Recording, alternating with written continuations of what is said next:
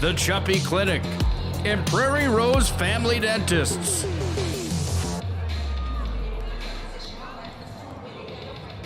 At Prairie Rose Family Dentists, we treat our patients like family. We have 14 highly experienced dentists with incredibly caring dental teams. We have more locations, more services, and extended hours to make sure your dental needs get fulfilled, your questions get answered, and you have the comfortable and high-quality experience you deserve. Call us or visit our website to schedule an appointment today. Prairie Rose Family Dentists. We are family.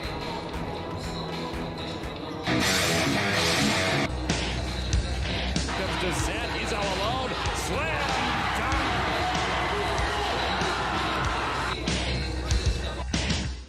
Nice right-handed pass inside. Step back, Heinert. And she gets it to go. It's time for North Dakota High School basketball on the PSP Network. Gross crosses over, fake the pass, flips it up, scored, and he's fouled. Oh, what a nifty move there. Now cutting into the lane is Lundy, but Fricky does it herself. Nice move by Maggie. Here comes William Ware. He's going to go up and two-hand slam dunk. Took off from about 6 feet out, maybe 7, and just elevated the two-handed jam.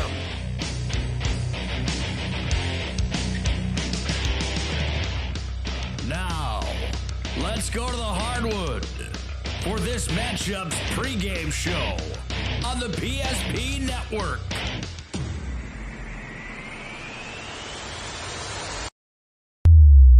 Well, you're looking live at the Bismarck Event Center. It is the opening round of the West Region Girls Basketball Tournament here on the PSP Network. Glad to have you aboard.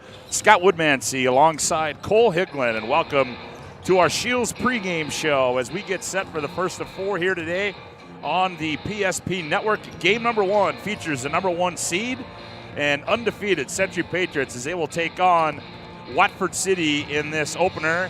Game 2 features Jamestown and Legacy. That will be the 4 and 5 seed. And then the night session, Minot High and Turtle Mountain and Bismarck High and Mandan will be our final game here this afternoon on the PSP Network. Glad to have you aboard alongside Cole Higland. And Cole, well, some say that this is the tournament they look forward to all year long, and I think we'll see that based on the crowds throughout the next 3 days. The boys getting started a little bit later over in the main arena, but nonetheless a great weekend and a great time of the year in Bismarck, Mandan. Yeah, Bismarck does such a good job hosting the tournament. It's got good atmosphere, proximity to a lot of businesses around town, and the atmosphere here today, though, is just you're excited to play on the big court. I remember when my daughter was playing, you got freshmen, sophomores. They don't get many opportunities to play on this type of floor.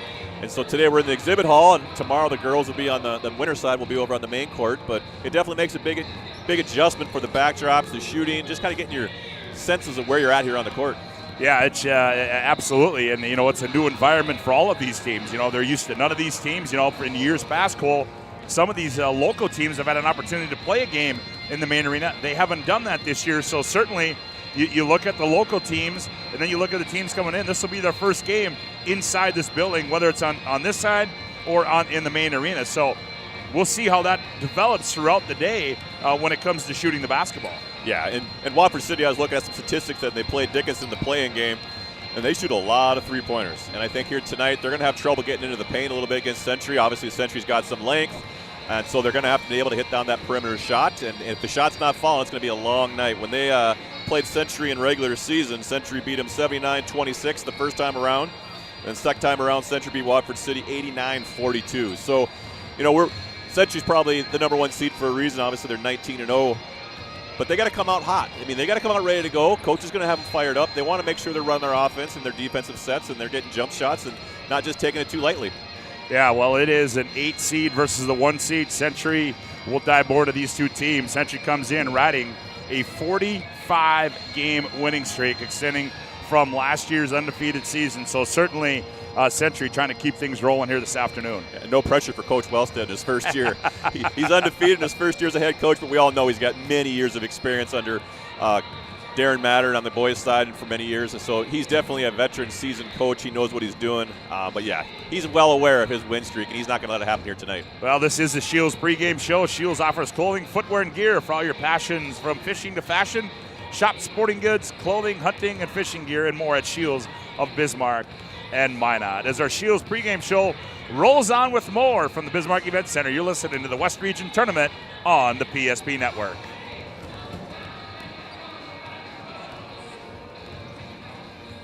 The best part about working at the International Bank is developing relationships. I love working with people. We've been here for over 25 years. We've grown just like our communities we're in. But we still have that personal connection with our customers. And that's why we can find the best solutions for them. It feels great seeing projects around the community and knowing we're a small part of making that happen. We're helping people buy their first homes. Plan for the future. From startups to big business. We're part of the community. And we're proud of it. Yours truly, BNC. With 26 flavors, got a sauce for every squad.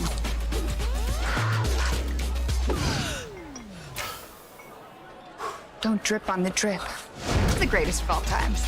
Buffalo Wild Wings.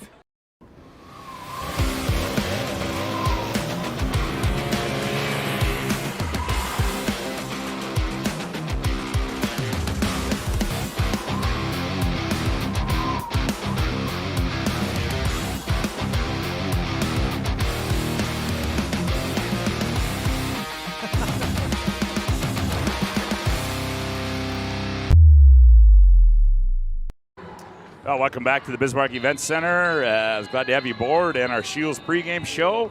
Scott Woodmansey, Cole Higland, Brandon Beater, the executive producer of our broadcast this afternoon. As certainly we're excited to bring this live action to you folks across the state, across the country, across the world, right here on the PSB Network. We'll have all the coverage wire to wire of this West Region boys and girls basketball tournament. Cole, we take a look at, first of all, the Watford City Wolves coming in here.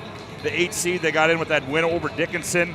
6-16 this year, 4-15 overall. But certainly, I said 4-15 in the conference. But certainly, this is a team that really has turned the other direction from last year. I mean, last year they were a team that found themselves in the West Region Championship game.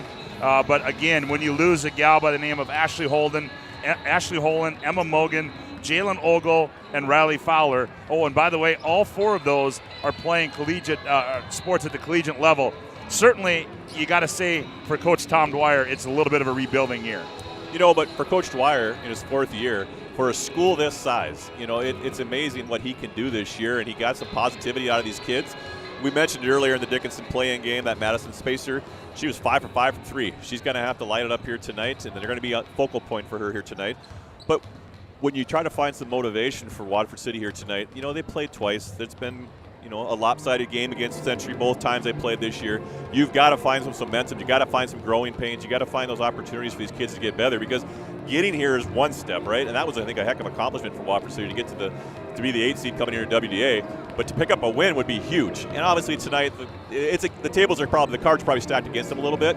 But they're going to make it tough, and you can't complain if they compete, they work hard, they don't turn the ball over, they get the shots that they get.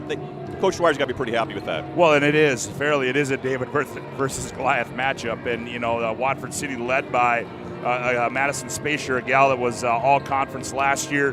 She's number 4 in scoring in the WDA, number 6 in assists, number 9 in rebounds.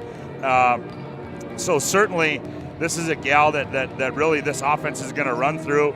Jessica Mogan, a young gal, she got a lot of experience last year. So they bring back 2 girls with a lot of experience. But the problem, I think, that happens for Watford City is just the depth that they have on the bench side of things, versus what they had last year. Yeah, and I anticipate Century to come out full court, man-to-man. They're going to get into their guards. They're going to speed them up a little bit, push them to their weak hands. They kind of speed them up and make turnovers, so they get those easy buckets right away. And that's kind of what you have to do in your first round of your game, is just get those easy buckets, get some confidence, and then the shots start falling.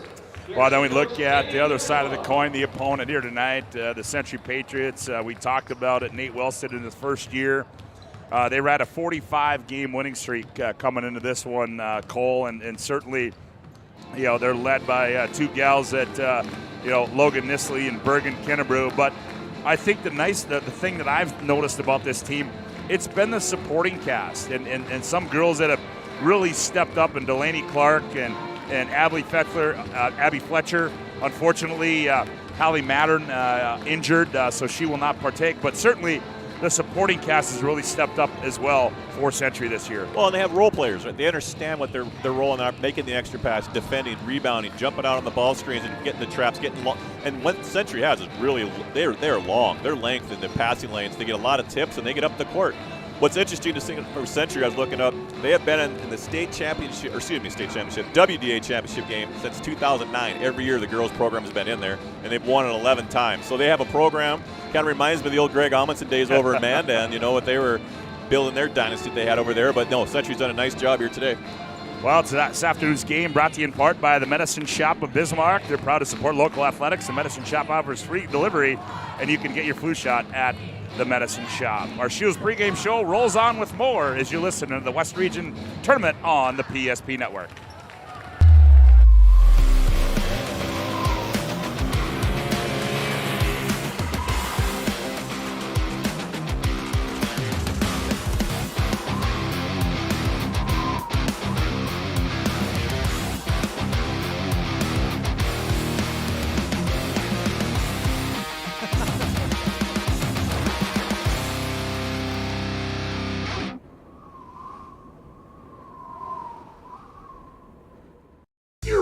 This goes? I don't know. Are you sure it was a clicking and not a zzz, zzz? I think your quash litter valve's stuck. Do you even have insurance? If we soak it, it should be good. No matter how much you know or don't know about your vehicle, trust the experts at Tires Plus. Real answers from real mechanics. Purchase 4 eligible Firestone tires and receive up to $120 in a prepaid Visa gift card. Thinking service? Think Tires Plus.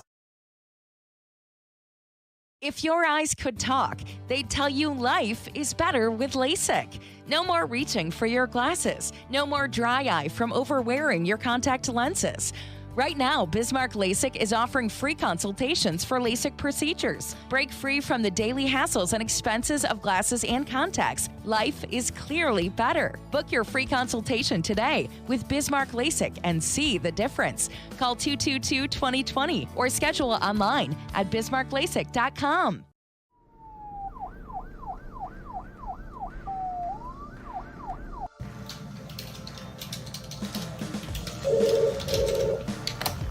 Thanks for buying some room.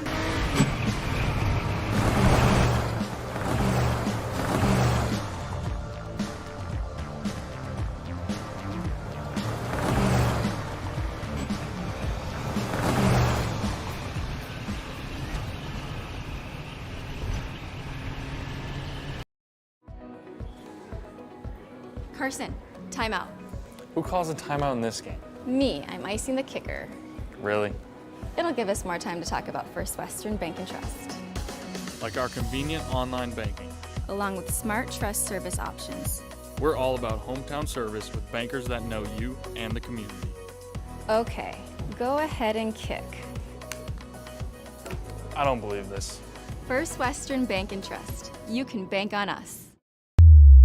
Welcome back to the Shields pregame show. Scott Woodmatz and Cole Hegland with you as we get set for game number 1 on the Girls West Region Tournament in the exhibit hall. A pretty decent crowd on hand as we are minutes away from the presentation of the colors and national anthem. Starting lineup, reminder, the PSP Network, wall-to-wall coverage today of the West Region Tournament. Also, you can hear audio coverage of the State Class B Girls Basketball Tournament. Scotty Cattell with the coverage from the Betty up in Grand Forks. So lots of things going on today on the PSP Network. Todd Domrey's, Chuck Claremont, about 45 minutes away from opening up the boys' side, which should be a lot of fun over there, as Minot High and Jamestown in game number 1, followed by St. Mary's and Dickinson. The night session, Century and Mandan, and then Bismarck High and Legacy. Cole, that's going to be an interesting one over there. Yeah, that's going to be a good game. It's going to get turned up a little bit here. Yep, as we await public address announcer reading some final announcements. We can tell you today's game brought to you in part by Clean Tech. Don't forget about Clean Tech's 24/7 disaster response and restoration services. Visit them online at cleantechllc.us. Clean Tech. coming to the rescue since 1992. Well, as we await here the presentation of the colors and national anthem, the starting lineups in opening tip, Century, Watford City, next right here on the PSP Network. You're listening to the West Region Tournament on the PSP Network. Whether you're looking for a full-service financial plan or planning for farm or business succession, Planning Team Financial Advisors is here to help you work toward achieving your financial goals. With locations in Bismarck, Garrison, and Center, our full-service team of professionals are dedicated to helping you work towards achieving your financial goals. Visit us online, planningteam.com. Securities offered through LPL Financial, member of FINRA and SIPC. Investment advice offered through GWM Advisors, LLC, doing business as Goss Advisors, a registered investment advisor. GWM Advisors, LLC, and Planning Team Financial Advisors are separate entities from LPL Financial. We raise the bar on bar food with sandwiches, tenders, and burgers. There's more where this came from. To the greatest of all times, Buffalo Wild Wings.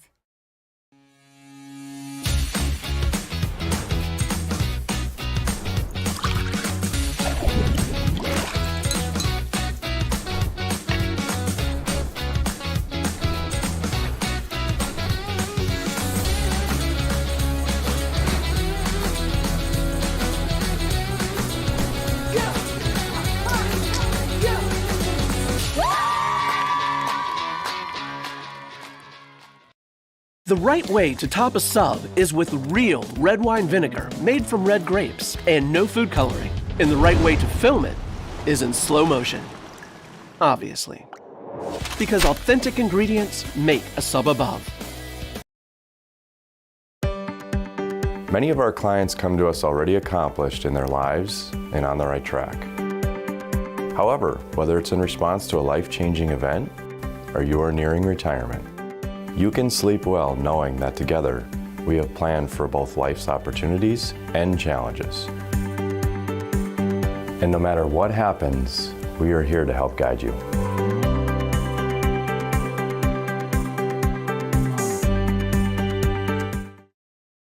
The magic of what we do really comes down to combining different aspects of patient care. Here at Premier Chiropractic, we love combining soft tissue work, the adjustment, and exercises together. We found that this gets the best results for our patients. We have 3 chiropractors to fit the needs of the entire family, a rehab area for our exercises and equipment for any athlete to improve performance. Give us a call and we will get you back to doing what you love. At Shots Crossroads, we make 8 gallons of homemade ranch dressing every day. So you can smother your dinner salad with it, dip those crispy golden French fries in it, and dunk your breaded chicken strips. You can even cover your... Wait, no. You can't put ranch on steak. Or can you? Shots Crossroads. Don't forget the ranch. Now back at the Bismarck Event Center, as thanks for tuning into our Shields pregame show. Shields offers clothing, footwear, and gear for all your passions from fishing to fashion. Shop sporting goods, clothing, hunting, and fishing gear, and more at Shields of Bismarck and Minot as we get set for game number 1, the first of 4 here on the PSP Network, as Watford City and Century. And that will be followed by Legacy and Jamestown, and then Minot High and Turtle Mountain, and then it'll be Bismarck High and Mandan to round out the opening day of the West Region Tournament. Cole, pretty decent crowd on hand as folks starting to file in. Watford City faithful across the way as Century faithful coming in, and I see there was a story the other day, the Century Cake Eaters. They said you hold an event and they'll be there. So they are in attendance as well, and good job by the CHS Celebration Jazz Choir as they performed our national anthem to get this thing kicked off as they introduced the non-starters for both teams before they get into the starting lineups. And Cole, any last-minute thoughts before we get this one underway? You know, just looking at the lineup here for Watford City, they got 7 freshmen and 1 8th grader on the roster. Yeah. So the bench is going to be probably an issue here tonight, where if they get in foul trouble, shots aren't falling. But you're here to get experience, right? You're here to come out hard, like I mentioned earlier in pregame, was come out with a little bit of motivation, some effort, learn from your mistakes, and grow from here. Yeah, as you said, we talked about that, in the pregame, is that certainly depth has been an issue, and that was one of Tom Dwyer's concerns at the start of the season, is he knew that. But again, I think it's a team that you look at it with the youth they have, it's the experience they're going to get, and you know what, give this team a couple years, and this Watford City are going to raise some noise as we're ready to introduce the starting lineups, and they'll go like this. First of all, from the Wolves, from Watford City, at one guard will be Jessica Mogan. She's 5'9" and a sophomore. At the other guard will be Lexi Moberg. She's 5'4" and a senior. At 1 forward will be Grayson Breitbach. She's 5'10" and a junior. At the other forward will be Jordan Peterson. She's 5'3" and a sophomore. And in the middle will be Madison Spacer. She's 5'11" and a senior. The head coach in his 4th year is Tom Dwyer. The Watford City Wolves, Moberg, Mogan, Breitbach, Peterson, and Spacer. For the Century Patriots, they'll go like this. No changes to their starting lineup, but one guard will be Eden Fridley. She's 5'9" and a sophomore. The other guard will be Autumn Kettling, 5'8" and a senior. At 1 forward will be Bergen Kennebrew, 5'11" and a junior. The other forward will be Abby Fletcher, 5'9" and a senior. And the other forward will be Logan Nisley. She's 6' and a junior.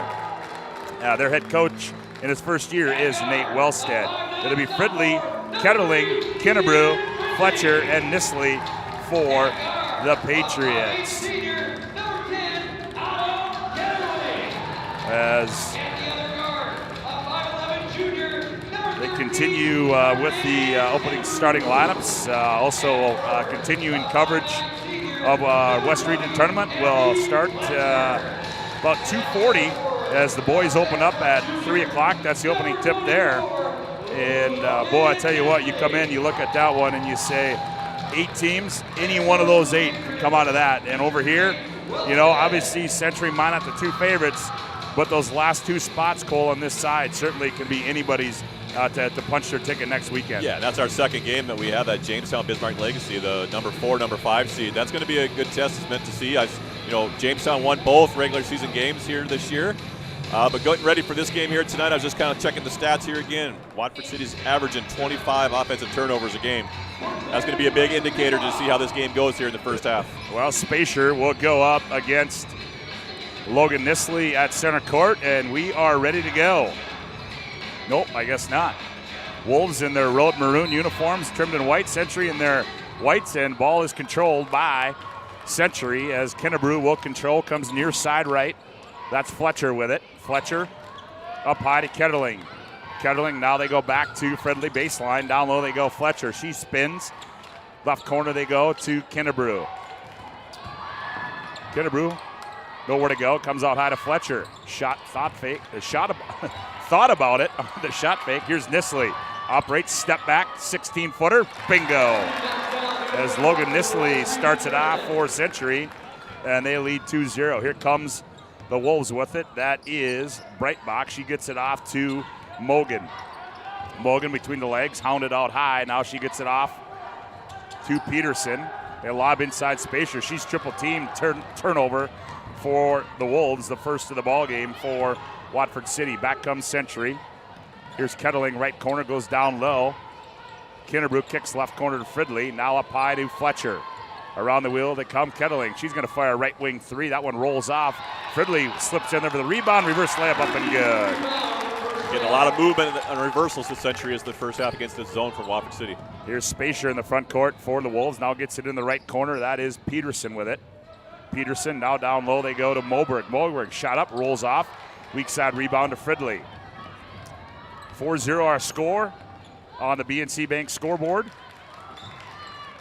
Left corner, 2 is up and good for Bergen Kennebrew, and Century off to a 6-0 start. And right now we got our top 3 players we mentioned in the pregame all have a bucket here right now, so it's going to be a interesting first half to see how this ends up going. Peterson, left wing 3, rattles in and out. Rebound comes down to Century, and Kettling controls. Autumn brings it in the front court now. Ooh, and taken away there. Oh, what do we got there? It's going to be a kick against the Wolves. That was good defense there by Breitbach. I think we're going to reset the shot clock.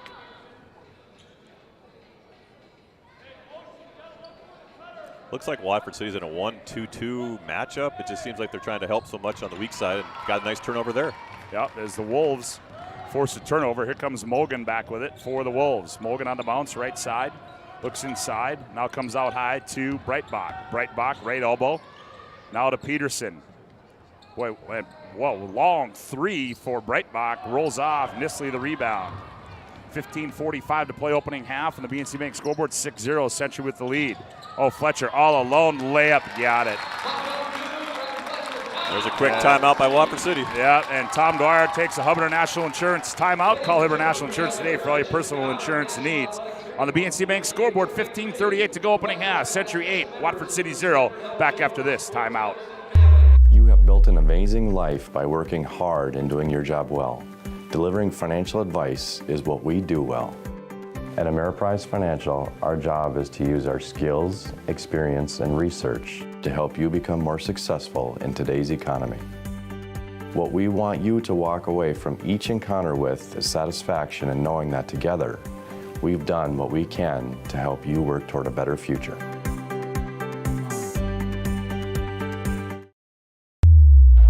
Well, a quick start for Century. They lead 8-0. Pressure applied. They get into Mogan. Now to Breitbach. Breitbach almost had it picked from the backside. Now she's on the bounce between the rings.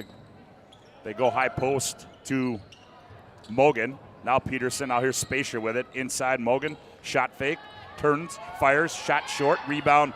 Tipped around, and Kettling comes out of there with it. Kettling gets it off to Nisley up the left side. Kinnebrew. Kinnebrew attacks, left elbow, now drops it back for Nisley, down low. Kinnebrew, one bounce, reverse layup, up and good for Brigham Kinnebrew. She's got 4, and Century leads 10-0 on the BNC Bank scoreboard. Today's game brought to you in part by the Dakota Front Page. Every morning I get the Dakota Front Page delivered to my email, free of charge, and you can too. You go to mydakotan.com and sign up today. The Dakotan, real honest local news for North Dakota. Back with it. Here's Peterson. Ooh, May got away with a walk. Step through move. Fires one up. That one comes off. Rebound to Century. Up the near side. Nisley. Now Fridley. Kettling on the cut. Down low on the block. Loses it. Gets it back. Now tries to go out to Fridley. Taken away by Breitbach. Gets it off to Mogan. Mogan one-on-one. Running left-handers. No good. Rebound comes down to Nisley. And that's where you're starting to see Watford City starting to hang their heads. The shots aren't falling. They're getting good looks. They just got to finish. Yep. Here's Nisley with it. Wide open three. Too strong. Rebound Spacer on the weak side. Madison's going to bring it up herself into the front court. She's going to attack on Fletcher down the right side. Nowhere to go. Turns. Finds Mogan. Mogan loses it out of bounds, and it gets saved it, but to the wrong team, to Fridley. Here's Kinnebrew on the left baseline. Now finds Nisley all alone. Layup got it. And Century is running away with this one early as they lead 12-0 on the BNC Bank scoreboard. Here's Breitbach, gets it off to Peterson in the right wing. Peterson, now they come to Moberg. Now back to Breitbach. Breitbach, boy, and her and Kettling got the same color shoes on. Spacer turns, fires a three. Oh, banks it in. With the kiss, Madison Spacer breaks the ice for Watford City, and it's 12-3, 13:29 to go. Opening half here on the BNC Bank scoreboard. Down low, they go Nisley. She's triple teamed, tied up. Spacer down low. Nope, that was Mogan that tied her up. Here comes our first substitutions. Akira Hogue comes in for Watford City along with Bailey Matson. And in for Century is Delaney Clark along with Zoe Austin. Zoe Austin, you know, against that Minot game, she had a lot of athleticism out there. Yeah. I mentioned earlier how her uncle Quinn played, you know, at Standing Rock in that 1998 championship game, but she has a lot of speed that she brings to the game. She's got a lot of talent. She can be a good one. Only a freshman too. Cross-court pass to Spacer. She operates in the lane, turns, fires. Tough shot by Spacer, and she got it to go. I think we're starting to understand why she's averaging about 16.5 points a game. You know, she can fill it up. She's just got to be a little patient. Guards got to get it to her early. 12-5 as Spacer with all 5 for the Wolves. Clark as they post up Nisley. Doesn't give it to her. Now here's Austin up top of the key. Now comes to Nisley. Now skips it in the corner. Fridley catch, fires for 3. Bingo! That's Fridley with 5, and she doubles it up, makes it a 10-point lead for Century. Spacer now, she's going to run the offense out high. Now they get it off to Matson. Matson loses it, taken away by Fridley. Does a nice job of gaining her balance. Running layup, no good. Zoe Austin the rebound. Here's Fridley. Now Fridley, well, she's going to miss the layup, take a harder shot from the baseline and knock it down. 17-5. Fridley was 7 for the Patriots. Here's Akira Hogue with it. Hogue, right elbow. Now off to Breitbach. Breitbach looks inside to Spacer. Oh, and there's going to be our first whistle of the ball game, and that one's going to go against Logan Nisley, her first. That'll be the team's first. Substitution as Fletcher comes back in, as the Wolves will take it out of bounds underneath their own hoop. They lob it out high to Spacer. Spacer attacks, turns, 15-footer. Ooh, wide left. Rebound into the hands of Fletcher. Here comes Century up the left side to Zoe Austin. Austin, diagonal pass, Kinnebrew. Jab steps, goes baseline right, cut off there. Good D by Spacer. Here's Delaney Clark, left corner 3, too strong. Rebound comes down to Grayson Breitbach. Breitbach gets it off to Mogan. Mogan averaging 14.5 on the season. She's attempted 1 shot. Here's Breitbach. She's going to fire a deep 3. That one's short. There's Zoe Austin with the rebound. What's interesting what Century's doing here, they're kind of putting Logan Nisley down at the block a little bit instead of having her out in the perimeter where sometimes I feel that's her strength with the three-point line. Here's a runner by Fletcher. That one rolls around and goes in by Abby Fletcher, and everything is going down now for Century, Cole. Yeah, and coach is looking down the bench here trying to get some fresh kids in the game a little bit. Obviously, you want them. You got to maintain minutes, right? You got to get their points. They got to get their rhythm. They got to get their timing. But you also got to just make sure you're saving their legs because they got 2 more games here this weekend. Yep, as substitutions come in, as Kettling back in. Also in the ball game now is Lydia Simmons for Century. She has the ball on the left corner, on the left wing. Now skips it diagonal, down low to the right block. Nisley misses a shot from point-blank range. Rebound comes down to Spacer. Spacer into the front court for the Wolves. Taken away now by Kettling. 2-on-1. Here comes Century. Kettling crosses back over. Shot blocked away into the hands of Simmons. Nisley catch, fire, 3. Bingo. And Tom Dwyer wants another timeout. It's another Hub International Insurance timeout. Contact your local Hub agents, Leif Olson and Josh Cattell, for your personal insurance needs. On the BNC Bank scoreboard, 10:20 to go opening half. Century 22, Watford City 5. You're listening to the West Region Tournament on the PSP Network. Life is all about moments. Big moments. Small moments. And those moments you can't put into words. It's how we at First International Bank and Trust live first and have been for more than 110 years. One customer, one family, one moment at a time. First International Bank and Trust. Live first. Great smiles come from Vibetta Orthodontics. Vibetta Orthodontics is a certified Invisalign provider. Invisalign fits your budget and your lifestyle. Braces for children, teens, and adults with affordable monthly payments. Schedule your complimentary consultation and exam by logging on to VibettaOrthodontics.com or by calling 701-839-6010. Great smiles come from Vibetta Orthodontics. Well, Tom Dwyer trying to get things figured out as his team trails 22-5 on the BNC Bank scoreboard, as Spacer is going to bring it up for Watford City, hounded by Abby Fletcher. And here's a poke away by Delaney Clark. Clark in a foot race. Stops. Oh, she lost that one on the way up. Ball goes out of bounds. But they're going to get Nisley, and that's going to be 2 on Logan Nisley, as she was over the back there of Jordan Peters. Nope, she was over the back there of Bailey Matson. And that's not a bad thing. Century's going to learn to play with 2 fouls in the first half. Next round, it's going to happen. You're going to get a quick reach or something, and so getting 2 fouls early, learn how to play with it, stay in the game. Well, and they know how, to play without it because she missed like 3 games because of that injury. But certainly in a tournament atmosphere, this is definitely not a negative for Century. Here's Spacer down low. Now Breitbach. Now they go up high. Here's Hogue. She fires one. That one's short. Oh, I stand corrected. That was not Hogue. That was Lexi Moberg back in the ball game, and Century back with it. Simmons, now they look in left corner to Kinnebrew. 2-3 zone by Watford City. Now here's Fridley, left corner 3. That one's short. Rebound comes to the hands of Bailey Matson. Bailey Matson, a 5'8", 8th grader. Akira Hogue, a 5'10" sophomore. So a lot of youth in there for Watford City, as Spacer right now is the lone senior. And they get it off to Bailey Matson. Now they go to Breitbach. Breitbach just a junior, and she fires a deep 3. That was from the NBA three-point line. 22-8 on the deep 3 there by Grayson Breitbach. And it's now 22-8, 8:50 left to go. Opening half of play here from the West Region Girls Basketball Tournament in the Exhibition Hall. Glad to have you aboard on the PSP Network. Across the state, across the country, and across the world. Here's a 3 from Ketterling.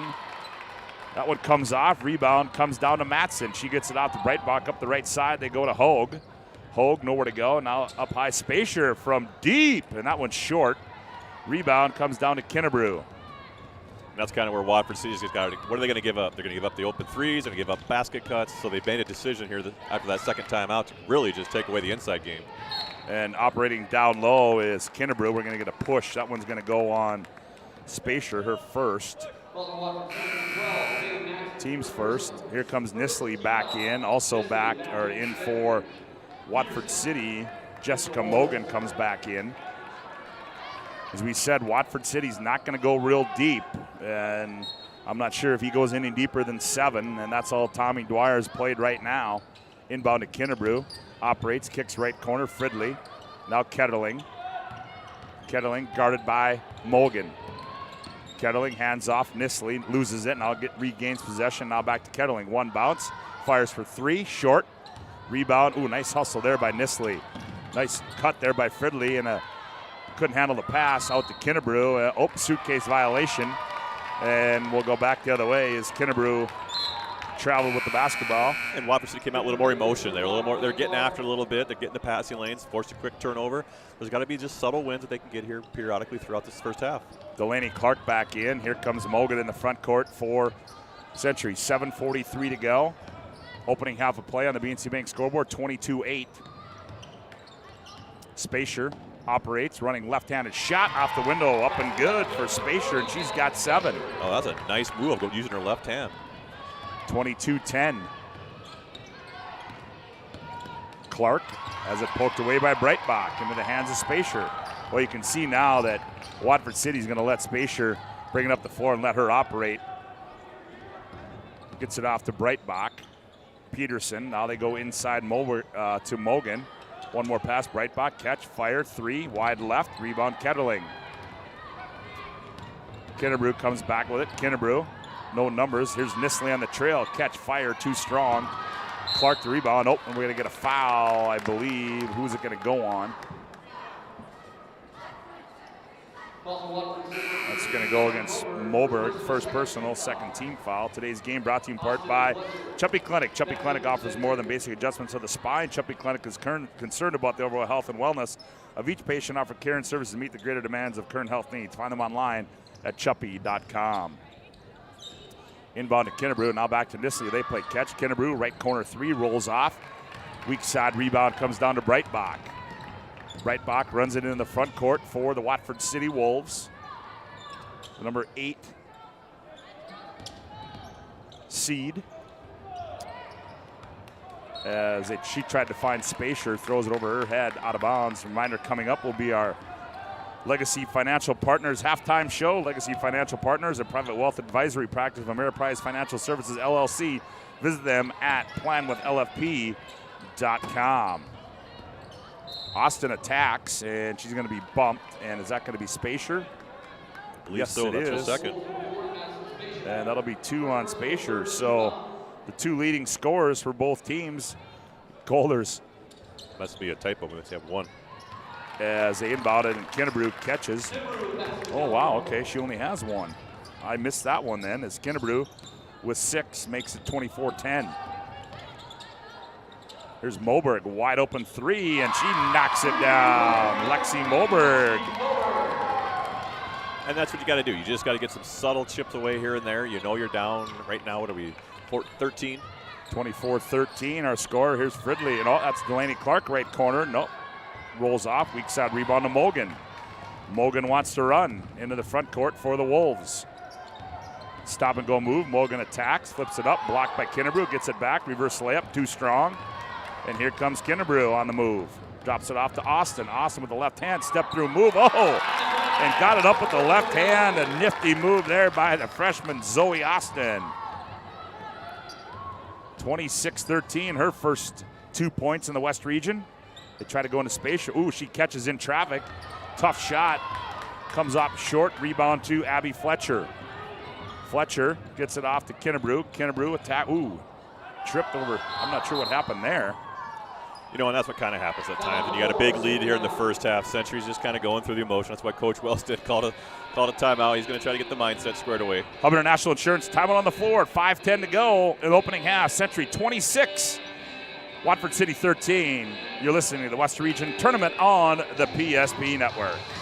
He's been here for over 25 years. We're still a community bank that's there for you. When you come in with your business plan, your vision, your idea, we can make it a reality. I love seeing projects come alive for our clients. We're real people helping real people. We know you, and we're always happy to see you. We build relationships. You're part of the BNC family. We are part of the community. It's what we're built on. Yours truly, BNC. With 26 flavors, got a sauce for every squad.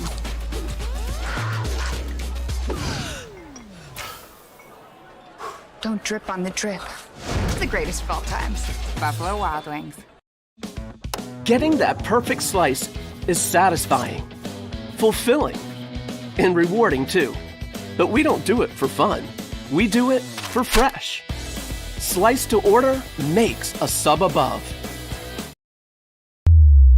Quick inbounds to Kennebrew. She misses the bunny, and back come the Wolves off the rebound. Breitbach down low. Mogan throws it too strong, goes out of bounds, and it'll go back to Century. You know, Breitbach she's focused right at the post. She's trying to force something in there with 3 defenders on her. There's got to be that skip pass. There's got to somebody flash to the free throw line, at least do a high-low or something. Just dribble to a wing and try to throw it in the post. Just not going to be there. Here's Austin with it. Now gets it off Nisley. Baseline Kennebrew. A teardrop shot on the baseline. Boy, that was too easy there. And that's when you're pretty much, I would say, an all-region player right now here for Century, and Zoe Austin with the steal. Yeah, here's Austin, the steal and the layup. Zoe Austin. I mean, these girls know from Century, they know what points they need to get to maintain their scoring average, and they want to be on an all-tournament team. So they're going to get their buckets early because Coach is going to start subbing. Here's Spacer, the runner down the left side. Comes off, rebound to Kennebrew. Kennebrew in the front court. Crosses over, now goes Nisley. Nisley goes baseline. Ooh, nice pass to Clark, can't handle it. Ball's loose. And Moberg comes out of there. We're taken away by Kennebrew, back to Nisley. Fletcher, now back Nisley. Turns, fires for 3. Ooh, that was 3/4 of the way down. It comes out. Rebound comes down to Lexi Moberg, the 5'4" senior from Watford City. Back with it come the Wolves. Spacer. Now they go baseline. Peterson now to Spacer. Turns, left-handed shot up, rattles it in. Madison Spacer. Boy, I like her game, Cole. Yeah, she's got 9 right now, and she's made 2 nice left-hand moves. Nisley back with it. 3:33 left to go. Opening half of play on the BNC Bank scoreboard. Fletcher's going to fire a left wing 3, and Abby's got 7. 33-15. Century in control here in the early going. Game number 1, first of 4 here for you on the girls' side on the PSP Network. First of 8 total from the West Region Tournament. Moberg lobs down low Spacer. She turns, double team. Ooh, and they're going to get Kennebrew, and Kennebrew came over from the backside to help out and got caught with her hand in the cookie jar there. That'll be the third team foul on Century. Spacer will toe the stripe. Free throw no good for Madison. We only got 6 total fouls in the first half here tonight, so getting to the bonus with 3 minutes to go is probably not going to happen. But as you can see, Coach Wellstead's making sure he's keeping his kids fresh, rotating them. We just had 3 more subs come in. Ooh, and Spacer misses them both, and she's a 73% free throw shooter. Patriots back with it. Here's Kennebrew inside Nisley, skips it. Oh, and we're going to have a foul on the hand. Is that going to be Spacer, or is that going to be Moberg? Ooh, yeah, it will be. That'll be 3 on her. I think that's only 2, Woody. Yep. We had. Oh, that's right. Okay, that's only 2 on her now. I didn't see who got that other team foul. Yeah, I think the official earlier on did 40, but I think it was 4. Okay. Quick inbound. Ooh, nice catch by Fridley. Misses the layup, and she comes back smiling. Knew she had an opportunity there and missed it. Now Spacer back with it for Watford City. Goes in the right corner to Hogue. Hogue's going to attack. Now Peterson taken away by Kettling. Kettling up the near side. Now slows it up. Finds Nisley on the trail. Now to Kennebrew. One more pass. Simmons. Fridley. Head and shoulder fake. Kennebrew baseline. Shot fake. Teardrop shot. The baseline comes off into the hands of Simmons. Kennebrew goes baseline. Kennebrew left-handed shot comes off. Gets her own rebound. Up high Kettling. Now Kettling on the bounce. She's being hounded in the paint. Loses it. Pierce Peterson on the breakout. It's a foot race. Simmons. Yeah, I was going to say, Fridley's not one you're going to run away from very often. No, but what you watched there was 3 Watford City girls didn't even cross half court after that steal. So they, we talked about it earlier. You got to compete a little bit. Yeah, she took 4th in the 200 last year, did Fridley. So certainly she didn't get that speed from her dad, I don't think. Did she? No. Here's Kennebrew.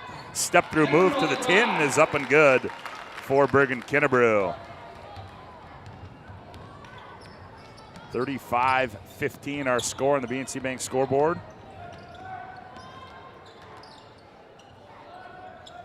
As Buffalo Wild Wings, we want to remind you, is your tournament headquarters with 2 locations in the Bismarck area.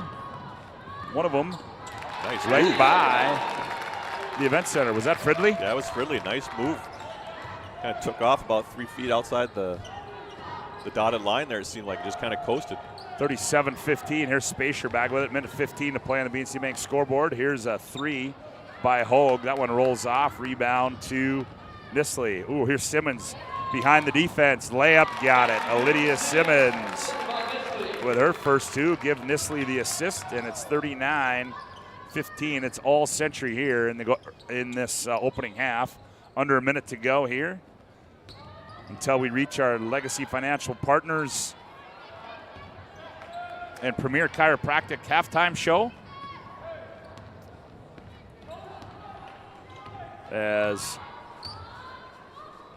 here's Kennebrew, kind of a lazy pass there to Simmons. Dr. Kirk Mason, Dr. Cody Haugen, and Dr. Becky Perry Domries can be found at PremierChiropracticND.com as Moberg comes back in.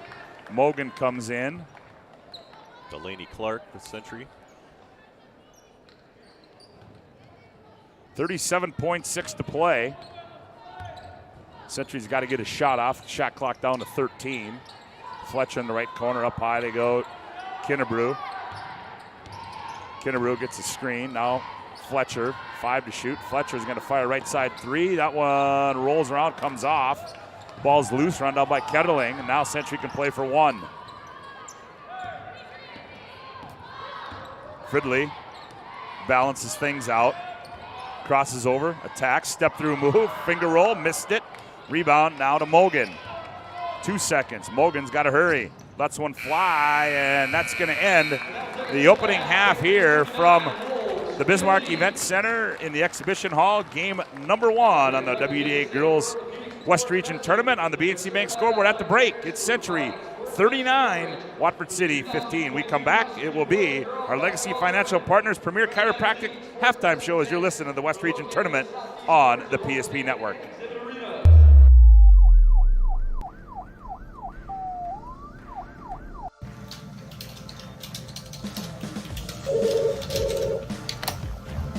Points approved.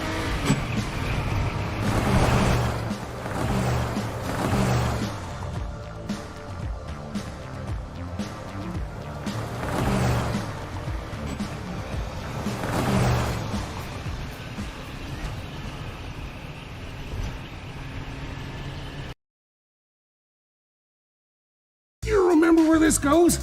I don't know. Are you sure it was a clicking and not a zzz, zzz? I think your quash leader valve's stuck. Do you even have insurance? If we soak it, it should be good. No matter how much you know or don't know about your vehicle, trust the experts at Tires Plus. Real answers from real mechanics. Purchase 4 eligible Firestone tires and receive up to $120 in a prepaid Visa gift card. Thinking service? Think Tires Plus. The best part about working at BNC National Bank is developing relationships. I love working with people. We've been here for over 25 years. We've grown just like our communities we're in. But we still have that personal connection with our customers. And that's why we can find the best solutions for them. It feels great seeing projects around the community and knowing we're a small part of making that happen. We're helping people buy their first homes. Plan for the future. From startups to big business. We're part of the community. And we're proud of it. Yours truly, BNC. You have built an amazing life by working hard and doing your job well. Delivering financial advice is what we do well. At Ameriprise Financial, our job is to use our skills, experience, and research to help you become more successful in today's economy. What we want you to walk away from each encounter with is satisfaction in knowing that together, we've done what we can to help you work toward a better future.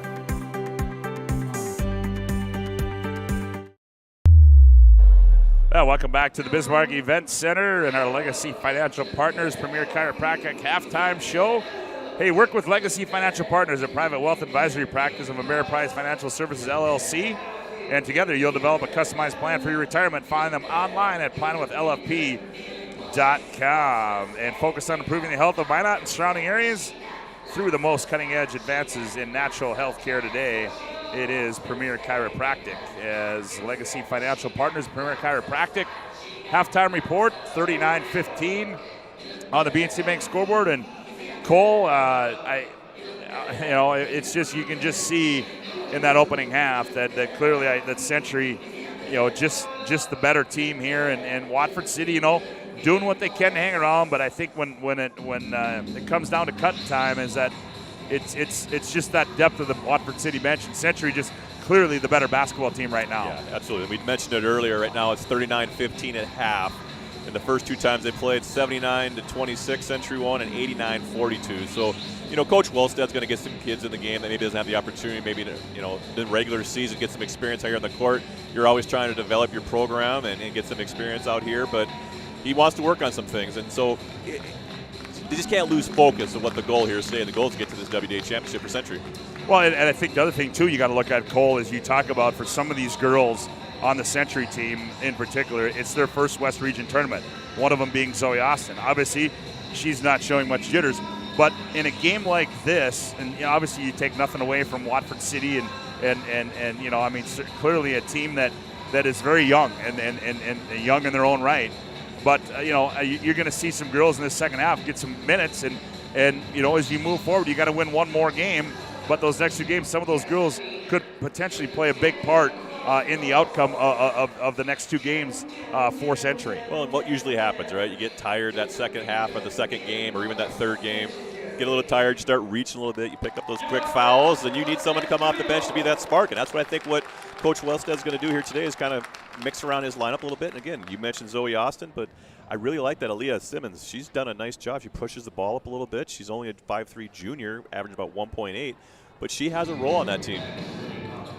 Yeah, and reminder to stay tuned. We've got three more for you coming up after this one. Will be Jamestown and Legacy, and then the night session will be Minot High and Turtle Mountain. That'll be followed by Bismarck High and Mandan. We're at halftime from the Event Center on our Legacy Financial Partners halftime show.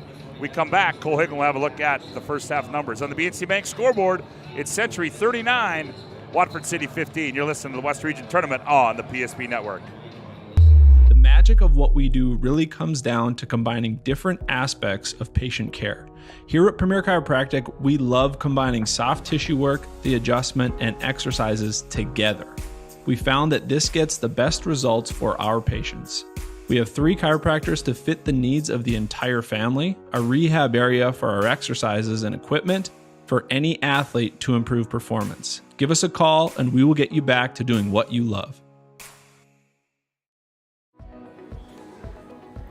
Carson, timeout. Who calls a timeout in this game? Me, I'm icing the kicker. Really? It'll give us more time to talk about First Western Bank and Trust. Like our convenient online banking. Along with smart trust service options. We're all about hometown service with bankers that know you and the community. Okay, go ahead and kick. I don't believe this. First Western Bank and Trust. You can bank on us. Welcome back to the Legacy Financial Partners Premier Chiropractic halftime show. We're at the break. Century leads at 39-15 for a look at the first half individual and team numbers. Here's Cole Higlin. So for the Watford City Wolves, we talked about a little bit of a slow first half. Only has 15 points here in the first half. They were led in scoring by Madison Spacer with 9. She was 4 for 10 from the field. Made some nice moves with that left hand, I felt. 1 for 2 from the three-point line, along with Grayson Breitbach. She had 3. She's 1 for 4 from the field and 1 for 4 for 3. We kind of talked about that earlier. Those two like to put up the three-pointers. And then rounding out the scoring here for Watford City was Lexi Moberg. She had 3. Just a kind of a slow pace. I'm hoping that Coach Dwyer the second half is going to come out and say, hey, let's go more than 15. The goal is to get to 32. And you got to have some small wins and some adjustments there. And then you go into the Century Patriots, which had a great first half, obviously having 39 points here in the first half. Eden Fridley was 4 for 8 from the field with 9. Elias Simmons, I mentioned earlier, kind of a bench player, came in with 2 off the bench. Bergen Kinnebrew, 5 for 9 from the field with 10, along with Abby Fletcher, who had 7. She was 3 for 4 from the field. Then Logan Nestle, 3 for 7 from the field, 1 for 4 from 3 with 7. Along with Zoe Austin, as we kind of mentioned her earlier, is that spark plug off the bench here, and she has 4 here tonight. So, yes, 39-15 Century here at half. Hopefully the Watford City Wolves can find an extra gear. And, again, they're the 8th seed, right? So they're not anticipated to win. No pressure's on them at all. They're here to come and play and compete. They just got to come out and try to find some subtle wins and gain some experience and get right into that second game tomorrow. Well, yeah, and you look, too, Century shoots 47% from the field, and Watford City shoots just 23% from the field in that opening half. So certainly, hopefully the Wolves can get a few more hoops to go through as they trail this one at the break, 39-15. Reminder, you can listen to the opening round of the State Class A Girls Basketball Tournament on the PSP Network. And coming up, shortly in about 4 minutes or so, the pregame on the boys' side. Todd Domrey's Chuck Claremont will have the call for you of all 4 of those boys' games. As we'll take a timeout, we come back to second half. Watford City and Century. Listen to the West Region Tournament on the PSP Network. This presentation on the PSP Network is proudly brought to you by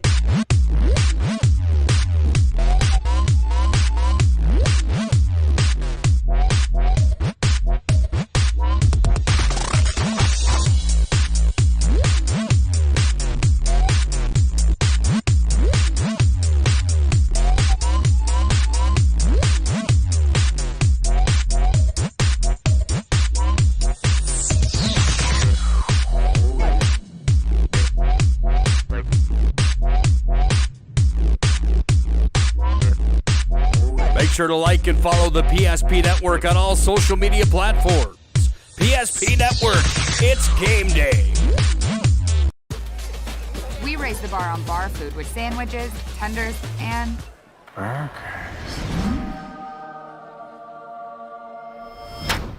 There's more where this came from. To the greatest of all times, Buffalo Wild Wings.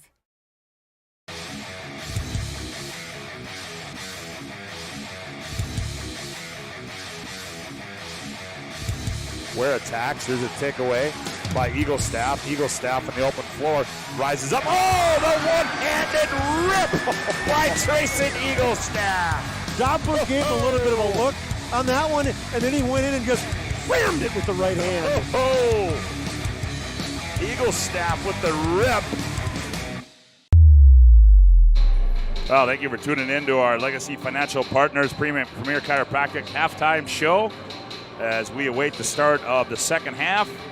And reminder that your tournament headquarters for the West Region tournament, well, it's Buffalo Wild Wings with 2 locations in North and South Bismarck, one located right by the Pacific Center. Watching those Buffalo Wild Wings ads go all day long, it's going to make me hungry as cheeseburgers, wings, you name it, at Buffalo Wild Wings, the proud sponsor of the West Region basketball tournament. Also, today's game brought to you in part by the UPS Store. The UPS Store is your location for all your packing and shipping needs in the Magic City. The UPS Store, as we get ready to start the second half here, as Century will have the basketball to start the second half, as they start the same way they started the game. They go down low to Kennebrew right away, and that block misses the bunny. Rebound comes down to Breitbach. Breitbach's going to work it up the floor against Ketterling. EDC tournament already one game quarterfinal round in the books, as we'll talk more about that as we move on, as they lob down low. Spacer, oh, good execution offensively down there as Breitbach finds Spacer, and Spacer starts out the scoring here in this second half for Watford City. Kennebrew up high to Fridley. Now Fridley on the attack, step through move. Oh, off balance finger roll, no good. And Breitbach comes out of there with it. Up the near side to Mogan. And Moberg can't hang on to it as she was trailing down the lane. Turnover, Watford City in the hands of Fridley. Logan Nisley finds her running mate, Kennebrew. Kettling, left corner 3. That one's short. And Kennebrew runs it down. Nisley, the leading scorer in the West Region. And another turnover for Century into the hands of Spacer. Spacer with no fear runs it up the floor, hands off to Lexi Moberg. Moberg down low to Mogan, taken away by Fridley into the hands of Fletcher. Yeah, Watford City the first half had 10 turnovers. I think they got 3 in a row here right now. So that's something that you just got to try to work towards, right? Just minimize our turnovers, keep the game in check here. We got Logan Nestle with 2. Yeah, Fridley misses a shot, and Nestle right place, right time. Gives her 9, makes it 41-17.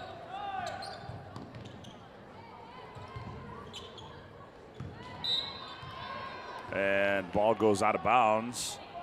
It'll stay with Watford City.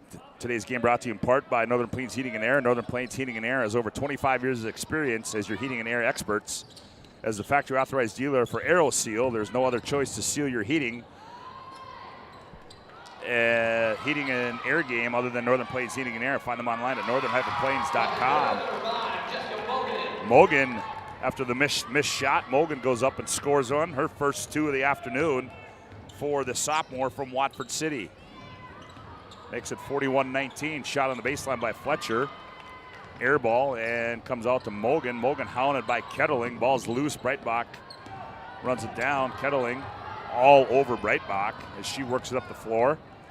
Oh, to ooh. Got an extra step in there. Yeah, Breitbach wanted to throw it, then didn't want to throw it, and she turned it over to the hands of Logan Nisley. And I like what Coach Wellstead's doing. He could push every single time. He wants to run a set offense, get some motion, get some movement, get some girls in some different positions. Here's Fridley down low, Kennebrew. Kennebrew operates. Off balance left-handed shot comes off. Breitbach the rebound. Gets it off to Mogan. Now Mogan works it in the front court, gets it off Spacer. Ooh, that pass was hard to handle there. Spacer turns it over into the hands of Fletcher. Back with it comes Nisley. Nisley off the right elbow, dribbles it right into the corner. She's going to pull up for 3, too strong. Rebound to Moberg. Good inside position there by Lexi Moberg. The Spacer, 14:42 to go in the contest. Here's Spacer on the left side. The runner's up, no good, but she's going to be fouled in the act, and that's going to go against Abby Fletcher, her first, team's first of the second half. You know, Century gets a lot of credit for their offensive power, but this Madison Spacer, she definitely goes hard to her left hand, and she's able to finish, or at least, you know, attract that foul in transition. That's her first free throw made here tonight, and that's her 10th point here in the second half. Yeah, Spacer. Well, I got her for 11 now, 12. She had a hoop earlier. And she gets both of those. She's 2 for 4. 41-21 as Spacer's got all 4 in this second half. Fridley finds Delaney Clark on the baseline. She tries to get it to Nisley, does. Now back Kinnebrew. Kinnebrew, left wing 3. That one's up and good for Bergen Kinnebrew. She's got 13 on the afternoon. 44-21. Here's Breitbach back with it for the Wolves. Down low, Mogan turns, left-handed shot. Ooh, that was athletic move there by Jess Mogan. 44-23. Here's Clark with it. Gets it off to Austin. Austin in the paint. Double up there. Now finds Kinnebrew. Kinnebrew's got splits the defense. Running left-handed layup up and good for Bergen. She's got 15. That's what I mentioned earlier. These girls know that with about 10 minutes to go, 8 minutes, they're going to start pulling starters a little bit here. Yeah, as Mogan gets the board and goes up and gets hammered. And it's going to go against Kinnebrew. Second team foul to the line will be Mogan. Mogan from the line this year is a 66% free throw shooter. She make that first one? Yep, she made it. She did no points the first half, has 5 already here in the second half. And now 6.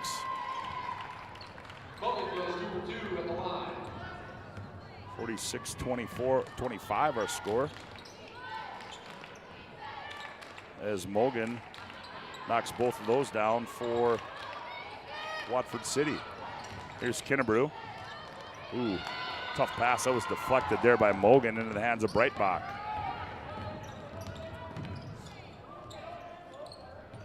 Here's Hogue. Spacer. Now she tries to go down low to Mogan, taken away by Fridley.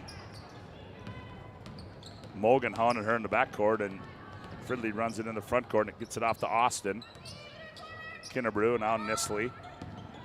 Now back to Kinnebrew. Kinnebrew is going to fire for 3. That one rolls off, and Matson can't handle the rebound.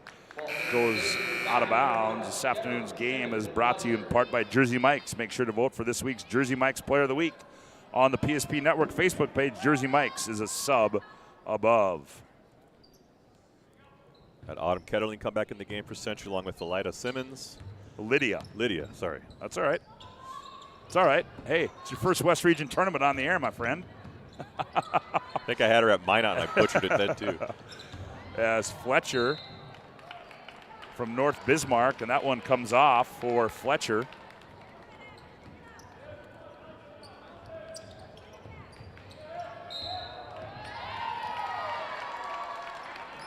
Foul in the backcourt by Lydia Simmons, her third team foul. 12:36 to play in the ball game on the BNC Bank scoreboard. 46-25. Century in control here. The winner moves on. The loser will drop into the consolation side. Still have an opportunity to play for a state tournament berth. Mogan misses the bunny. Now gets it back. Reverse layup, no good.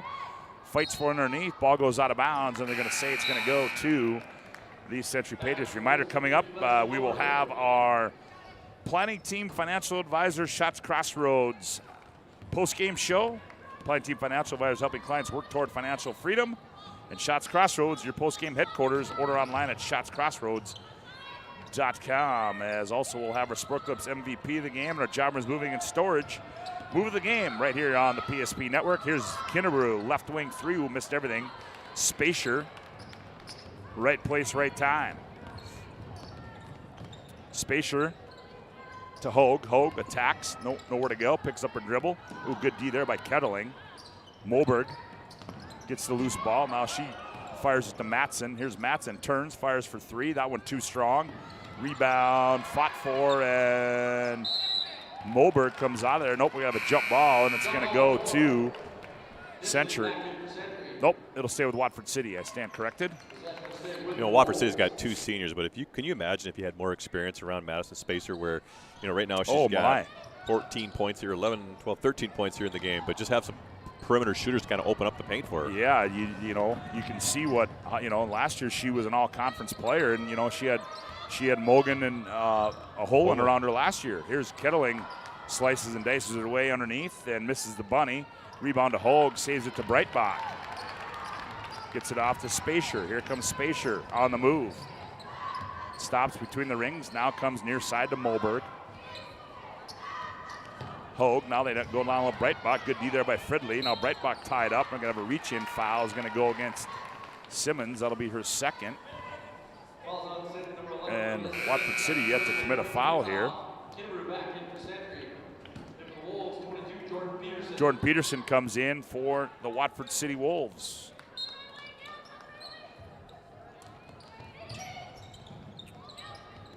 BNC National Bank. Financial solutions for life for your life and business. Customer focused, community driven. The bank for business people. BNC National Bank. Here's a pass to a cutting Spacer taken away. On her back, Fletcher saves it to Clark. Now off to Nisley. Nisley wants to run, crosses over, nowhere to go. Here's Fletcher on the trail. Ooh, wide open Kinnebrew layup, got it. Good find there by Fletcher to Kinnebrew, and what an afternoon Bergen Kinnebrew is having for Century. 48-25. Ooh, Peterson threw it into open space, but Molger, unfortunately, there to run it down. Now taken away by Kinnebrew. Kinnebrew, little Curly Neal rendition there. Keeping her balance in her dribble. Nisley, left corner three. That one's off. Rebound tipped out to Fletcher. Now Clark. Nisley all alone. Turn, shot too strong. And she grabs her head and goes, oh, too wide open. Yeah, too wide open. I'm sure Coach Wells says use the backboard. I was mentioning it earlier in the pregame, there's 7 freshmen on the Watford City team and 2 seniors. I mean, so in the next couple of years, obviously gaining this experience they're having here at WDA, I mean, absolutely. There's nothing to take granted here with, a 48-25 here game when there's a timeout here by Century. Yeah, we're going to have a Hub International Insurance timeout on the floor. Call 355-3100 and ask for Michael Borman for your commercial insurance needs. 9:45 to go in the ballgame on the BNC Bank scoreboard. Century 48, Watford City 25. You're listening to the West Region Tournament on the PSP Network. If your eyes could talk, they'd tell you life is better with LASIK. No more reaching for your glasses. No more dry eye from overwearing your contact lenses.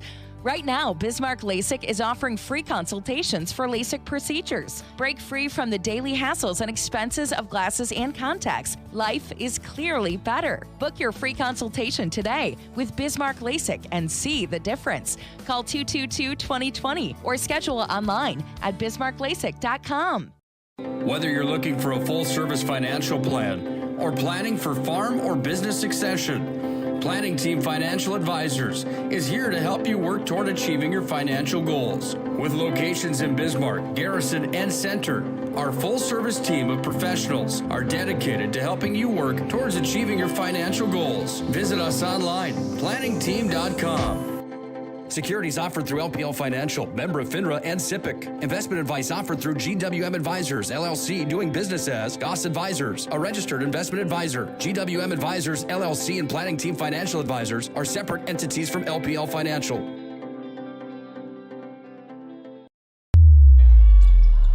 Well, back to live action as Fridley misses one down low, and rebound comes out of there to Watford City. Breitbach up the far side, picks her dribble up, now gets it off to Matson through her hand. Zoe Austin runs it down. Here comes Austin on the left-handed bounce, reverse layup, missed it, falls to the floor, ball's loose, and run down there as we got a new player in there for Erica Century. Lee. Erica Lee in the ball game now for Century. 6-foot sophomore. Fridley. 3 balls short. Lee comes up to the loose ball, finds Nisley, left-handed layup, good. That's 11 so far in the game here for Logan Nisley. Yeah, reminder, we'll have our Jobbers Moving and Storage move the game. The Jobbers Moving and Storage can help you move across town or across the country. Locations in Bismarck, Minot, Fargo, and Aberdeen. Find them online at jobberswarehouse.com. As Spacer gets another hoop on the other end. 50-27, we're gonna have a foul. Zoe Austin picks up her first. Coach Wells has got to be happy with that. He's trying to get her some experience, like miss a bucket, turnover, get after it, and just some of those mental things that sophomores got to work through, or freshmen, excuse me. Yep, 50-27 as, Spacer didn't see it coming, turns it over. Erica Lee runs it down. Now finds Kinnebrew on the trail. Here comes Bergen, attacks, finds Lee. Lee gathers, and there's our first team foul of the second half for Watford City. That's going to go against Lexi Moberg. Second personal, first team foul for the Wolves. They lob it into Nisley. Now Austin attacks. Kicks corner to Fridley. Now Fridley attacks. Running left layup is up and good for Eden Fridley. She's getting double figures with 11. Yeah, that's her first points here at the second half. 52-27. Spacer is going to go end to end, and on the crossover, she's going to be fouled. And they're going to get Erica Lee with the personal. Fletcher Clark Kettling come back in now for Century. Today's game brought to you in part by Magic City Inspections, a locally owned company committed to providing exceptional inspection services to ensure you're ready to take the next step in your home ownership. Find them online at minotinspections.com. Ball kicked out of bounds. Watford City will regain possession. Century tries to extend that 45-game winning streak, and for all intents and purposes right now, it appears that one might go to 46. But we've got 7:49 to go before that becomes a finality.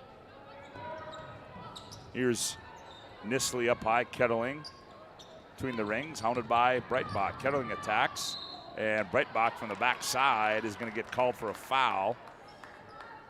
And that'll be her first, second, and to the line will go Autumn Kettling for Century. And Autumn, just a 20, she only shot 11 free throws on the season. And that make it 12, and that one goes off for Autumn Kettling. It's like a coach's nightmare. Remember when you're in practice and you had to miss those free throws, made the whole team run? That's kind of how you feel sometimes you miss those shots. Exactly. Second one by Autumn. That one rolls off as well. So Kettling misses both. 52-27. Back with it comes Spacer. Gets it off to Hogue. Here's Jordan Peterson with it. Lobs inside to Mogan. Mogan, scoop to the hoop. Rolls off. Rebound to Nisley. Nifty move down low there by the 5'9" sophomore. Mogan. Kettling.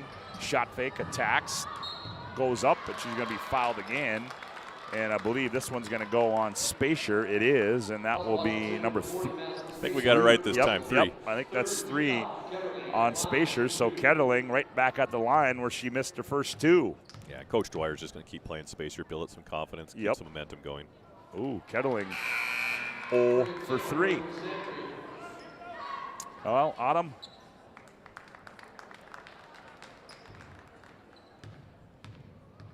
Takes a few bounces, sets. There she got some more, a little bit more lift in those legs and was able to knock that one down. So Kettling makes it 53-27. 7 minutes to go in this one. Quarterfinal game at number 1 from the exhibition hall inside the Bismarck Event Center. Down low, Mogan. Mogan turns, shot, rolls off, rebound Kettling. I think Mogan thought too wide open. She had a nice post move. She turned, she's like, there's no one in front of me. Kicks left corner to Fridley. Here's Fletcher. She's going to fire a 3. That one looks short. It is. Rebound comes down to Mogan. Mogan's going to run it or walk it up the court. 53-27 as Hogue. They're going to get her for a double dribble. Substitutions coming now. Here comes Lee back in. Also Simmons comes in. Also checking in for Century will be Zoe Austin as well. 53-27. Century in control here. Legacy and Jamestown to follow this one. That should be a fun one. Austin attacks. Here's Fletcher. 17-footer. Rolls off. Austin the rebound. Kicks it out to Simmons. Lydia. She flips one up. That one rolls off. Rebound Spacer. And Spacer's going to be fouled in traffic. That one's going to go against Erica Lee.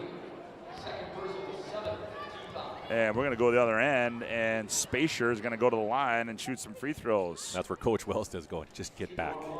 I understand if it's a close game, you want to get some pressure, but in this situation, just get back, don't foul, don't stop the clock. Reminder, we'll have our Sport Clips MVP of the game. Sport Clips brings you the MVP of this matchup. Sport Clips is located at South 3rd Street and is the home. Oh, there he is, the head coach of the Jamestown Blue Jays in the building. As Spacier misses 1 of 2, or makes 1 of 2, I should say.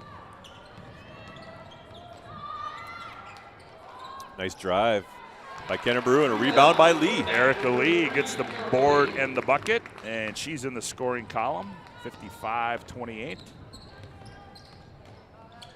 Sport Clips is the home to the MVP haircut experience. They bring you this game's MVP. Here's Spacier down low, and she's going to go back to the line. Boy, she works hard. No, she takes up a lot of space. She gets the ball, and that's where Zoe Austin's got to learn to keep her hands above her shoulders when it gets in that paint. Every time you drop below your shoulders, 99% of the time it's going to be a foul in the paint. So Spacier back at the line for Watford City. Free throw rolls around and goes in for Madison. 55-29. She will have 1 more. Sets and delivers, and she got that one. 55-30 as she's 2 for 2 from the stripe. 5.5 to go. Century by 25 on the BNC Bank scoreboard.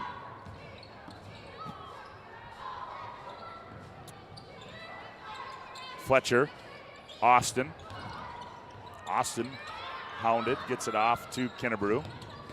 Kennebrew goes baseline on Mogan, nothing there. Now back to Fletcher. She's going to catch, fire for 3. That one's off. Simmons, ooh, had to go through her hands. Oh, Zoe Austin battle on the weak side. Now to Simmons. Simmons goes baseline. I'm not sure whether that one was going, but it goes out of bounds. Substitution. Here comes Delaney Clark. Kennebrew is going to go down. I'm guessing that's going to be it for Bergen Kennebrew. The 5'11 junior.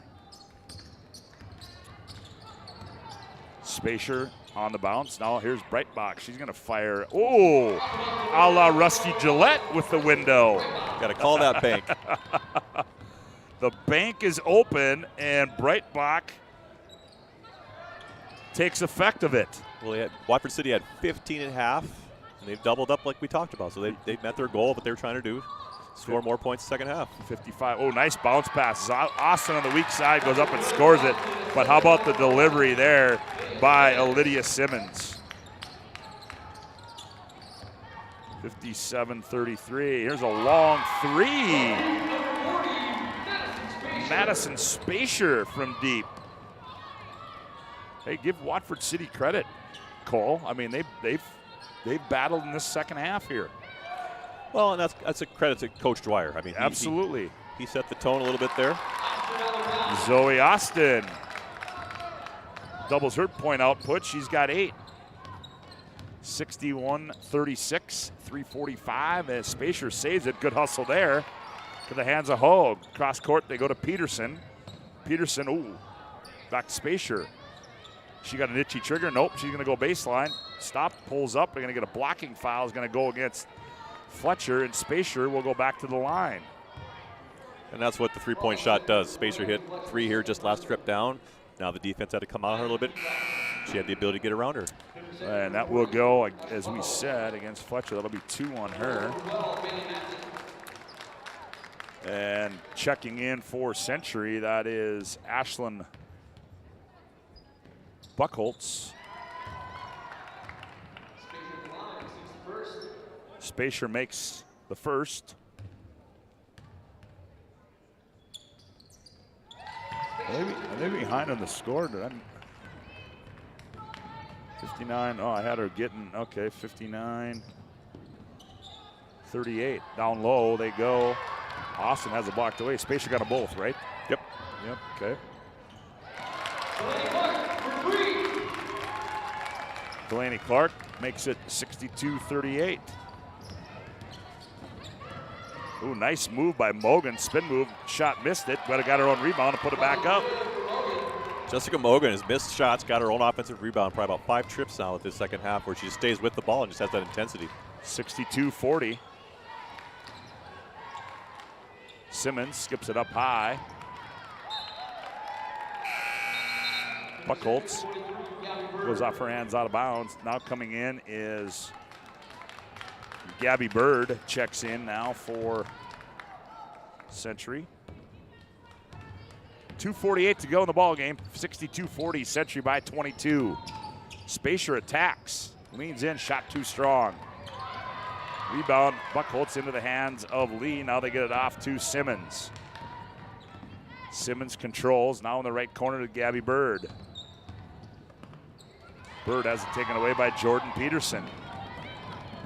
Peterson up the left sides, find a trailing Spacer. Spacer attacks the rim, no good. Mogan the rebound, keeps her dribble alive, finds Spacer. And bodies all over the place. They're going to get a foul. Is going to go against Zoe Austin. And Madison Spacer has pitched a tent at the free throw line here for Watford City in this second half.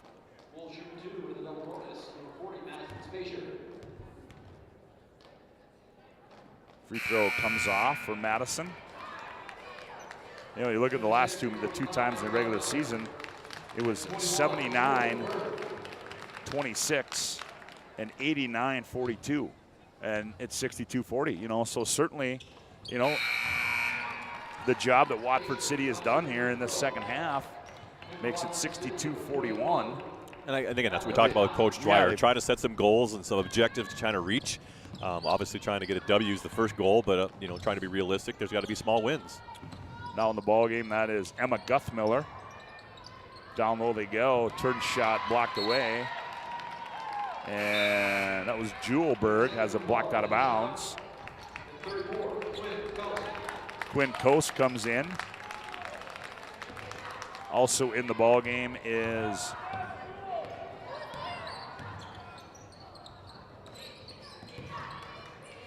London DeShock.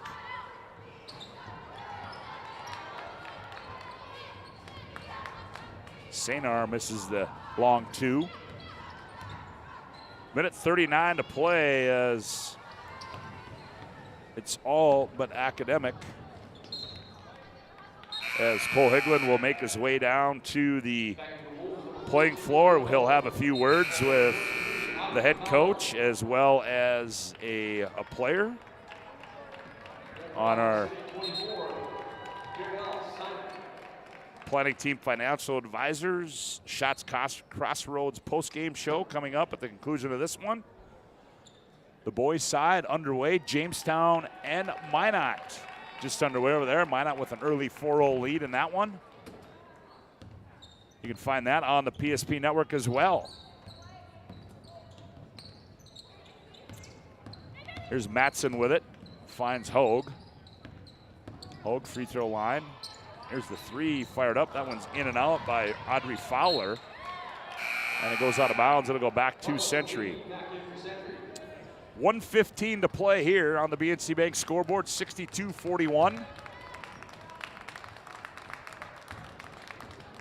Game number 1 of 3 about to conclude here as Century. Ooh, they find a on the cut, and the layup is Erica Lee. She's got her second hoop. 64-41. Under a minute to go, 54 seconds to be exact. Ball goes out of bounds. It'll stay with Watford City. A couple more substitutions coming in.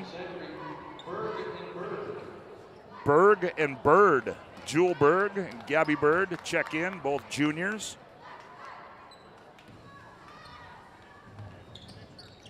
As Wolves get it into Adeline Schaff.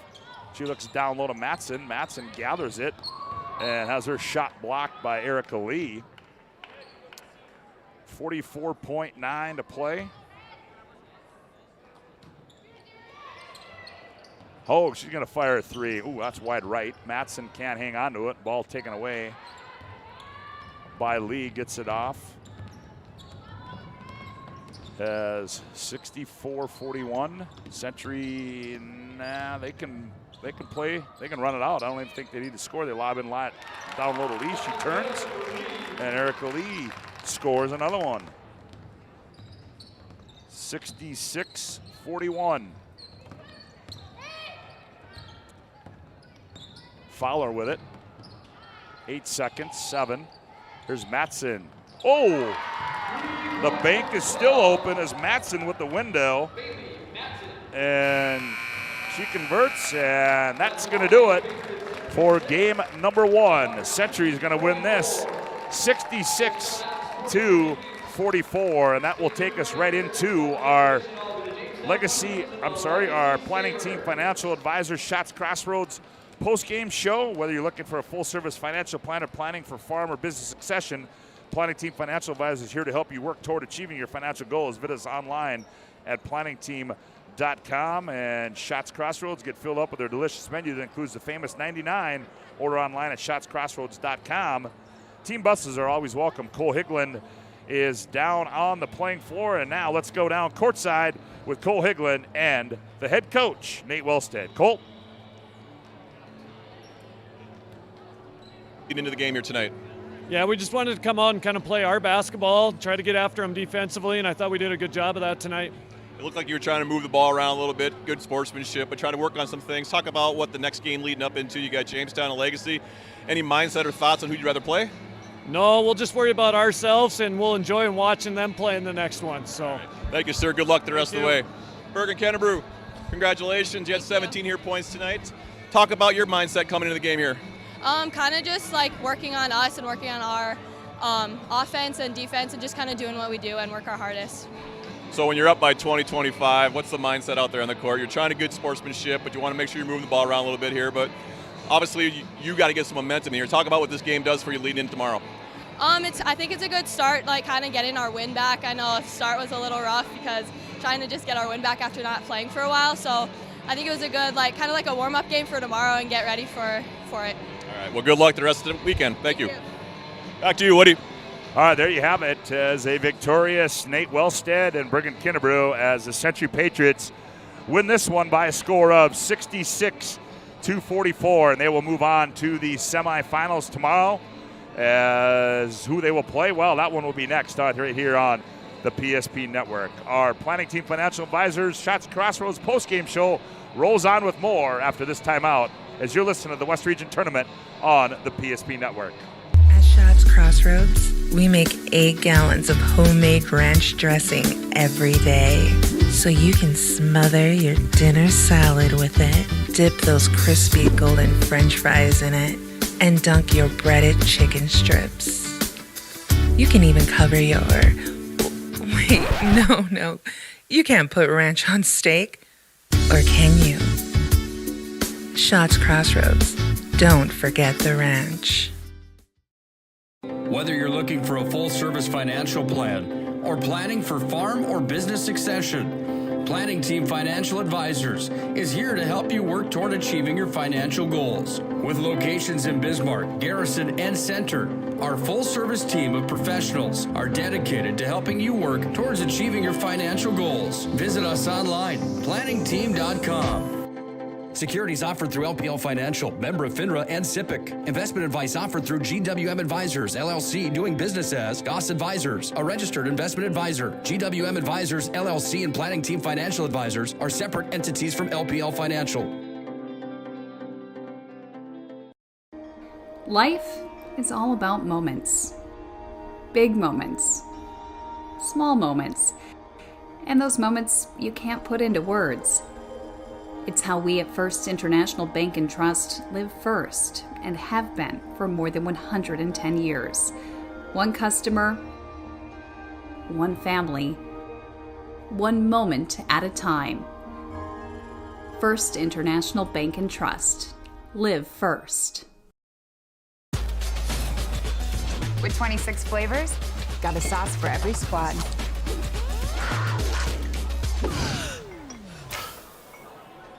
Don't drip on the drip. The greatest of all times. Buffalo Wild Wings.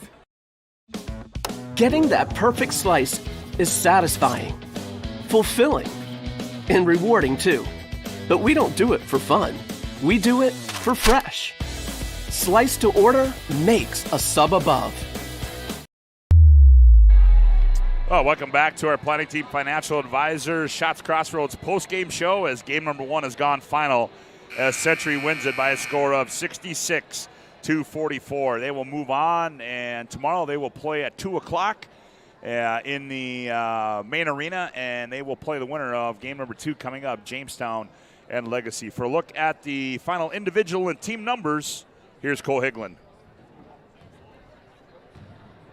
For the Watford City Wolves, Lexi Moberg, she had 3 points along with Jessica Mogan. We mentioned her offensive rebound, and she had 8 points and 12 rebounds in the game. 7 of those were offensive rebounds here tonight.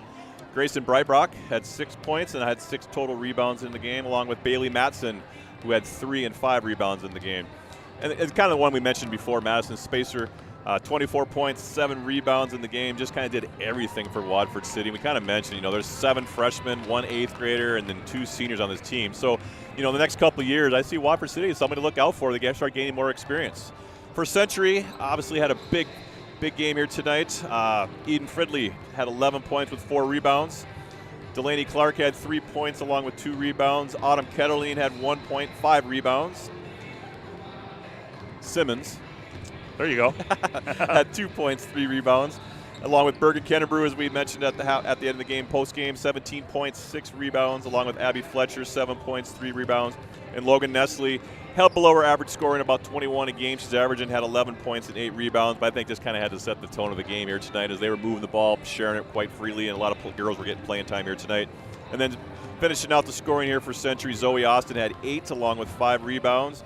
Erica Lee, who got some time here tonight, had 6 along with 3 rebounds, and for a total of 66 points. Well, Cole, a couple more things to do as we've got to pick our Sport Clips MVP of the game. Sport Clips brings you to be the MVP when you go to Sport Clips for an MVP haircut experience. I think I'm close to making you feel like an MVP, quite like the MVP experience at Sport Clips. Sport Clips is located at 411 South 3rd Street in Bismarck. Cole, your thoughts? Well, I think Watford City, Madison Spacer, she did a nice job here tonight. 24 points, 7 rebounds. If they don't have her, this game is even worse than it ended up being here tonight. So I think, it doesn't always have to go to the I winning like team. that. The new guy goes outside the box, and he goes with a gal from the losing team. Yeah. Can't argue with that. I like it. And there you have it. We'll go with Madison Spacer as our Sport Clips MVP of the game. Also, we got to give our Jobbers Moving and Storage move of the game. Cole, today's move of the game is sponsored by Jobbers Moving and Storage. Jobbers can help you move across town or across the country with locations in Bismarck, Minot, Fargo, and Aberdeen. Find them online at jobberswarehouse.com. Your thoughts, Cole? Eden Fridley. She just had that coast-to-coast, that running finger roll that she kind of put up in the paint, just kind of adjusted in midair. It was just a nice move, and she just had a nice game here tonight. Well, there you have it. Eden Fridley is the recipient of our Jobbers Moving and Storage move of the game. Well, that's going to put a wrap on game number 1 as the 2 teams have taken the floor for game number 2. As coming up on the PSP Network, it will be Jamestown and Legacy. We're going to take a little time out. We're going to reset the cockpit here. We come back. Cole and I will set you up for quarterfinal game number 2, Jamestown and the Legacy Sabres. You're listening to the West Region Tournament on the PSP Network. This presentation on the PSP Network is proudly brought to you by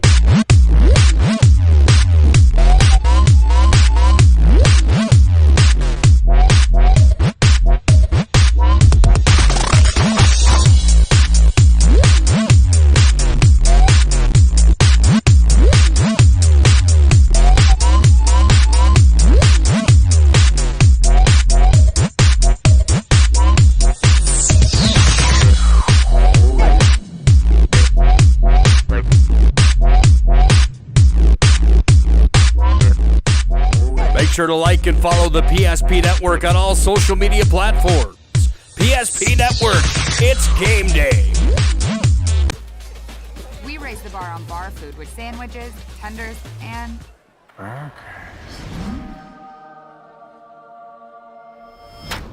There's more where this came from, to the greatest of all times, Buffalo Wild Wings.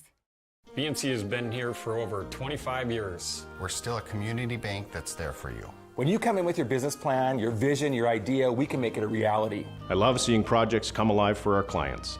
We're real people helping real people. We know you, and we're always happy to see you. We build relationships. You're part of the BNC family. We are part of the community. It's what we're built on. Yours truly, BNC. You remember where this goes? I don't know. Are you sure it was a clicking and not a zoom, zoom? I think your quash litter valve's stuck. Do you even have insurance? If we soak it, it should be good. No matter how much you know or don't know about your vehicle, trust the experts at Tires Plus. Real answers from real mechanics. Inspections are free. to ensure your vehicle is always in peak condition. Thinking service? Think Tires Plus. With 26 flavors, got a sauce for every squad.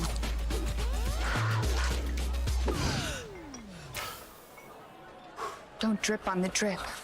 The greatest of all times. Buffalo Wild Wings. You have built an amazing life by working hard and doing your job well. Delivering financial advice is what we do well. At Ameriprise Financial, our job is to use our skills, experience, and research to help you become more successful in today's economy.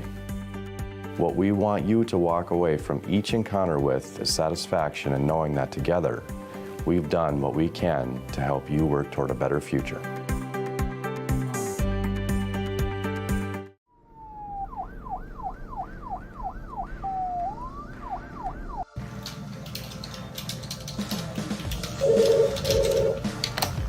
Thanks for calling Ceremonies.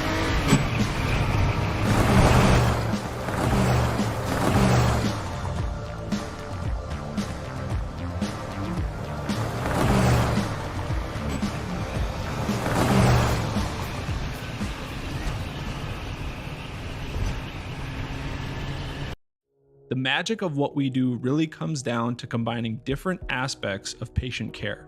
Here at Premier Chiropractic, we love combining soft tissue work, the adjustment, and exercises together. We found that this gets the best results for our patients.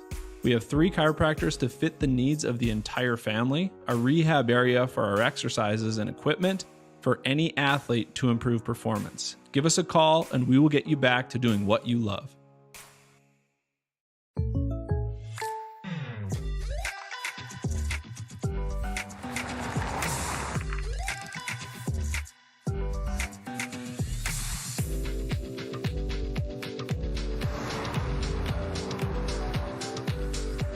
For your surprisingly great rates, contact your local State Farm agent today. If you want the real deal, talk to State Farm agent Michael Lee Braun in Minot today. Like a good neighbor, State Farm is there. Carson, timeout. Who calls a timeout in this game? Me, I'm icing the kicker. Really? It'll give us more time to talk about First Western Bank and Trust. Like our convenient online banking. Along with smart trust service options. We're all about hometown service with bankers that know you and the community. Okay, go ahead and kick. I don't believe this. First Western Bank and Trust. You can bank on us.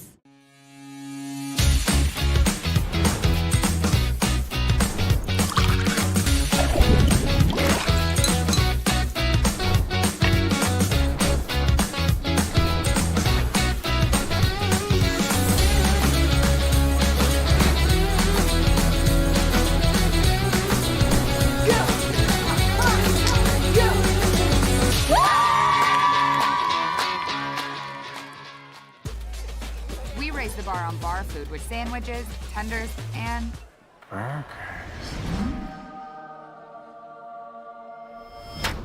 There's more where this came from. To the greatest of all times, Buffalo Wild Wings. Whether you're looking for a full-service financial plan or planning for farm or business succession, Planning Team Financial Advisors is here to help you work toward achieving your financial goals. With locations in Bismarck, Garrison, and Center, our full-service team of professionals are dedicated to helping you work towards achieving your financial goals. Visit us online, planningteam.com. Securities offered through LPL Financial, member of FINRA and SIPC. Investment advice offered through GWM Advisors, LLC, doing business as Goss Advisors, a registered investment advisor. GWM Advisors, LLC, and Planning Team Financial Advisors are separate entities from LPL Financial. We raise the bar on bar food with sandwiches, tenders, and burgers. There's more where this came from. To the greatest of all times, Buffalo Wild Wings. This presentation on the PSP Network is proudly brought to you by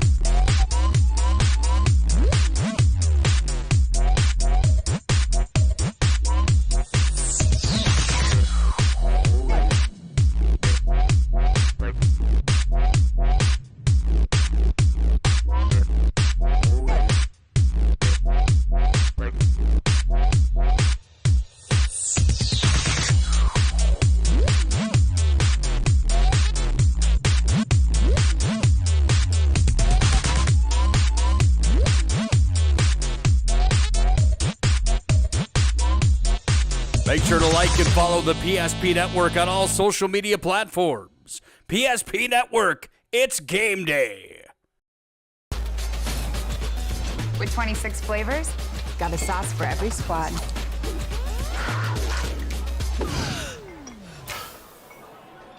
Don't drip on the drip. The greatest of all times. Buffalo Wild Wings.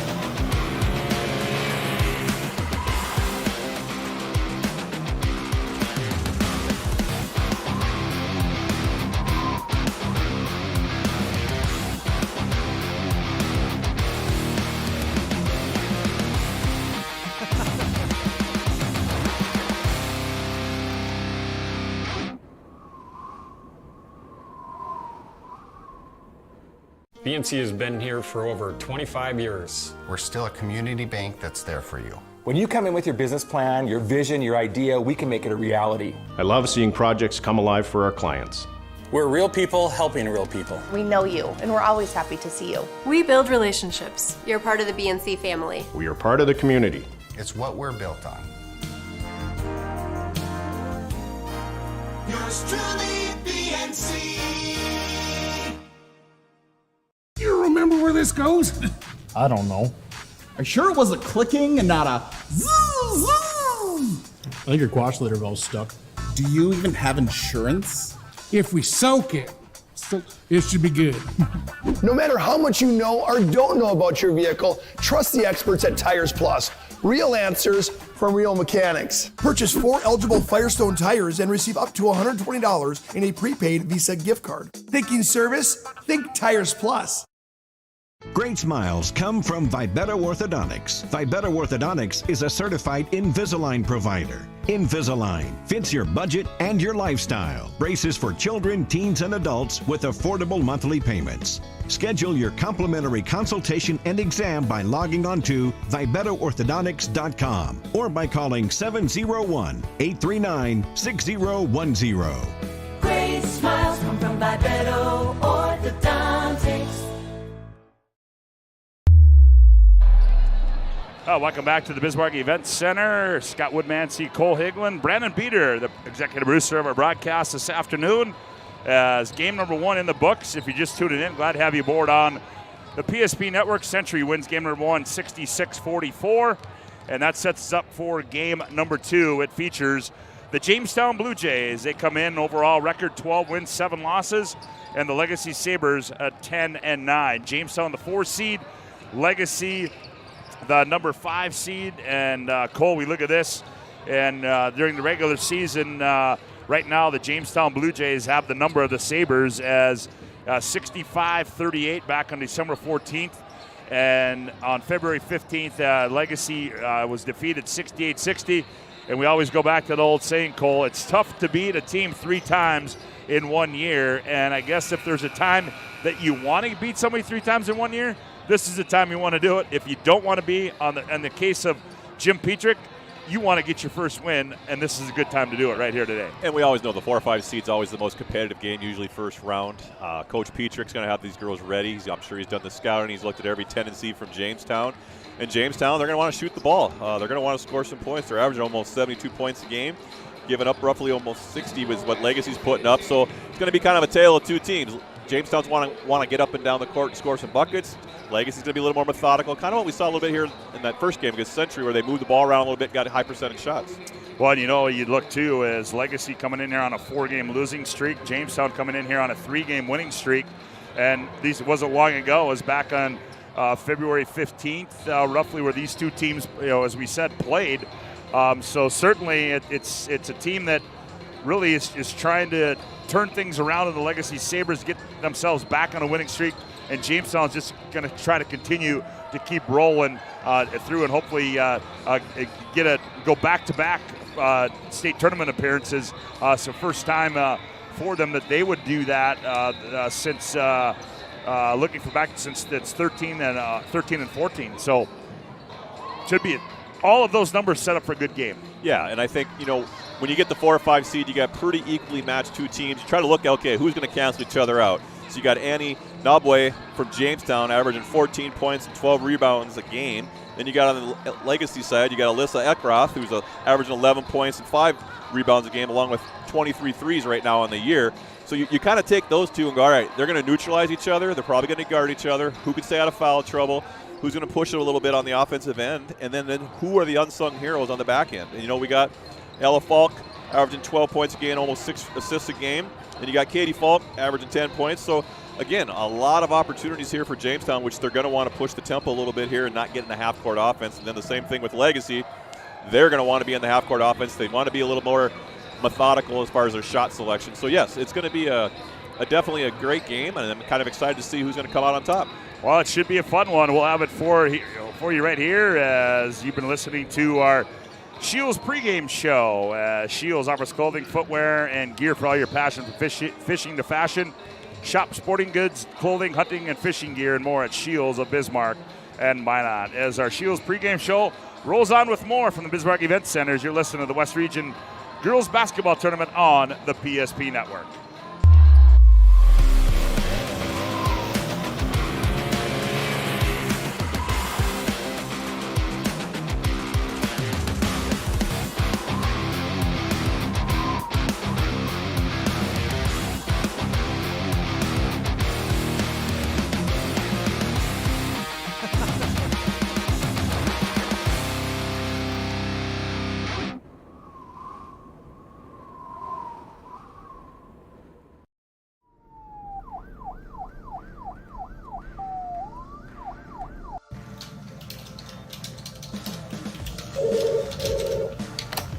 Thanks for buying some fruit.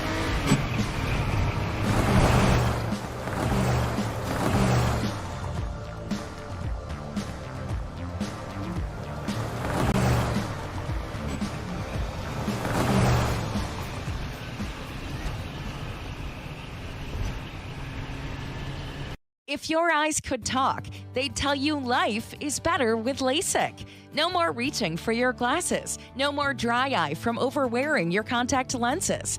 Right now, Bismarck LASIK is offering free consultations for LASIK procedures. Break free from the daily hassles and expenses of glasses and contacts. Life is clearly better. Book your free consultation today with Bismarck LASIK and see the difference. Call 222-2020 or schedule online at bismarcklasik.com. Welcome back to the Bismarck Event Center as we get set to bring you quarterfinal game number 2 as the Jamestown Blue Jays and the Legacy Sabres. We said Jamestown coming in here with a record of 12 wins and 7 losses. Overall, Legacy 10-9, and turn our attention to the Jamestown Blue Jays, Cole. And you look at one of the couple of leaders of this team, Annie Nabwe, 14, averaging a double-double, 14 and 12. Leading the West Region in rebounding. And then you've got Ella and Katie Falk, both averaging in double figures as well. And the one thing about this Jamestown team when you look at it is rebounding is a big advantage for them as they lead the WDA in rebounding with 43.9 rebounds and an assist at 17.3. So this is an unselfish team.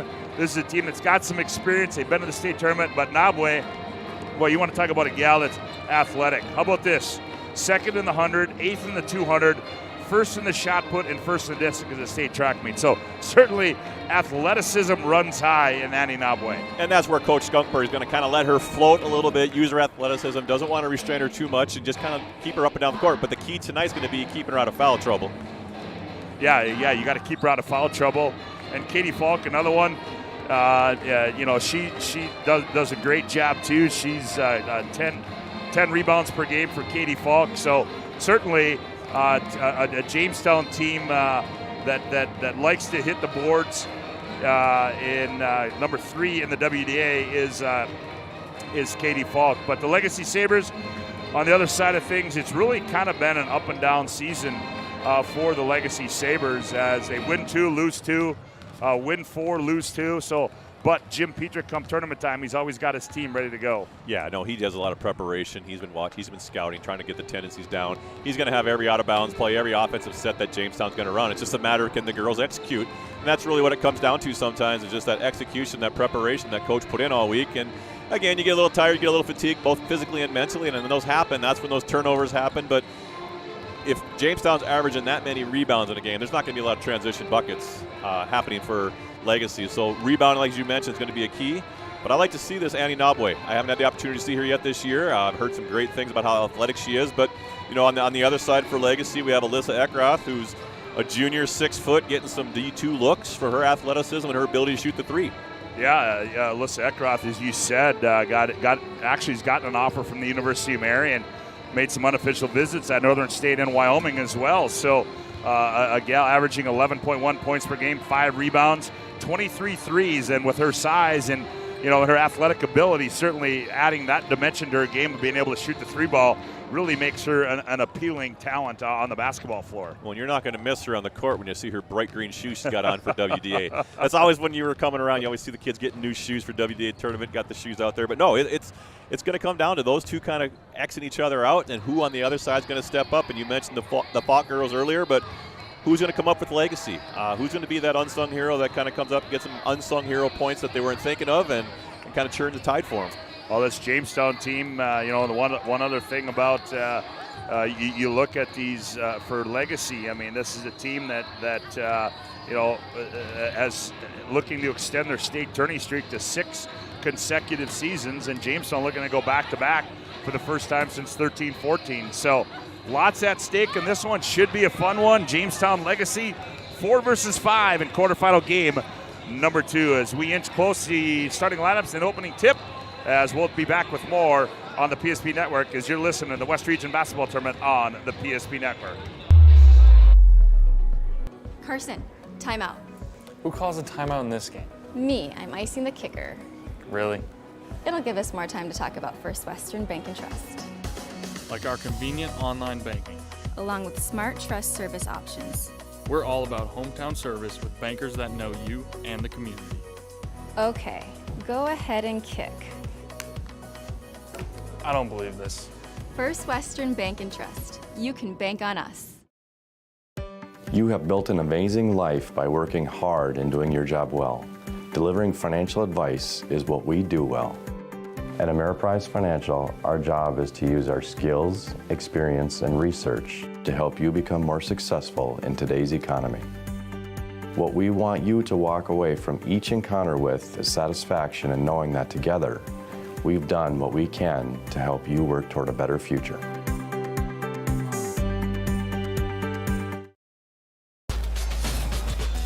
With 26 flavors, got a sauce for every squad.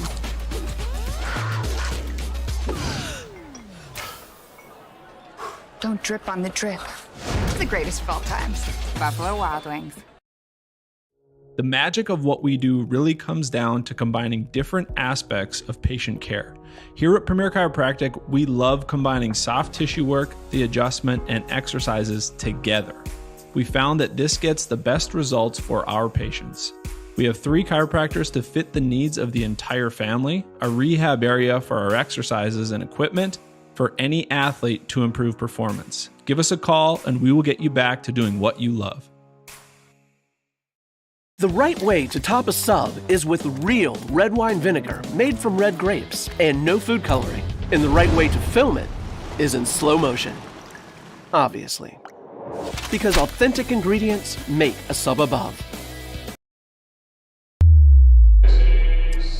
Welcome back to the Bismarck Event Center, the exhibition hall, as we get set for quarterfinal game number 2. Hey, you know what, Cole? You know things are going good when you get a text message from the head coach of the football team of the Jamestown Blue Jays, the state football champion, and asks you, hey, is this your sexy voice I'm listening to? So Billy Nelson got things kicked back, feet on his desk. I'm sure, Bill, I'm just giving you a little grief there. But glad to have you aboard, my friend, on the PSP Network as we get set to bring you quarterfinal game number 2 here on the PSP Network, the Legacy Sabres and the Jamestown Blue Jays. If you're just tuning in, as game number 1, Century handily defeats Watford City 66-44. So Century awaits the winner of this one, and they will play in the first girls semifinal game tomorrow at 2 o'clock in the main arena. Watford City will play at 4:30 right here in the exhibit hall against the loser of this game. Reminder, 2 more coming up for you tonight, as our first night game will feature Minot High, the number 2 seed, and they will take on Turtle Mountain, the Bravettes. Knocked off St. Mary's and got themselves into the West Region tournament. And then we will round out our coverage here today on the PSP Network as Bismarck High and Mandan will do battle in our last night game of the session. The first boys game, Jamestown and Minot High are on, I think they're at halftime. Coach, did you catch a score of that one? No, I did not. They're at halftime. Okay. As they introduce the non-starters and the starters, we can tell you today's game is brought to you in part by the UPS Store. The UPS Store is your location for all your packaging and shipping needs in the Magic City. And also, it's brought to you by Chubby Clinic. Chubby Clinic offers more than basic adjustments of the spine. Chubby Clinic is concerned about the overall health and wellness of each patient and offer care and services to meet the greater demands of our current health needs. Find them online at chubby.com. As I want to thank everybody for tuning in to our Shields pregame show. Shields offers clothing, footwear, and gear for all your passions, from fishing to fashion. Shop sporting goods, clothing, hunting, and fishing gear and more at Shields of Bismarck and Minot. As they've introduced the non-starters for the Legacy Sabres, now we await the non-starters for the Jamestown Blue Jays. Also, a reminder on the PSP Network is you can hear Class B basketball, as Scotty could tell with the call for you on that one, as in game number 1 in that one, it was Grafton taking on Kenmare, and that will be followed by Langdon Ariadmore Munich and Mulhall Lansford Sherwood, as I'm sure that one has gone final, as we'll try to effort a score for you from the girls state Class B tournament.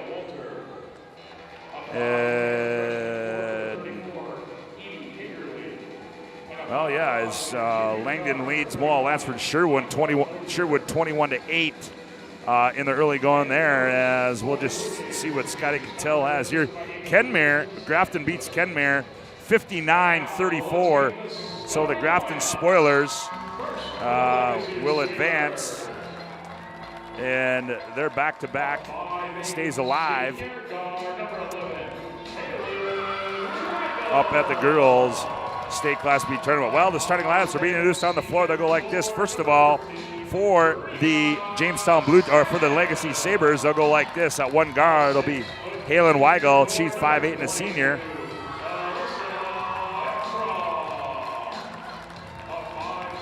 At another guard will be Mia Berryhill. She's 5'7" and a sophomore. At one forward will be Brina Sand. She's 5'10" and a senior. And at another forward will be Alyssa Ekros. She's 6 foot and a junior. And in the middle will be Elise Blazik. She's 5'10" and a senior. Their head coach in his 6th year is Jim Petrick. For the Jamestown Blue Jays, they'll go like this. At one guard will be Hunter Peterson. She's 5'7" and a senior. At another guard will be Katie Trumbauer. She's 5'10" and a senior.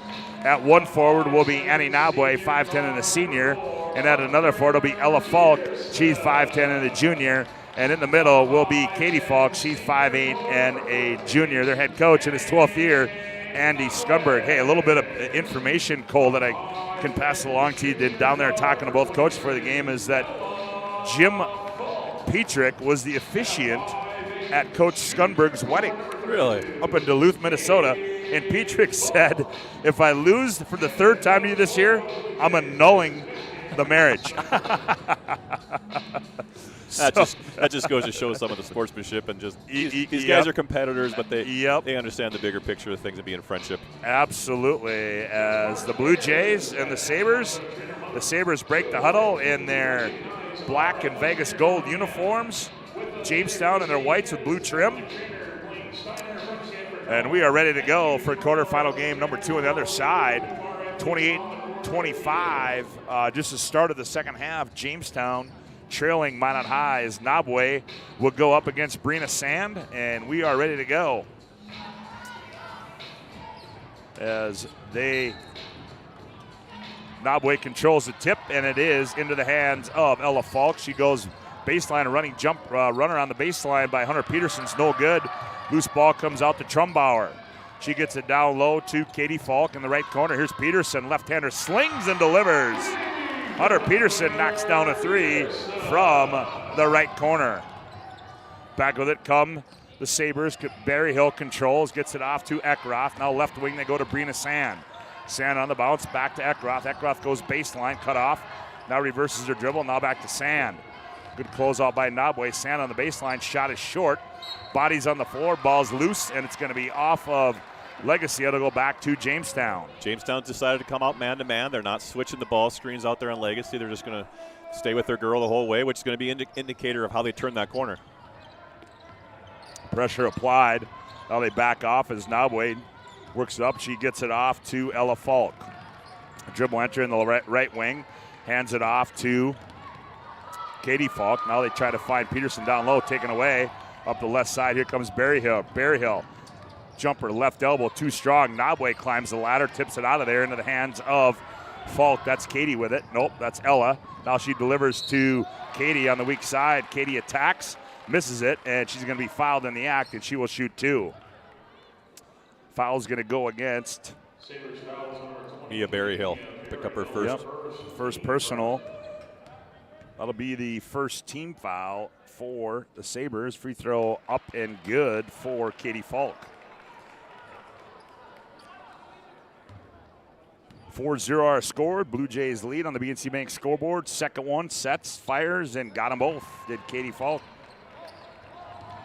5-0. Back with it come the Sabres. Barry Hill with it. Barry Hill now brings it to the center of the floor, sets the offense on the bounce. Comes near side to Blazik. They lob down low. Eckroth catches. Good help by Nobway. Eckroth goes up, misses it. Nobway battles for it underneath and comes out of there with it. Hands it off to Ella Falk. Here comes Ella on the run. Downhill in the front court. Goes right corner. Peterson now back to Trumbauer. Trumbauer fires for 3. Bingo. And it's a 8-0 start now for the Jamestown Blue Jays. Jamestown's 2 for 2 from 3 so far right now. Eckroth on the move. Here's Sand, right wing 3. That one's short. Rebound Nobway. Gets it off to Falk. That's Ella with it. Ella controls for Jamestown. Trumbauer sets, walks into another one. That one's short. Long rebound tip to Peterson. Peterson attacks. Blazik thought she blocked it out of bounds. They're going to say nope. That's with the body, and she will shoot 2. Will Elise Blazik, or will Hunter Peterson. We talked about that in the pregame, about the offensive rebounds and just rebounding in general, how that's the strength of Jamestown right now, and that's where it's Legacy. You know, Coach Petrick's not going to stand for giving up offensive rebounds more than once. Peterson misses the first one. She will have one more. Hunter Peterson at the line. She is a 55% free throw shooter. She goes 1 of 2, does Hunter Peterson. A 9-0 start for the Blue Jays here. 15:55 to play in the opening half on the BNC Bank scoreboard. Brina Sand up high, Blazik. Blazik looks down low to Eckroth. Now back to Sand. Sand goes baseline, cut off there by Nobway. Now here's Weigel, thought about it, now to Sand. Sand attacks the 10, shot rolls off, rebound to Trumbauer. Trumbauer wants to run into the front court, hands off to Ella Falk. Falk, stop and go move, goes baseline out high. Peterson straight away 3, rolls around, goes down. And it's a 12-0 start, and Jim Petrick wants a timeout. It's a BNC Bank timeout on the floor. I'm sorry, it's a Hubbard International Insurance timeout on the floor. Call Hubbard International Insurance today for all your personal and business insurance needs. On the BNC Bank scoreboard, 15:22 to go opening half. Jamestown 12, Legacy 0. Back after this timeout. Life is all about moments. Big moments. Small moments. And those moments you can't put into words. It's how we at First International Bank and Trust live first and have been for more than 110 years. One customer, one family, one moment at a time. First International Bank and Trust. Live first. Jim Petrick trying to settle things down a little bit. Here's Sand attacks. Oh, Nabwe! Ho, says thou shalt not enter thy lane, and swats it back out in the hands of Trumbauer. Here's Peterson. Peterson attacks. Runner, layup, good. And it's a 14-0 run to start the game for the Jamestown Blue Jays. Hunter Peterson's got 9 in the game so far. Here's Berryhill. Blazik thought about it. Now Eckroth, she's going to try to break the ice. High-arcing 3 rolls off. Peterson, the rebound, gets it off to Nabwe. Nabwe in the open floor. Nabwe kicks right corner. Trumbauer sets, fires. That one rolls off. Nabwe, the weak side rebound. Turns. She fires. That one too strong. Rebound comes down to Blazik of the Sabres. She hands off to Eckroth. Eckroth, as we're going to get a first substitution for Jamestown coming up. Here's Sand, and Sand finally breaks the ice for the Sabres as she buries the left wing 3, and it's 14-3 on the BNC Bank scoreboard. 14-12 to go here in the opening half of play. And here's a tie-up as Blazik ties up Katie Falk, as Riley Joseph going to check in. Here's a line change for Legacy. I believe that's Brooklyn Felkley. Sagasser in there. Let's see who else came in there. Is that, yeah, Kaylee Donauer and Aaliyah Solinsky, as Donauer has it. Here's a poke away by Nabwe. Nabwe on the other end. Nabwe, layup, got it. 16-3. Back with his Sagasser in the right corner. They go to Weigel. Now up high they go to Solinsky. Left wing, 3 on the way for Donauer. Kelly Donauer. And that's what Coach Peach's got to do. Just look at his bench, see if he can find a spark, and try to find something that kind of gets Legacy's momentum going here on the offensive end. 16-6, Blue Jays by 10. Here's Falk. Her 3 too strong. Rebound taken out of there by Weigel. Sagasser up front court they go. Here's Solinsky. Her shot no good, and it's going to go out of bounds, and it'll stay. It'll go back to Jamestown. Tegan Boshi checks in. Anna Nabwe's only got 2 points out of the 16 points here for Jamestown, but she's just making a difference in the game on her rebound and her defense. Yep, as Falk under pressure here for the Blue Jays, as Ella Falco running into the front court, goes left corner. Here's Boshi, left corner 3, that's no good. I stand corrected, that was Riley Joseph. Alyssa Eckroth back in now for Legacy. Today's game brought to you in part by the Medicine Shop of Bismarck. They're proud to support local athletics. The Medicine Shop offers free delivery. You can get your flu shot at the Medicine Shop. As inbounding it will be Ella Falk for Jamestown. Into Nabwe. Nabwe in the paint, rises up and rolls off. Rebound to Eckroth. Eckroth in the front court, stops, rises up for 3, short. Saved. It's going to go out of bounds, and it'll go back to the Jamestown Blue Jays.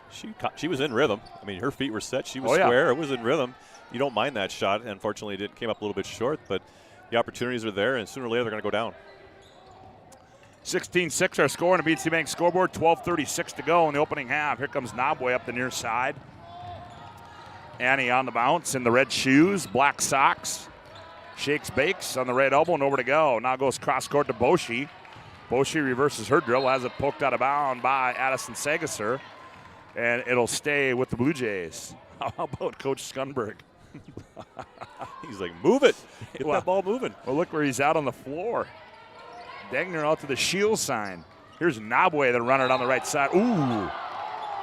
And it looked like a block there by Eckroth, but the official says nope, it's going to be a foul. That'll be the 3rd team foul, so Annie Nabwe will go to the free throw line. Nabwe, a 55% free throw shooter, buries the first one, does Annie. That's where Coach Petrick's asking the question to the official. You're on the far side of the paint. There's an official right here. That's why we have a three-man crew. He should have that priority on that call. Nabwe sets and delivers a second one. Free throw up and good. As she gets them both, does Annie Nabwe. 18-6. Jamestown by 12 on the BNC Bank scoreboard as Donauer controls now for the Sabres. High post, they go to Felkley. Felkley, right corner three by Sand. That's short. Rebound comes into the hands of Falk. That's Katie with it. Now gets it off to Boshi. He runs it in the front court. Boshi behind the back on the bounce, hounded by Donauer. And we're going to get a suitcase violation as Ella Falk walked with the basketball, and Hunter Peterson checks in now for Jamestown. Today's game brought to you in part by Magic City Inspections, is a locally owned company committed to providing exceptional inspection services to ensure you are ready to take the next step for your home ownership. Find them online at minotinspections.com. Shot up by the Sabres, no good, but they get the rebound. Donau reverses it. Here's a right side three. That one too strong. Ooh, what an offensive or defensive rebound, excuse me. And wow. Nabwe rips one out of there as Ekroth misses the three. Nabwe kicks left corner, Falk for three. That's an air ball by Ella Falk. And coming out of there with it is the Sabres. They get it off to Ekroth. Ekroth runs it in the front court and throws it right into the hands of Ella Falk. Baseball pass down to Peterson. Runner, no good. Rebounded Donauer.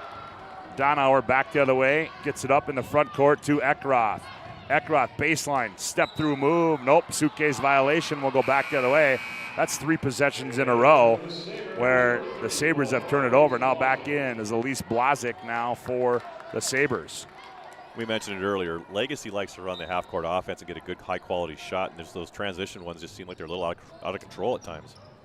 Riley Joseph to Falk. Here's a turnover. Sagasser and Sand fell down, and Sagasser threw it out of bounds, and Jim Petrick grabs his head and goes, come on, ladies, we got to catch the basketball and start getting some hoops. And that's sometimes you want these girls to be a little more aggressive on the offensive end. They're trying to be unselfish, make the extra pass, but unfortunately just kind of created a great play. But there's Nabwe attacks the 10, and she's going to be fouled in the act, and she will shoot two, and will Annie Nabwe. Nabwe's a tough matchup. Oh, yeah. Jeez. Callie Donauer gets her first. Nabwe at the line. Free throw is going to be short for Annie. That's a fourth team foul.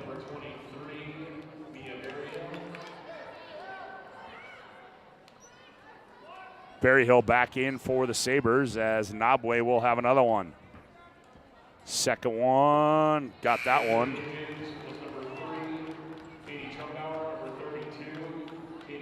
Trumbauer and Falk check back in for Jamestown. Today's game brought to you in part by Northern Plains Heating and Air. Northern Plains Heating and Air has over 25 years of experience. Oh, we're going to have a timeout. They have over 25 years of experience as your heating and air experts. We'll keep it right here as a factory authorized dealer for Aerosteel. There's no other choice to steal your heating and air game other than Northern Plains Heating and Air. Find them online at northern-plains.com. It's also today's game brought to you in part by the Dakotan front page. Every morning I get the Dakotan front page delivered to my email free of charge, and you can too. Just go to mydakotan.com and sign up today. The Dakotan, real, honest, local news for North Dakota. 19-6 our score in the BNC Bank scoreboard. Update from the other side. Ooh, 8 minutes to go. Minot High pulling away there. 51-34 over the Jamestown Blue Jays. So I'm sure Coach Peach is going to drop some kind of special play here to kind of get a quick offensive bucket. Yeah, get some sort of look as they get it into Berryhill, and Berryhill controls up high, gets a high screen from Blazik and rolls off that back to Blazik. Right corner, attacking. Shot up, no good. Rebound, poked out of bounds. A shot up for, that was Hallie Severson. Legacy's just getting good looks. Just there's a lid on the rim right now. And they just got to try to find a way to get to the free throw line and just got to break the ice that way. Yeah, Berryhill one bounds it. She does to Sagasser. Hands back off to Berryhill. Now Berryhill. Ooh, nice quick move. 15-footer up and good for Berryhill. Nifty move there by Mia Berryhill. Her first 2 of the afternoon. 18-8. Peterson on the baseline. Finds Falk and blocked away. Taken out of there by Berryhill. Berryhill now gathers it in, gets it up to Sagasser. Ooh, dangerous pass to Severson. Now to Brina Sand. Now out high to Berryhill. Berryhill sets things up. Berryhill flips one up. Comes off. Sagasser the rebound. The putback. Oh, no, they're going to say it was before the shot, I do believe. So if you notice, now Legacy's got a couple offensive rebounds. Who's not in the game right now? Nabwe. Yeah. You know, so they got to make this run when she's not in the game here and try to take advantage of those offensive rebounds. That's exactly right. As they get it in, here's Sand with it. Poked away there by Trumbauer. Out into the hands of Sand. Now Berryhill.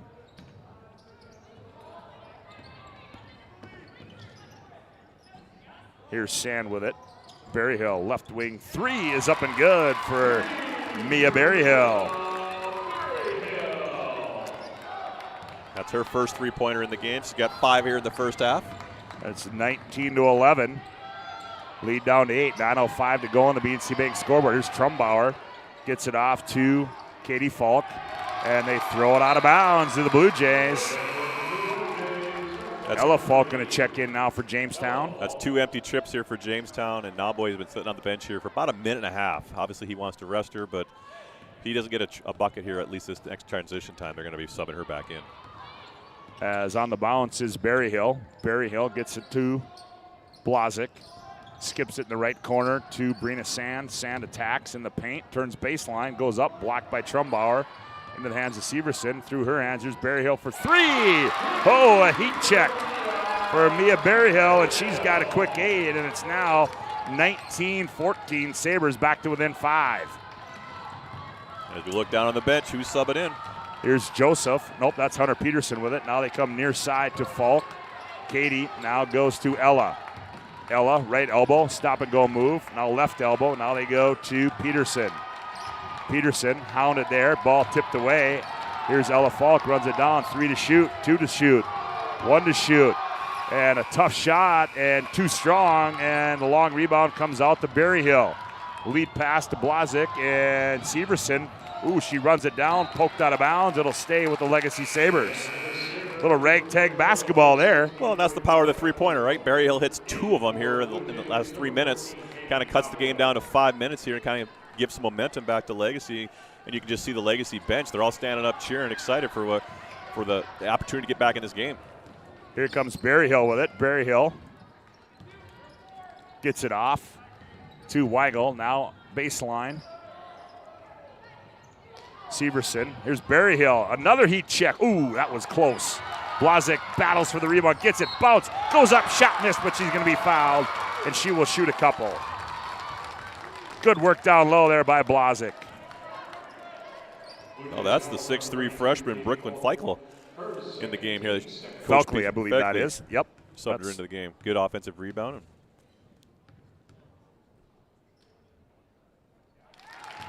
Oh, that is Felkley. I'm sorry. I thought that was Blazik. I'll get it. We'll get it right. It's been a while since I've watched Legacy play, so getting the numbers 19-15. Felkley will have another one. Misses the second one. That rebound, that foul goes against Katie Falk, her second. Here's Nabwe with it. Nabwe. Up high they go to Falk. That's Ella. Now to Peterson. Peterson up high. Trumbauer. On the bounce. Stop and go move. Nowhere to go. Now gets it off to Ella Falk. She's doubled up. Now gets it off to Trumbauer. 1 second. Shot clock violation. And the Sabres rise to their feet. Again, Jamestown just keeps drilling to the right side of the court. And the right side of the court, they've got to swing the ball, get a skip pass, get some movement. But what I haven't seen that they did beginning was they kind of had better basket cuts where they were rubbing off their screen trying to get some easy layups. In the ball game now, that's Solinsky. Goes baseline. Weigel just throws it wildly. Now Donauer. Donauer in the paint. Kicks it out. Here's Weigel. Left wing three. Looks good, and it is. Here come the Sabres. Halen Weigel with three-pointer number 28 on the season, and it's back to a 1-point lead, or down to a 1-point lead. Here's Nabwe. She attacks. Blocked away there by Solinsky. It's a 3-on-1. Lead pass to Weigel. Weigel gathers. Right wing three, short. Rebound comes down to Donauer. Donauer. Severson goes to the ground, gets the right corner. Here's Donauer with it now. Step back, thought about it. Down low they go Felkley. We're going to get a reach around. That's going to go against Katie Trumbauer, her first. Legacy's hit 5 3-pointers here in the first half, or 15 of their 18 points. So obviously they got some confidence going from behind the arc, and hope they can carry that over here the last 6 minutes and 17 seconds left. Sagasser checks in. Also checking in is Blazic. 6:17 to go on the BNC Bank scoreboard. Opening half, 19-18. Jamestown by 1. Here's Donauer. Her three rolls off. Good box out on the weak side there by Ella Falk. They are not afraid to put up the three-pointer this first half. No, she gets it off to Hunter Peterson. Now back to Falk, who controls the offense. Now to Peterson. Peterson on the bounce. Trumbauer back to Peterson. Now they go to Haley Hawkinson. Down low, Peterson catches, turns, shot, rolls around, and goes in. Tough shot there by Hunter Peterson, and they needed that one. Yeah, that's the 4th trip where the shot clock's been below 5. On the other end, a miss, and the rebound is blocked away, and coming out of there with it is Ella Falk with 5:25 to play, a 3-point lead, 21-18. Falk with it. Now goes up high. That's Hawkinson with it. Here's a long three, and that one's going to be short by Falk. Goes out of bounds. Reminder coming up will be our Legacy Financial Partners and Premier Chiropractic halftime show. Work with Legacy Financial Partners, a private wealth advisory practice of Ameriprise Financial Services, LLC. And together you'll develop a customized plan for your retirement. Find them online at planwithlfp.com. 21-18, a 3-point lead. 5:04 left to play here in the opening half. Here's Donauer. Blazic. She's going to fire for three. Oh, and she got it.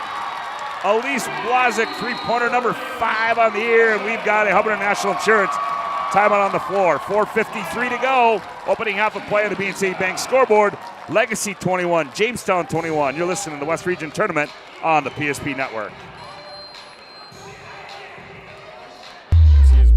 For over 25 years. We're still a community bank that's there for you. When you come in with your business plan, your vision, your idea, we can make it a reality. I love seeing projects come alive for our clients. We're real people helping real people. We know you, and we're always happy to see you. We build relationships. You're part of the BNC family. We are part of the community. It's what we're built on. Yours truly, BNC. Many of our clients come to us already accomplished in their lives and on the right track. However, whether it's in response to a life-changing event or you are nearing retirement, you can sleep well knowing that together we have planned for both life's opportunities and challenges. And no matter what happens, we are here to help guide you.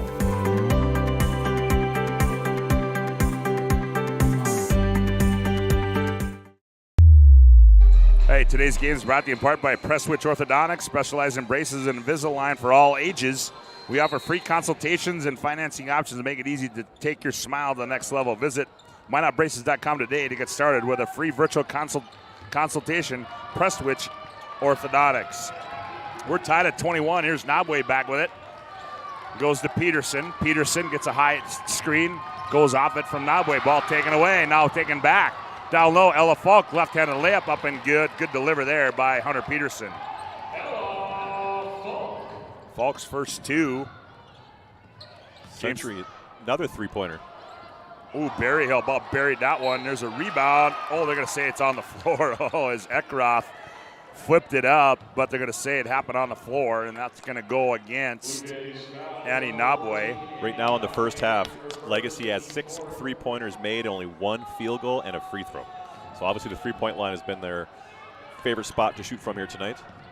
Blazic attacks, and good defense there by Haley Hawkinson.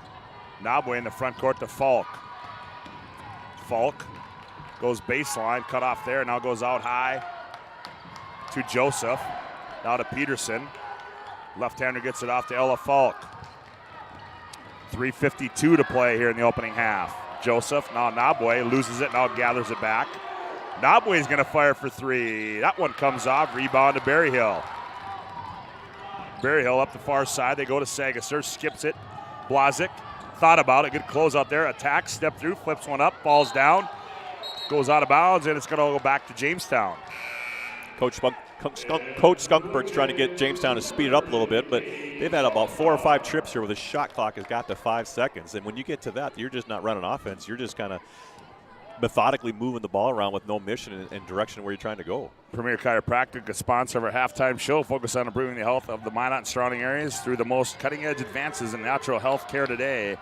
Premier Chiropractic. Here's Trumbauer to Joseph, goes baseline right, cut off there, now back out to Trumbauer. Oh, here's a cutting Ella Falk. One bounce, went up and scored it. 25-21. Falk with the last 4 points for the Blue Jays. 3:06 left to play. Opening half on the BNC Bank scoreboard. Attacking is Eckroth. Eckroth in the lane, hits the back iron and rolls in for Eckroth. Her first 2 of the basketball game. We figured it'd be a good one, and it is. Here's Nabwe. One bounce, step through move. Ooh, athletic, missed it. Like Blazic rebound. Gets it off to Berryhill. Here comes Berryhill in the front court. Crosses over, right down Broadway, running left-handed layup up and good for Berryhill. Mia Berryhill having a nice first half. And we're tied at 25.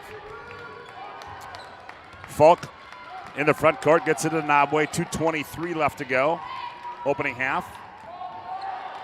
Nabwe cross court to Falk. Ella spins. Good defense by Sand. Falk step through move, flips it up, comes off, rebound to Berryhill. Ooh, nifty dribbling there. Here's Eckroth in the open floor. Eckroth step through, layup, missed it. Sand, that's going to be over the back as Sand climbed the ladder. And she's going to get called for over the back there. That's where on you the Blue wish Jays. Eckroth pull up for about that 6'10" footer, just kind of jump stop, come off the glass. Don't create the contact and make a shot harder than it needs to be.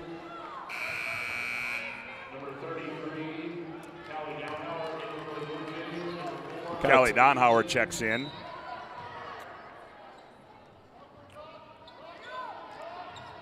Little 1-2-2 pressure applied by Legacy. Falk now gets in the front court to Nabwe. Peterson now gets it back to Falk. That's Ella with it. Ella spins on the baseline. Good defense there. Oh, finds a cutting Trumbauer layup. Got it. I just thought their spacing wasn't very good to begin with, and then they get a backdoor cut. So, I mean, they're moving without the ball. 27-25. Down low.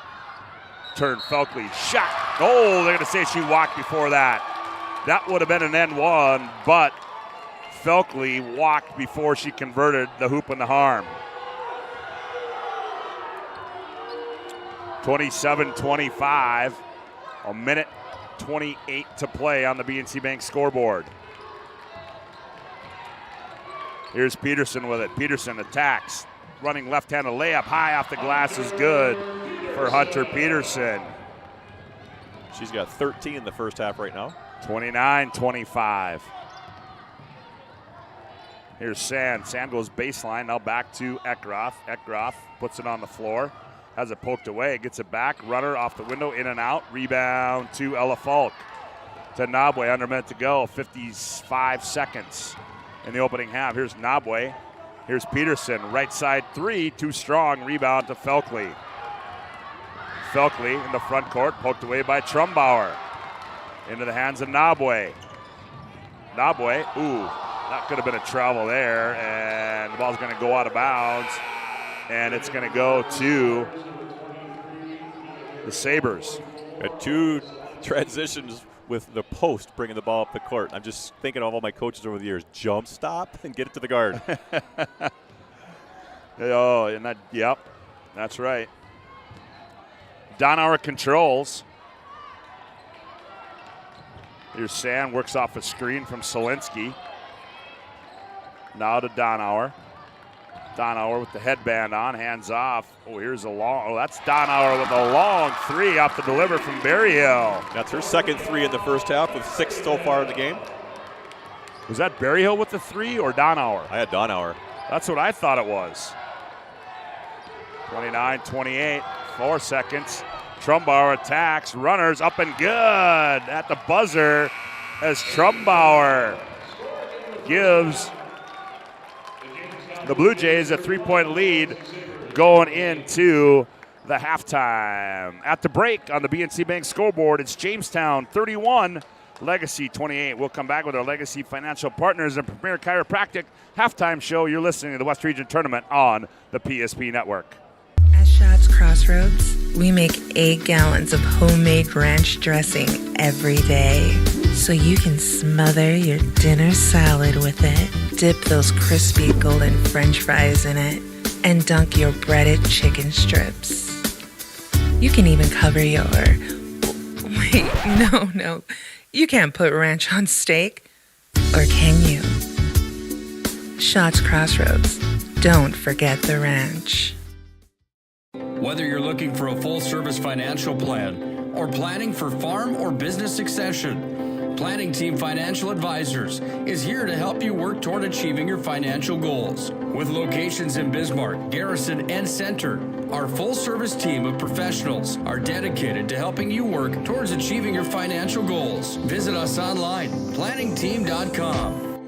Securities offered through LPL Financial, member of FINRA and SIPC. Investment advice offered through GWM Advisors, LLC, doing business as Goss Advisors, a registered investment advisor. GWM Advisors, LLC, and Planning Team Financial Advisors are separate entities from LPL Financial. Getting that perfect slice is satisfying, fulfilling, and rewarding too. But we don't do it for fun. We do it for fresh. Slice to order makes a sub above. Many of our clients come to us already accomplished in their lives and on the right track. However, whether it's in response to a life-changing event or you are nearing retirement, you can sleep well knowing that together we have planned for both life's opportunities and challenges. And no matter what happens, we are here to help guide you.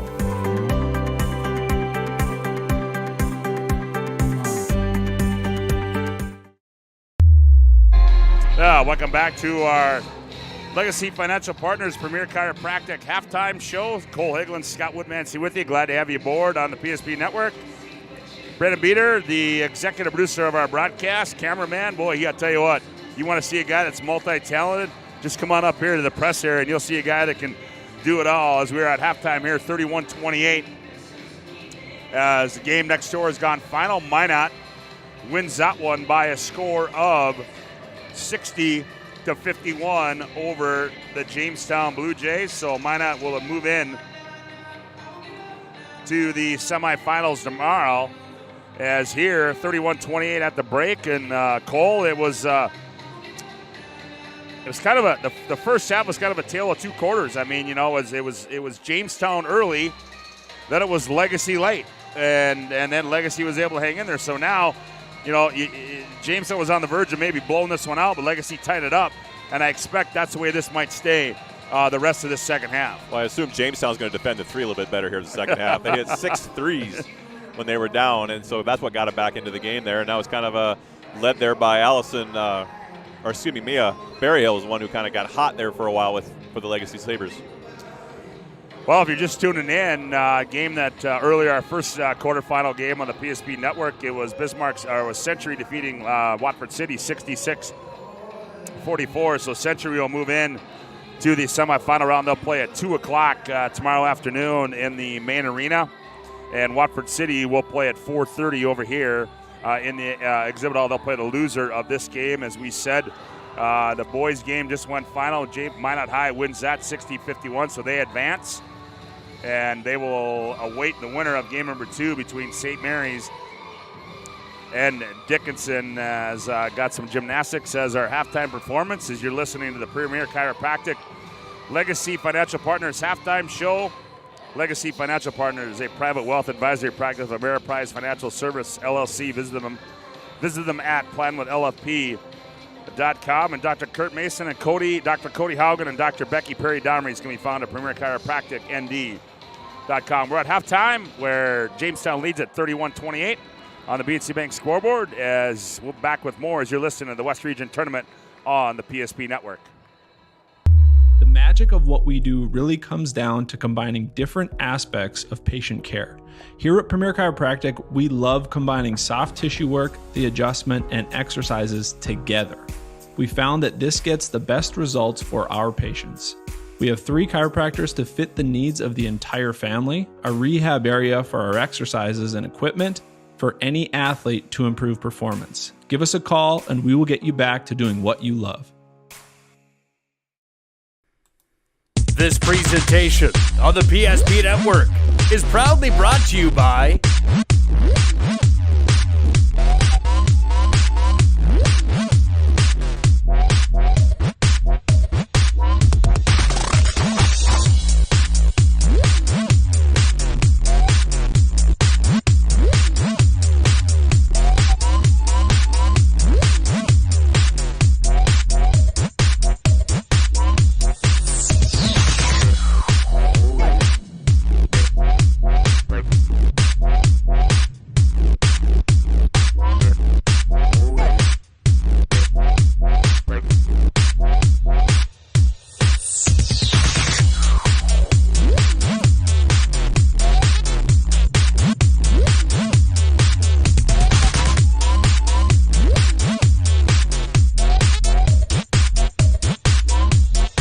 Make sure to like and follow the PSP Network on all social media platforms. PSP Network, it's game day.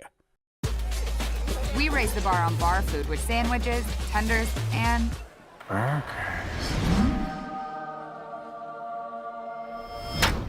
there's more where this came from. To the greatest of all times, Buffalo Wild Wings. Welcome back to the Legacy Financial Partners Premier Chiropractic halftime show as we're at halftime 31-28. The Jamestown Blue Jays lead it. For a look at the first half individual and team numbers, here's Cole. Well, Legacy, remember we talked about earlier, they were 7-18 for the three-point line, shooting about 39% from the field. That kind of got them back in the game. Halen Weigel had 3 points in the first half, along with Brianna Sand had 3 points. Alyssa Eckroth had 2 and 2 rebounds. Mia Berryhill, as we mentioned earlier, 4 for 8 from the field, 2 for 4 from the three-point line, had 10, and she also had 4 rebounds. Rounding that out was Kaylee Dannenhauer. She came off the bench with a spark there, 2 for 3 from the three-point line, had 6 points along with 2 rebounds and 2 assists. Elise Blizek hit that three-pointer late there in the game for 3 points in the game so far, and then Brooklyn Felke, the freshman, kind of came in there and got a quick free throw there in the game along with 4 rebounds. So that's kind of been keeping them in the game here so far. For Jamestown, they started off really fast and then kind of just petered out there for a little bit, just couldn't find a bucket. And so they were scoring so far here with Hunter Peterson. She had 13 points. She was 2 for 3 from three-point line, along with Katie Trumbauer. She had 7. Annie Nambi, their leading scorer we mentioned earlier, is held to 5 points, but she's done so many other things here tonight. She's got 4 rebounds, 2 assists, and 2 blocks so far. Along with Ella Falk, she has 4, along with 5 rebounds. And Katie Falk has 2 points, along with 2 rebounds. And overall, for Jamestown, they're shooting 25% from the three-point line, and Legacy's shooting, as I mentioned earlier, 39%. That's really the big difference in the game, is how that three-point line's keeping Legacy in the game. Well, too, and I think the one of the keys you got to look at is you've got Hunter Peterson comes in here averaging 8 points on the season. You got both the Falks in at 12 points. And you've got Peterson leading the way at 13. Ella Falk with just 4.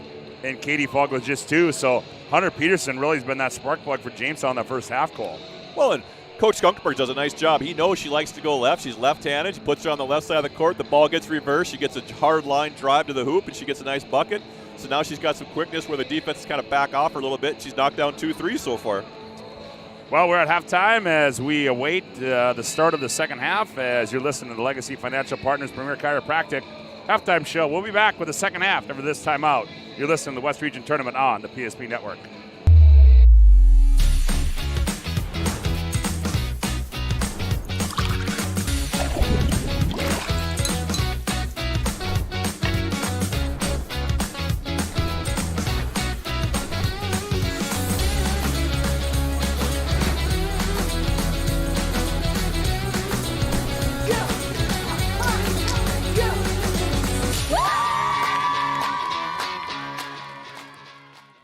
If your eyes could talk, they'd tell you life is better with LASIK. No more reaching for your glasses. No more dry eye from overwearing your contact lenses. Right now, Bismarck LASIK is offering free consultations for LASIK procedures. Break free from the daily hassles and expenses of glasses and contacts. Life is clearly better. Book your free consultation today with Bismarck LASIK and see the difference. Call 222-2020 or schedule online at Bismarck LASIK. Well, Cole Higland, Scott Woodmansey, back with you. I'd like to say we were courtside, but we're not, and I actually like the vantage point that we are, as we're above all the bleachers and the playing floor. So, got a nice look at this one, Cole, from up here. Yeah, no, it's a nice view from up here. Kind of no fans are kind of interrupting your view as far as as the game's taking place here. But it'd be interesting to see the adjustments that both coaches make here. Skunkberg, as I mentioned before, has got to get his girls to defend the three-pointer a little bit better. I think Legacy's has got to continue to rebound. Yes, they do. As we action back to live action. Glad to have you aboard here on the PSP Network. Wall-to-wall coverage of the West Region Tournament. Here's Peterson with it. Now to Ella Falk between the rings. Falk on the bounce. Turns, fires, shot short, rebound, tipped out of bounds. And they're going to say Katie Falk tipped that one out of bounds off the miss of her sister Ella Falk. I think we talked to having Bill Nelson aboard earlier. I think he was listening to the boys' game. Well, now I think we've got him aboard now.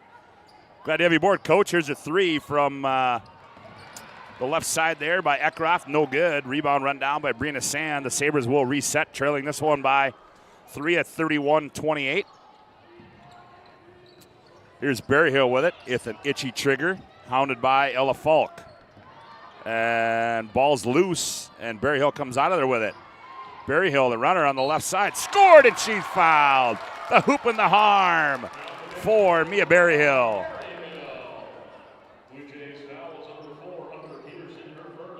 Peterson gets the foul, her first of the half.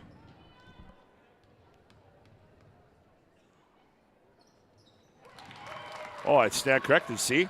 The Falk gals are cousins. I stand corrected. And we're tied at 31 as Berryhill converts a three-point play. Cousin to cousin. Here's Ella Falk, right elbow. Hands off to Peterson. Hunter with it between the rings. Now gets it off to Ella Falk. Here's Trumbauer on the curl. Trumbauer, nowhere to go. Now to Peterson. She's going to fire for three and got it. How about the afternoon for Jordan Peterson? That's 16. And back to a three-point lead at 34-31. We talked about who's going to be that unsung hero for Jamestown. It kind of just opens it up because we knew Namble is going to be the focal point for the defense for Legacy, but she's got three three-pointers in the game so far. Eckroth, step-through move, up and good for Alyssa Eckroth. She's got 4, and it's back to a one-point lead at 34-33. Peterson left baseline, nowhere to go. Reverse now crosses over, hounded by Weigel. Out high to Katie Falk. Katie on the bounce. Now to Nabwe. They sag off of her. Nabwe walks it into the elbow. Now in the paint, rises up. Shot too strong. Rebound to Eckroth. Ooh, good tipped out of there by Katie Falk. And we're going to get a foul. I believe that's going to go on Trumbauer.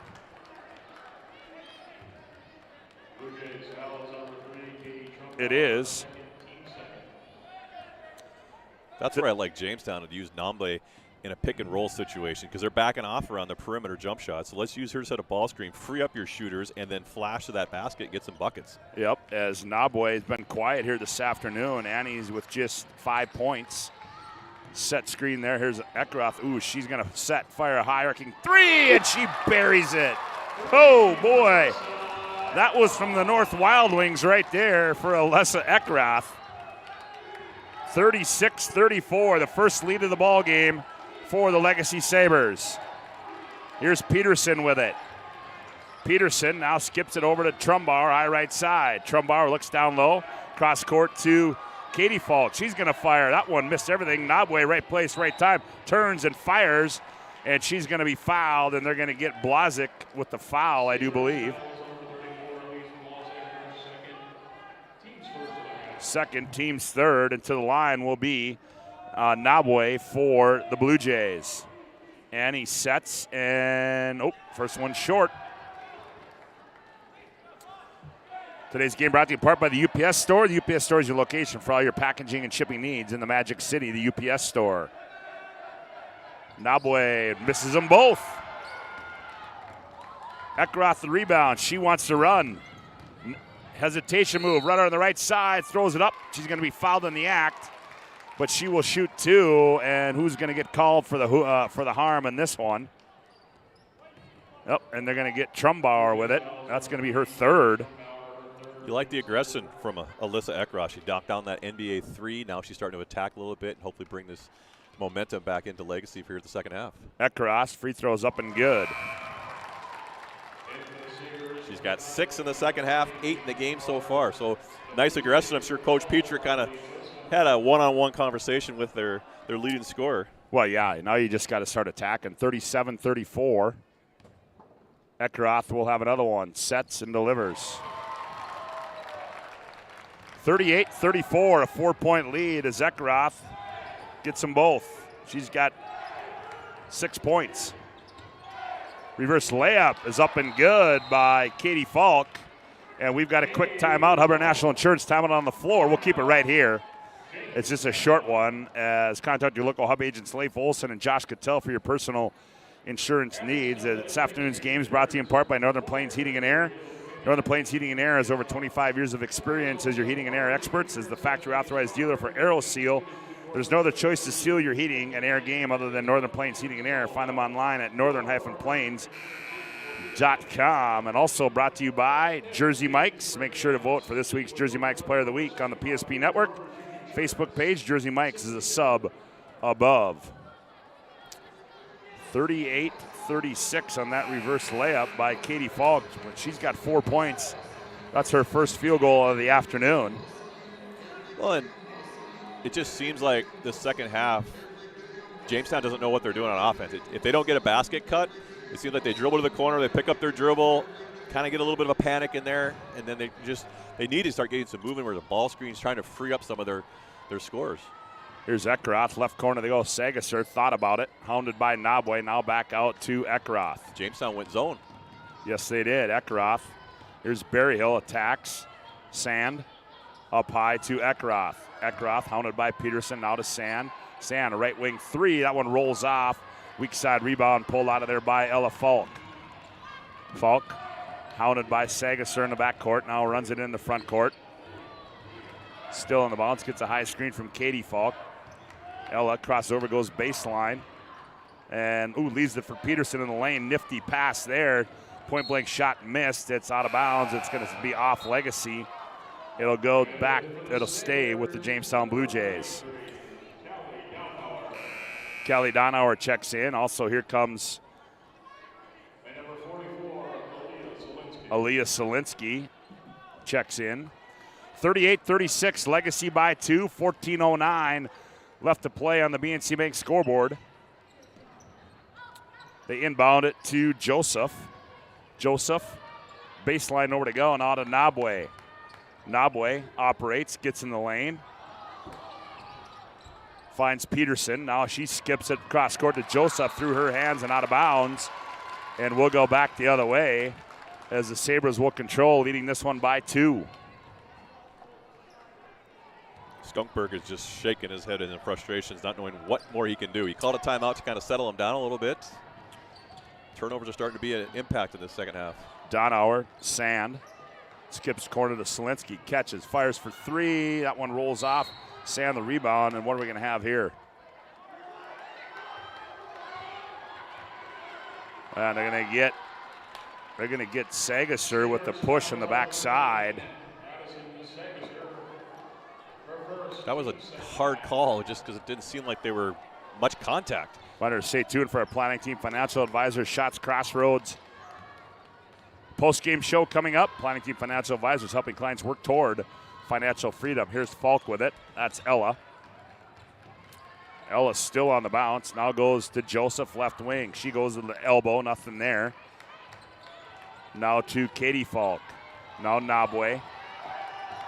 5 to shoot. Nabwe attack. Oh, nice pass. Layup. Got it nice to Katie Falk. But how about the delivery by Annie Nabwe? Not sure how that got through 2 defenders in there, but a heck of a pass. And we are tied at 38 on the BNC Bank scoreboard. Who was that good? And the ball goes out of bounds as Donauer cannot hang on to it. So if I'm Jamestown, I'm running my offense through Nobley. But whether it's pick and roll, whether it's slashing to the hoop, she makes a lot of things happen. She's not scoring a lot here tonight, which is fine. She's got 5 points in the game here tonight, but she's making other things happen. As Nabwe controls, walks it in, now attacks. Ooh, tries to flip one up, too far underneath the hoop. Selinsky comes out of there with it, gives it to Eckroth. Now Eckroth loses it back to Nabwe. Nabwe, slow things up, gets it off to Ella Falk. 12.5 to play in the ball game. Down low they go to Katie Falk. Now to Nabwe. Nabwe, shot fake. Now skips it over to Peterson. Peterson goes baseline. We're going to get a foul before. They're going to get Donauer on the foul. And they're just forcing Annie Nabwe to take a jump shot. They're not going to come out of the paint out on her. And that's kind of what I mentioned earlier. Go set a ball screen. Get somebody freed up so that they can kind of get open on a jump shot, and then she can slash to the rim. Well, Nabwe comes out of the game. Here's Peterson with it. Peterson. Hounded by Weigel. Up high. They go to Hawkinson. Hawkinson hands to Falk. Katie hands off to Ella. Ella turns, fires for 2. No good. Hawkinson the rebound. Her shot short. Rebound Peterson. Poked away. Peterson gets it back. Ball still with Ella Falk. Now Peterson with it. Falk. Joseph, teardrop in the lane, too strong. But that was a good offensive set by Jamestown there. They had a couple multiple looks and just didn't get it to drop. Here's Weigel, left corner 3, short. And Felkley and Selinsky try to save it. But it's going to be out of bounds, and Sand comes back in.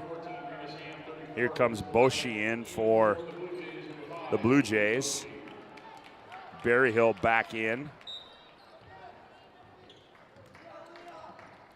38-38 on the BNC Bank scoreboard. 11.5 to play in the ball game.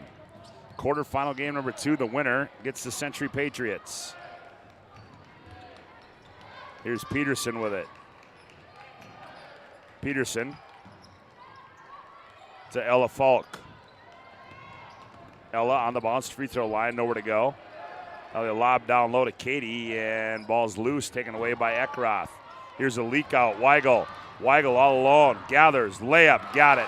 Nice outlet pass by Eckroth. Halen Weigel with 5, and Sabres back up by 2 at 40-38. Ella Falk. Hawkinson. Katie Falk.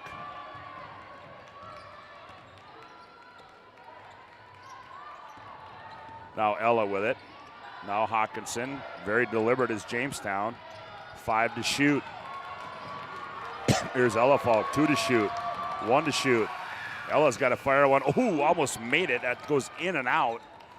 Oh, that would have been Heartbreak Hotel there for the Sabres, but they have the ball, leading by 2.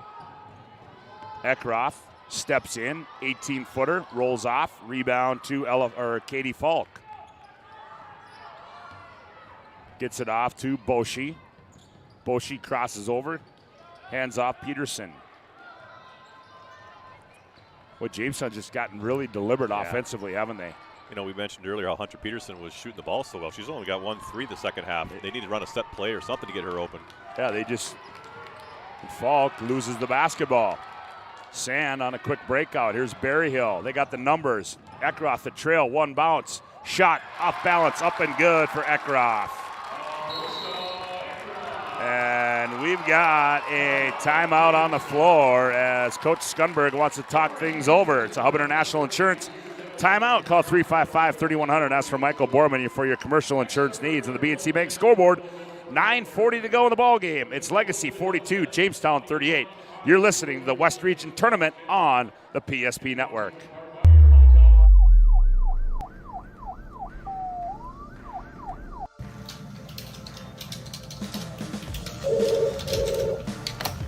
Thanks for buying some room.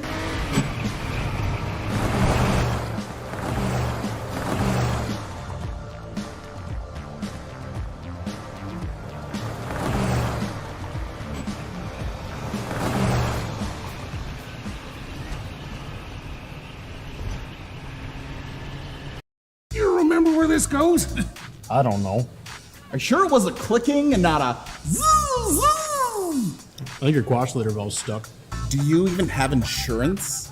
If we soak it, it should be good. No matter how much you know or don't know about your vehicle, trust the experts at Tires Plus. Real answers from real mechanics. Purchase 4 eligible Firestone tires and receive up to $120 in a prepaid Visa gift card. Thinking. Well, the Legacy Sabres are looking to stop a 4-game losing streak here and try and defeat Jamestown for the first time this season. They lead at 42-38 on the BNC Bank scoreboard as the Blue Jays have it out of the Coach Skunberg timeout. And Trumbauer back in there, gets it off to Peterson. Now here's Boshi Nabwe back in there. Also Hawkinson in there. Now they give it off to Trumbauer. Legacy really stepping up defensively. Now they get Nabwe in the post and hangs. Shot missed, throws one up, falling backwards, and they're going to say it. She's fouled, but will it be on the shot? No. Jamestown this second half has only had 2 girls score. Kate Falk has 4 along with Hunter Peterson, so only 2 girls have scored this second half here. They had 32 at half. They've only scored the 6 points total in the second half. Foul goes on Blazik. They get into Nabwe. Nabwe attacks. Double clutch shot, no good. Rebound to Eckroth. Here comes Eckroth on the move. Ooh, and it goes through the hands of Weigel out of bounds. And she just kind of reached for that one. Bad turnover there for the Sabres. 9:03 to play. Reminder, our planning team financial advisors, Shots Crossroads post-game show. Shots Crossroads, your post-game headquarters. Order online at shotscrossroads.com. Also, our tournament headquarters, Buffalo Wild Wings. 2 locations, North Bismarck, South Bismarck, near the Civic Center.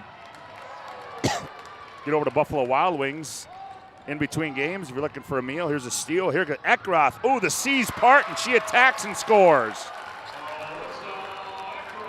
Eckroth. Echo's got 11 in the second half here, and 13 for the game. Nabwe. Oh, off the window, and Nabwe starting to attack the glass. Cuts the lead back to 4 at 44-40. Here's a loose ball. Felkley hangs on. Weigel, catch, fire, 3. That one rolls off. Rebound, Nabwe.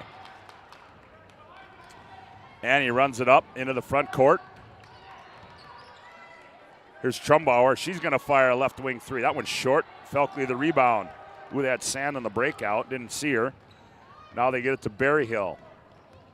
Berryhill between the rings. Now Eckroth. Here's Sand. Looks inside. Felkley. Good patience by the Sabres. Berryhill, catch, fires for 3. Bingo!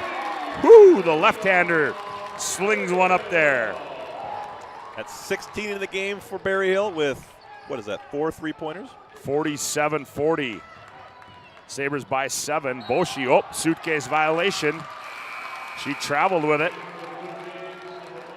Substitutions coming in for both teams as Carly Remick coming in for Jamestown. You know, we mentioned in the pregame that we thought the playing up pace was going to be what Jamestown would be to their strengths, and it seems like it's working the second half here for Legacy. They're playing a little faster, getting the ball moving, attacking more.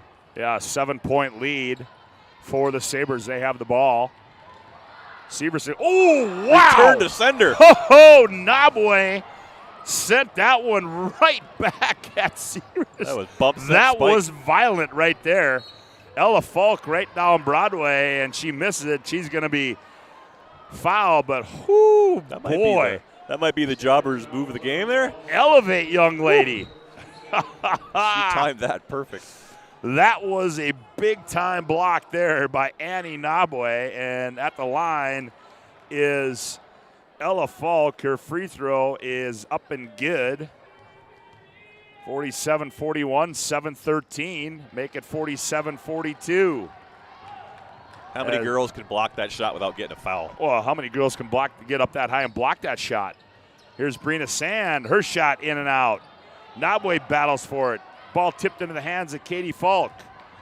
Oh boy, I'm going to watch that one back again because that was impressive. Trumbauer, left corner, 3, bingo. Trumbauer. And the Jays are back to within 2 at 47-45. Almost a steal. Here's Eckroth.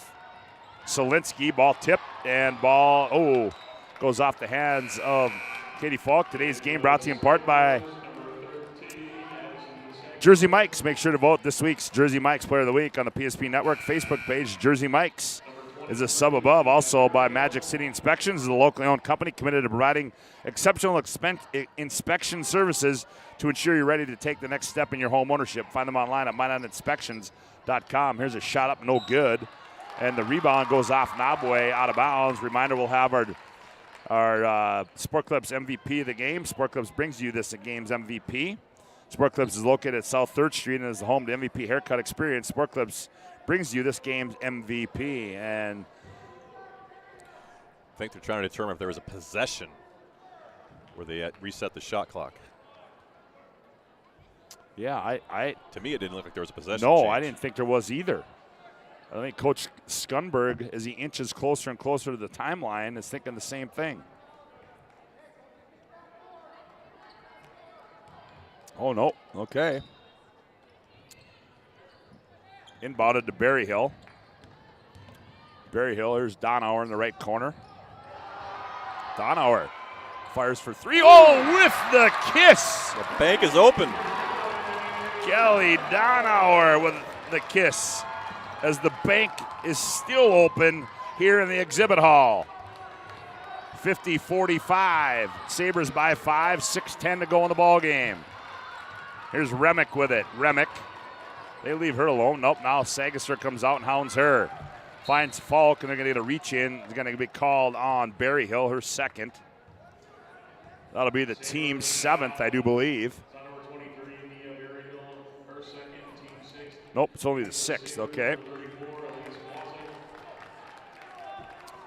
Blazic checks in. They lob it into Nabwe. Nabwe catches, spins, attacks, score it, and she's fouled.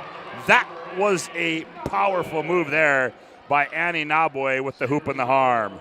Well, and you like that he ran a set for her. You know, Coach Skunkberg wanted to get her pocket, get her moving a little bit here. She ran that set play. They spread them out. Legacy very far was out of position on that last play. 50-47. Nabwe's free throw up and good. 50-48. We expected a good one, and we got one. Nabwe's got 10 in the game so far. Yeah, 5 in each half. Sagastar is going to fire for the miss everything. Ball tipped, the downer. Oh, Nabwe again. Oh, they're going to say, no, there's a foul before that, but still. I might be looking to shot fake. I'm not going to be in no ESPN highlight reel. Oh. So at the line is Donauer. Free throw too strong by the sophomore. She will have one more. 5:46 to play in the ball game. 50-48. Second one, missed them both.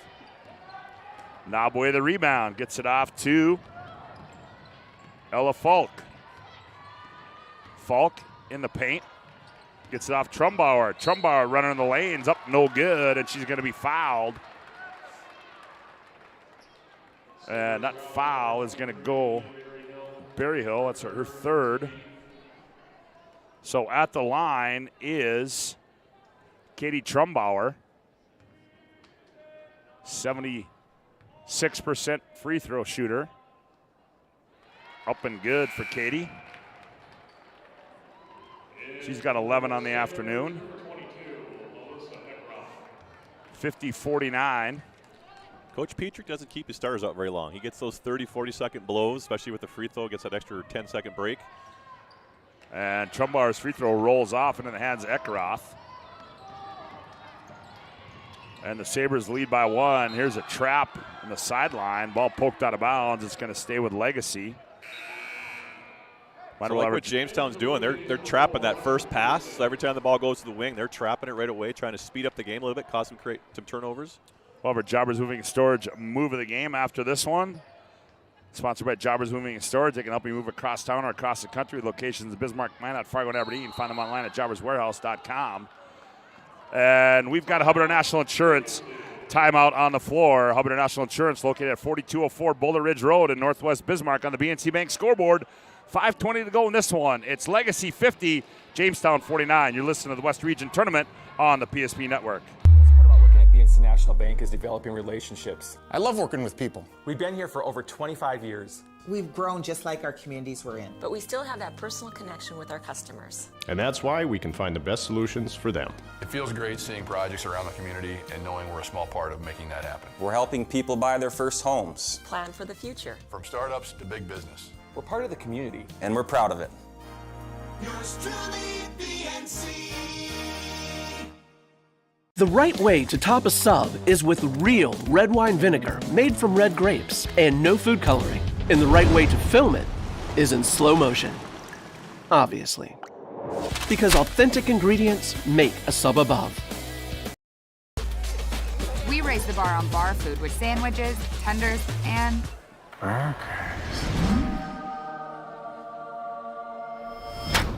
there's more where this came from. To the greatest of all times, Buffalo Wild Wings. 50-48. Sabres lead this, I stand corrected, 50-49. Sabres lead it. Jamestown sitting in that zone defense.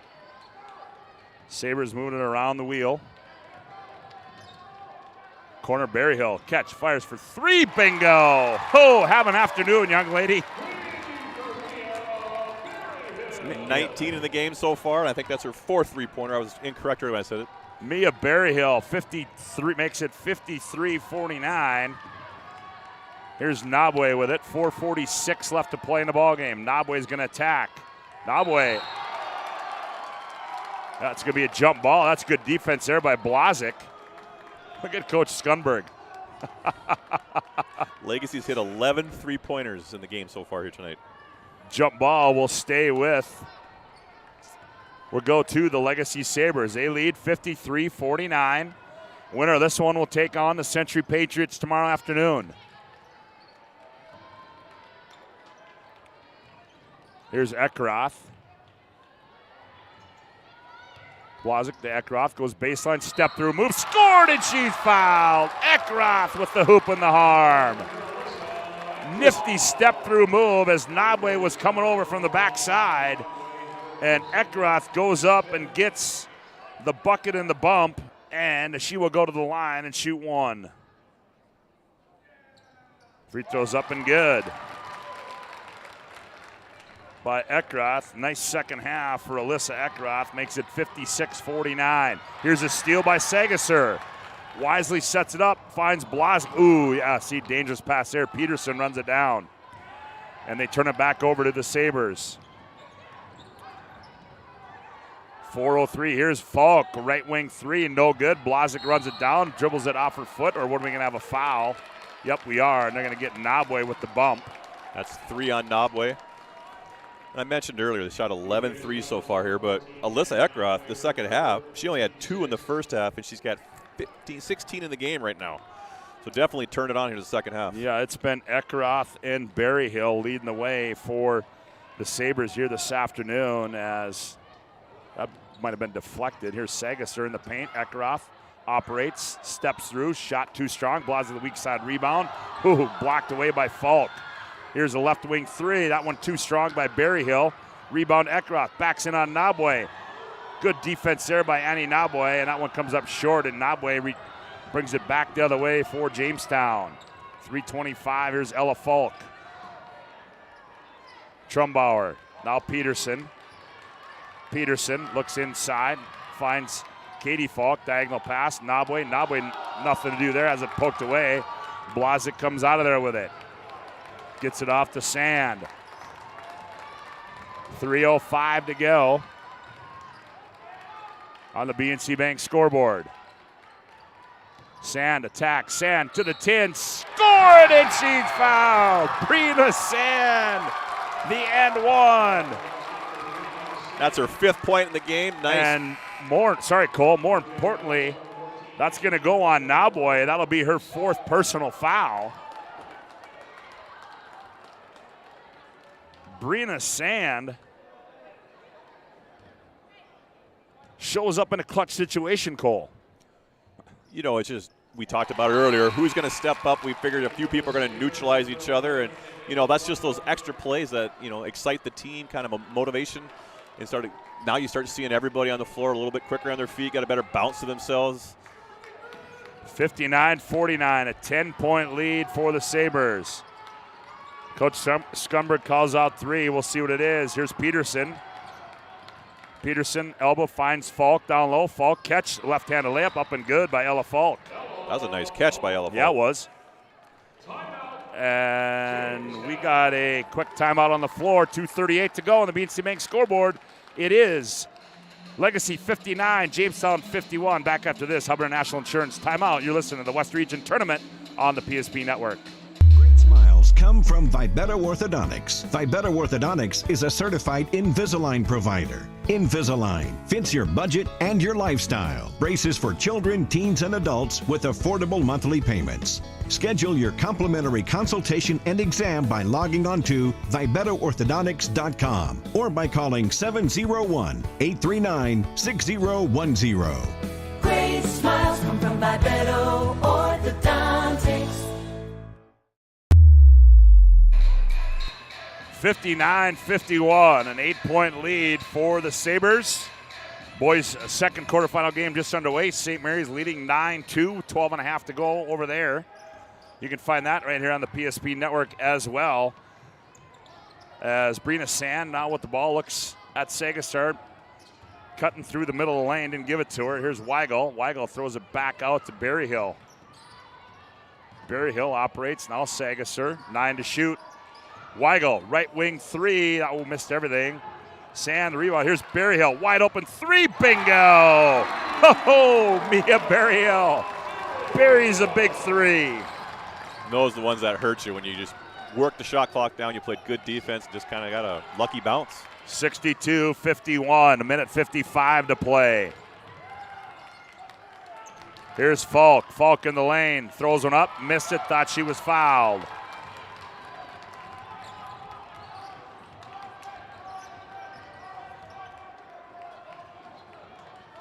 Here's Sagastar, almost had it poked away.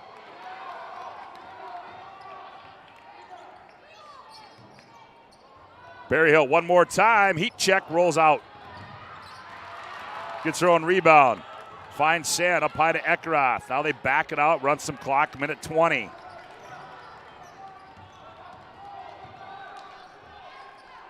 Here's Berryhill with it. Berryhill. And she's going to be fouled out high, and that's going to go against 2.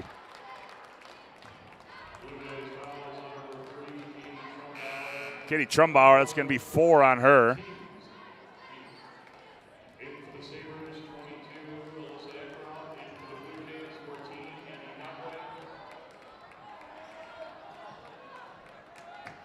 As at the line will be Mia Berryhill for the Legacy Sabres, and what an afternoon she has had. Free throw comes off. And the Blue Jays got to go quick, 62-51. They trail by 11. Here's Falk, catch, shoot in motion. Oh, she buries one. And a quick timeout. We'll keep it right here. as it's just going to be a short timeout as Ella Falk cuts it down to 8 at 62-54. Today's game brought to you in part by Prestwich Orthodontics, specializing in braces and Invisalign for all ages. We offer free consultations and financing options to make it easy to take care of your smile to the next level. Visit MinotBraces.com today to get started with a free virtual consultation. Prestwich Orthodontics. Also brought to you by Chuppy Clinic.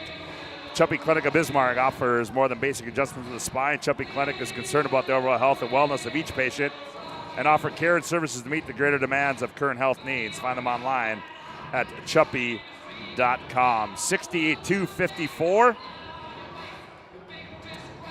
59.2 to go as the Sabres trying to hang on and advance to the West Region semifinals tomorrow as the Century Patriots await the winner of this one. Again, we'll have all that coverage for you on the PSP network. On the boys' side right now, with about 10 minutes to go in the opening half, St. Mary's leads 15-2 over Dickinson. Full court pressure being applied by the Blue Jays. Blazik will trigger it in. They do to Sand, and oh boy, that's going to be 1st and 10 for Legacy as Sand hits the floor. It's a hard foul there by Falk.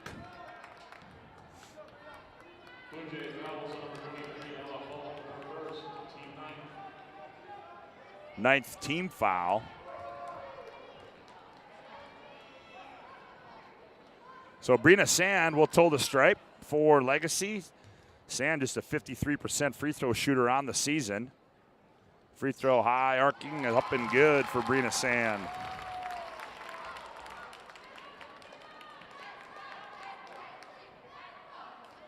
(63-54). Sand will have one more. That one's up and good as well. As Brina gets them both, 64-54. And collision, Sagasar holding her head. Now she's going to come out of the game.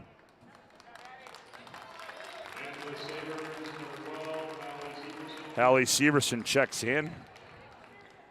Sagasar appears to be okay. Maybe just got her bell rung a little bit. Inbound, they get it to Trumbauer.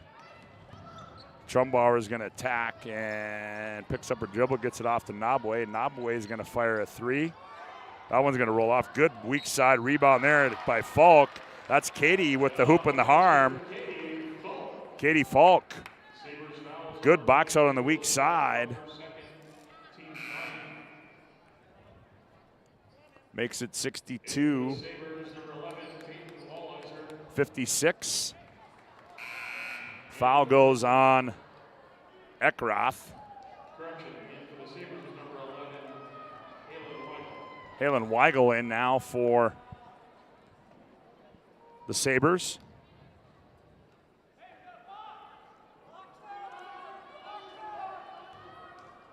At the line is Katie Falk. Free throw up and good for Katie.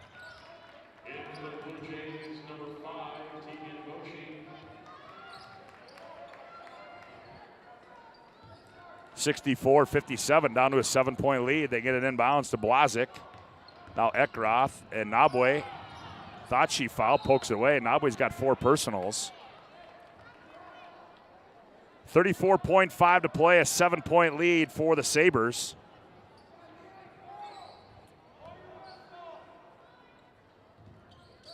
Eckroth, they get it into Berryhill. Berryhill's going to be fouled. They're going to get Carly Remick with their 2nd personal foul. This afternoon's game brought to you in part by Clean Tech. Don't forget about Clean Tech's 24/7 disaster response and restoration services. Visit them online at cleantechllc.us. Clean Tech coming to the rescue since 1992. Berryhill free throws missed.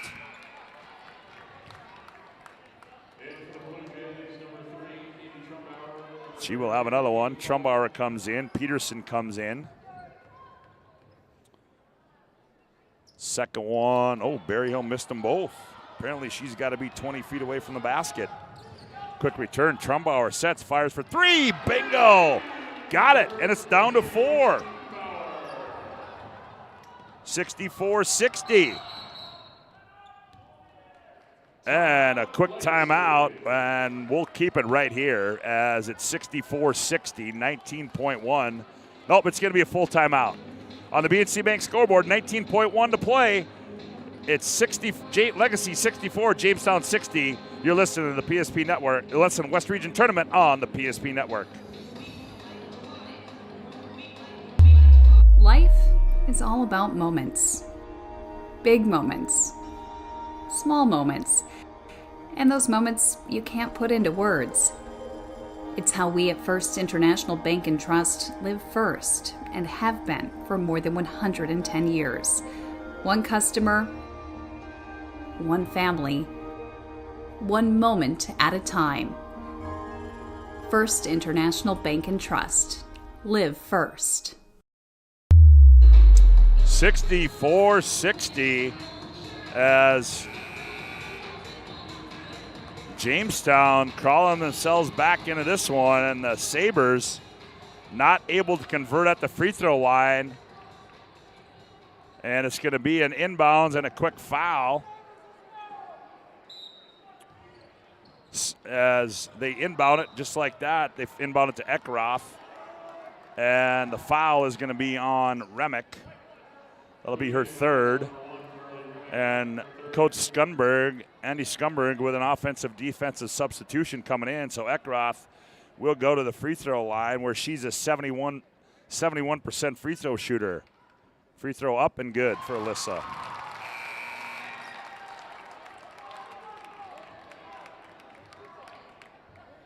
(65-60). Eckroth will have one more with 18.4 to play. Toes the stripe, delivers, got it.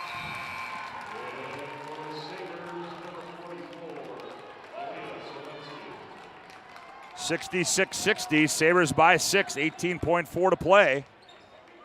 They roll it in as Falk's going to let it roll, and she runs it in the front court. Here's Peterson with it. Peterson skips it. Trumbauer catch. Fire for three. That was short. Nabwe the rebound. Nabwe, 7 seconds. 6. Here's Trumbauer. Runner in the lane is up and good. And Coach Scumberg wanted a timeout, but some time ran off as Trumbauer was able to convert, and there's only 7/10 left. And Coach Scumberg said he wants 5 seconds left.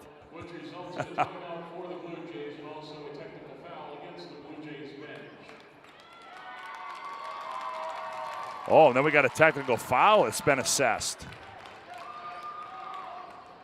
So Eckroth will go back to the line with a 1.5 to play. Eckroth. Well, that's what you got to do in games like this. You got to convert at the free throw line, and she's doing that right now. As Eckroth gets them both, makes it 68-62 with a 1.5 to play and a quick inbounds here. And Legacy is going to end that losing streak as they inbound it, and the Sabres are going to win this one by a score of 68-62. That will take us into our Planning Team Financial Advisors Shots Crossroads postgame show. Hey, Planning Team Financial Advisors helping clients work toward financial freedom, and Shots Crossroads get filled up on their delicious menu that includes the famous number 99. Order online at shotscrossroads.com. Team buses are always welcome. The Sabres victorious here, 69-62, as Cole Higland has made his way down to the playing floor. He's going to try to get a few words with head coach Jim Petrick as the good friends converge. And I believe right now Cole has got Alyssa Eckroth, and let's go down on the floor and Cole Higland. We'll go with Alyssa Eckroth here first, since Coach Petrick's got a busy here, shaking hands with Coach Skunkberg.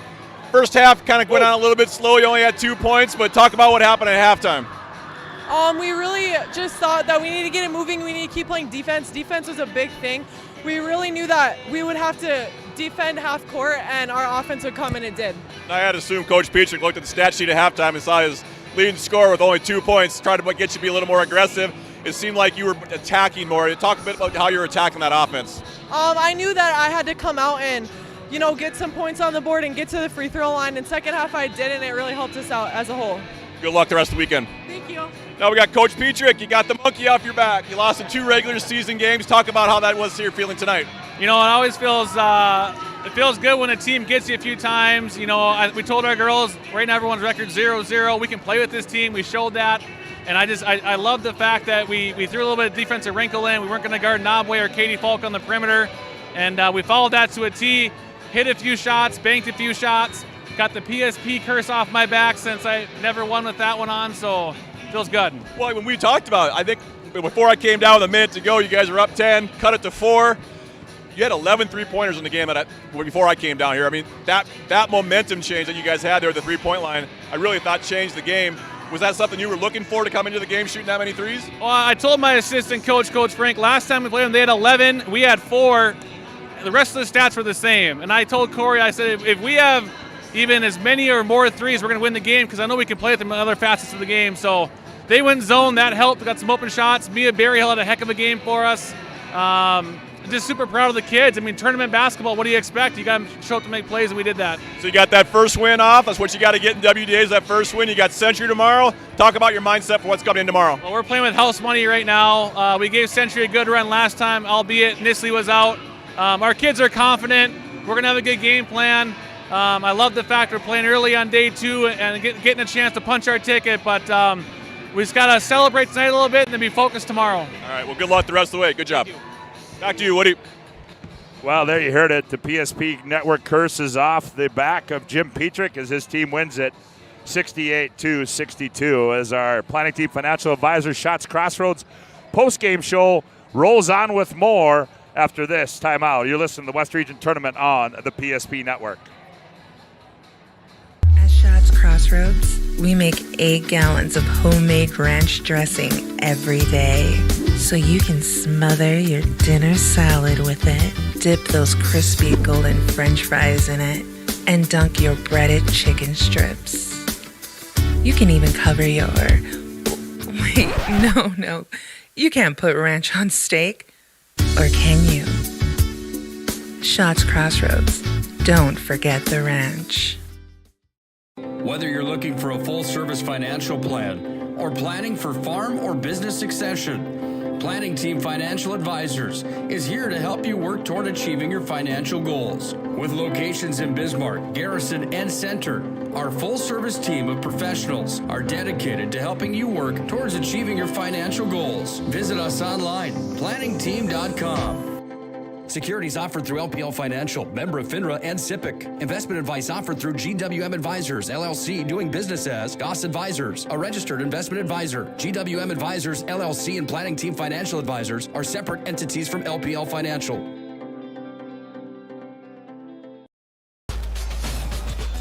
With 26 flavors, got a sauce for every squad.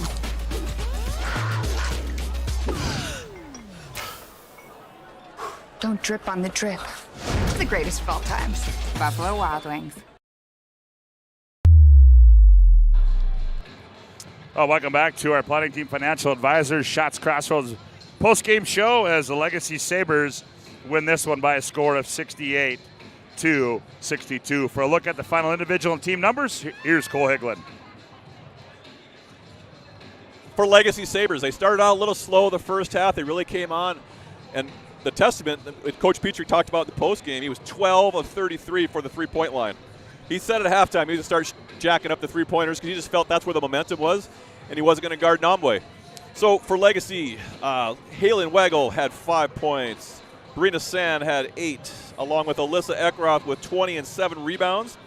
And Mia Berryhill, 22 and 6, along with 2 assists in the game. Callie Dunhauer had 9. Elise Blazik had 3, along with 5 rebounds.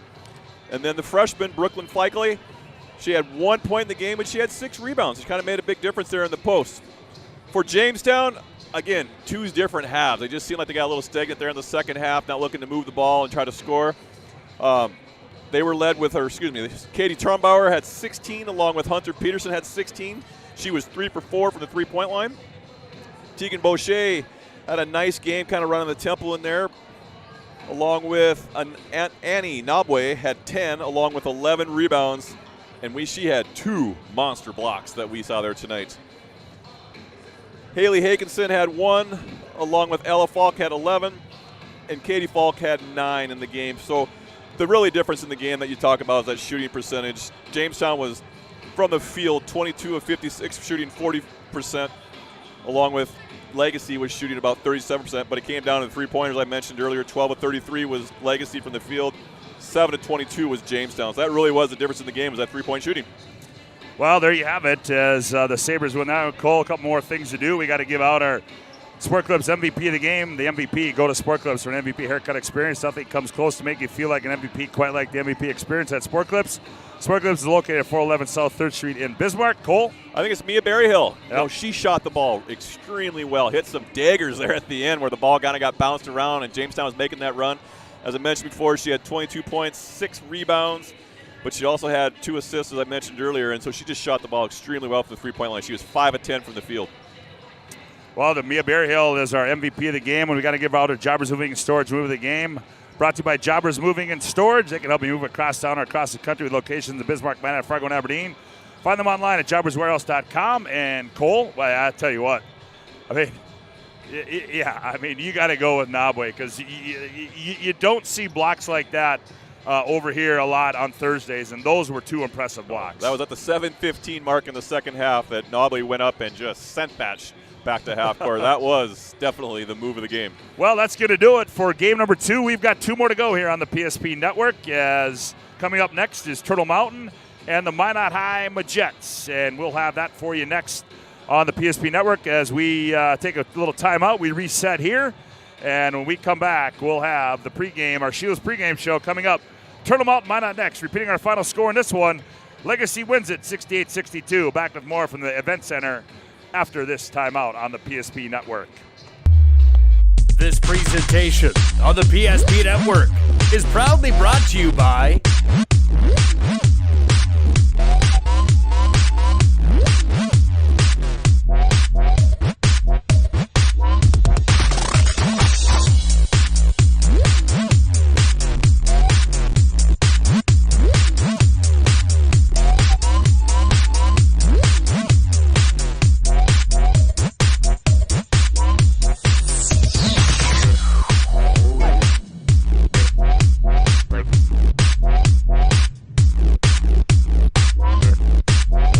sure to like and follow the PSP Network on all social media platforms.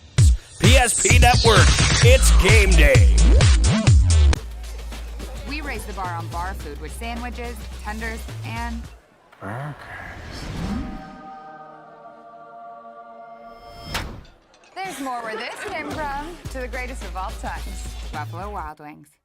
BNC has been here for over 25 years. We're still a community bank that's there for you. When you come in with your business plan, your vision, your idea, we can make it a reality. I love seeing projects come alive for our clients.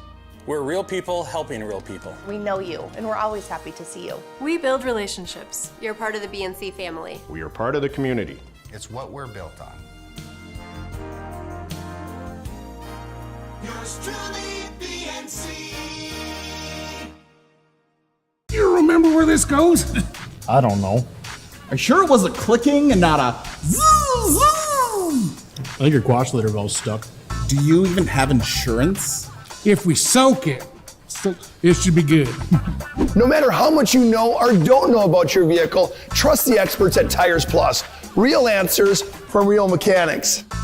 Inspections are free to ensure your vehicle is always in peak condition. Thinking service? Think Tires Plus. With 26 flavors, got a sauce for every squad.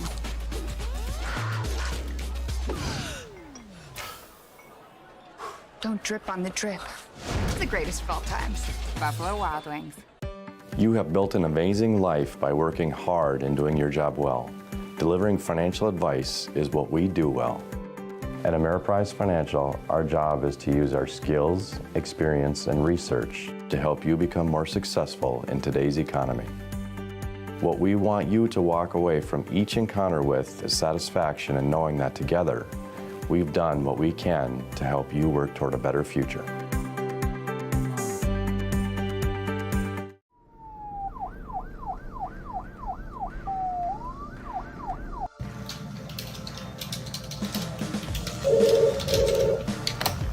Thanks for calling Ceremonies.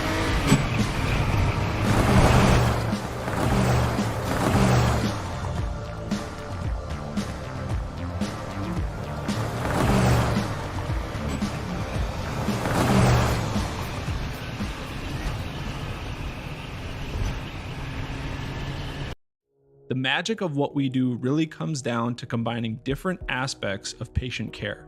Here at Premier Chiropractic, we love combining soft tissue work, the adjustment, and exercises together. We found that this gets the best results for our patients.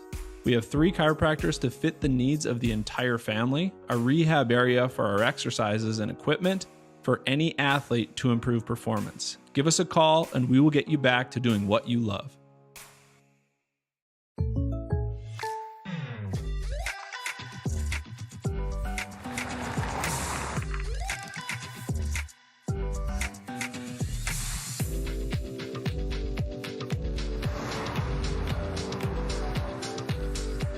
For your surprisingly great rates, contact your local State Farm agent today. If you want the real deal, talk to State Farm agent Michael Lebron in Minot today. Like a good neighbor, State Farm is there. Carson, timeout. Who calls a timeout in this game? Me, I'm icing the kicker. Really? It'll give us more time to talk about First Western Bank and Trust. Like our convenient online banking. Along with smart trust service options. We're all about hometown service with bankers that know you and the community. Okay, go ahead and kick. I don't believe this. First Western Bank and Trust. You can bank on us.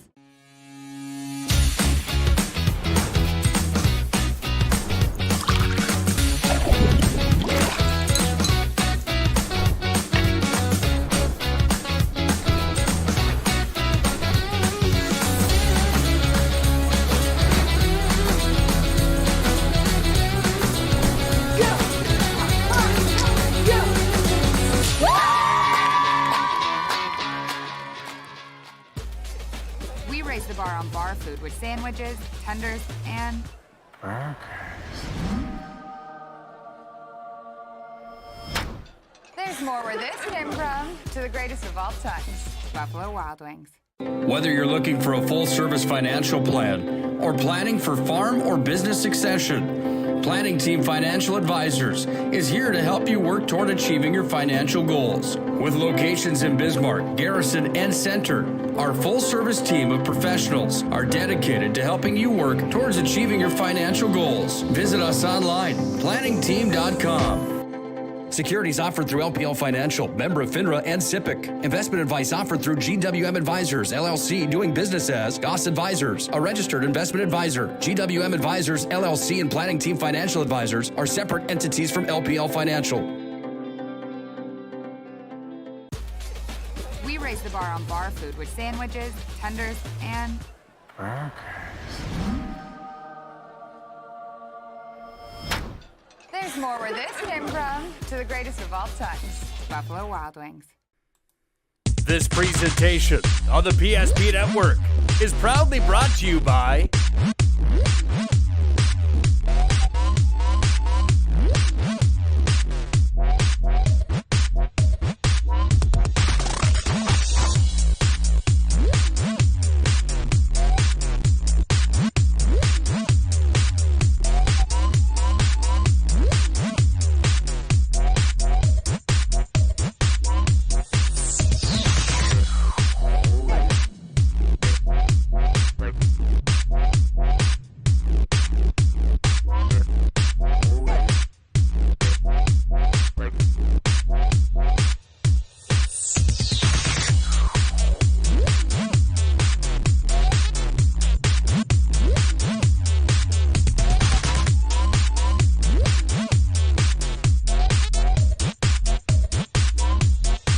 Make sure to like and follow the PSP Network on all social media platforms. PSP Network, it's game day. BNC has been here for over 25 years. We're still a community bank that's there for you. When you come in with your business plan, your vision, your idea, we can make it a reality. I love seeing projects come alive for our clients. We're real people helping real people. We know you, and we're always happy to see you. We build relationships. You're part of the BNC family. We are part of the community. It's what we're built on.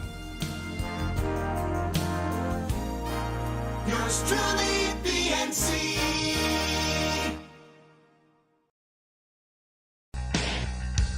Comes to Zet, he's all alone. Slam dunk.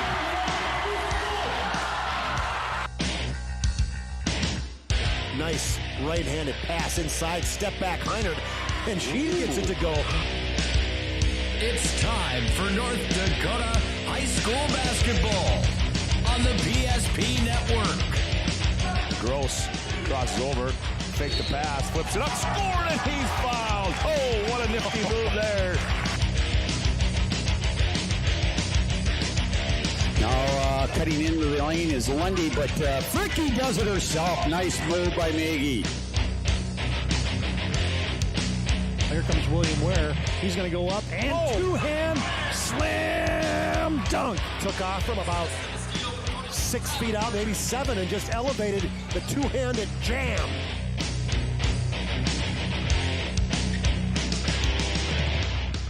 Now, let's go to the hardwood for this matchup's pregame show on the PSP Network.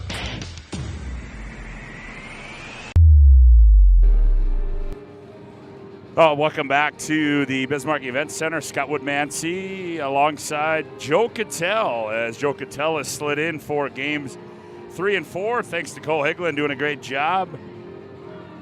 As now we got Brandon Beater producing. We got John Haugen on the camera, so we got a full crew up here now for game number 3. Glad to have you aboard on the PSP Network.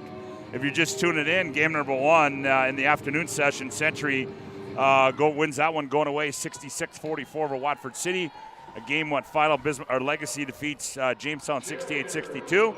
That sets us up for game number 3, the number 2 seed and the number 10 seed. It's Minot High, the Majettes, and the Bravettes from Turtle Mountain. Minot High coming in here 17-3 on the season. And you got my. See, you come in here and you just start right away. Cattell, see, this is an old coach right here. Cattell walks in and he just walks in the building and he just starts taking everybody else's stuff and looking at it and doing all this stuff. So, you know what? Hey, Joe, how are you? I used to be a head coach, so I used to be in charge. I could do whatever I want. I could grab what I want, take what I want. Everything was for me, but I'm not that way anymore. So. Well, Joe, glad to have you aboard here tonight. And we look at this one here. Obviously, Minot High, a team that has got a lot of youth in this lineup, and they've got some gals that, as 8th graders that perform at a high level. And Turtle Mountain, on the other hand, they had to beat St. Mary's on a playing game. So very similar to game number 1. This is kind of a David versus Goliath type basketball game.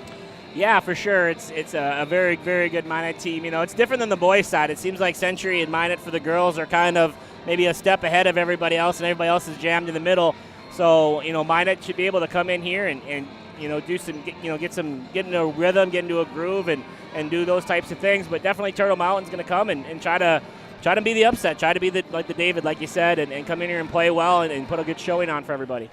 Yeah, well, Turtle Mountain last qualified for the state tournament back in 14-15. Last time in the quarterfinal round was 15-16, but nonetheless, they're led by a young lady in Amaya Gornell coming in here. All WDA last year, second in the WDA in scoring at 19.3 points per game, 5.7 assists, second in the WDA. So certainly an exciting player in Gornell. Yeah, for sure. She seems like I haven't had a chance to watch her, but she seems like a player that the WDA respects as far as the other coaches go, giving her the honor of being an all-conference player.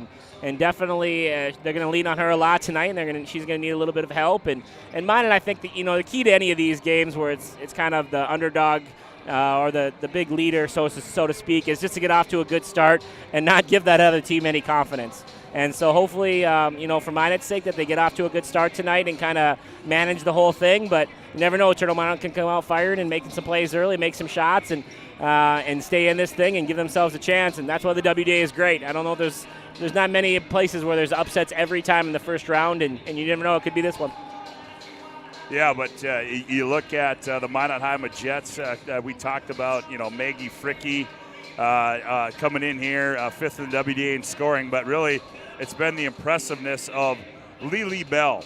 This gal's an 8th grader, Joe, and I don't know if you've had a chance to see her play. I've had to see her play a couple times, and boy, I tell you what, Joe, what I like to tell people is that you've been around basketball a long time. You've been around the boys' side a long time. That this young lady does things that you're not supposed to do as an 8th grader on the basketball floor.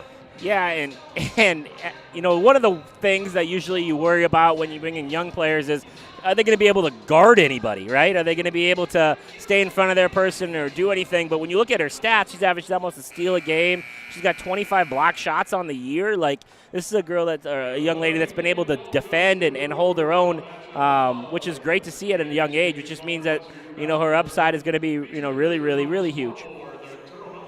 Well, as we inch closer to the starting lineups and the opening tip, quarterfinal game number 3, well, that's coming up next right here on the PSP Network as you're listening to the West Region Tournament on the PSP Network.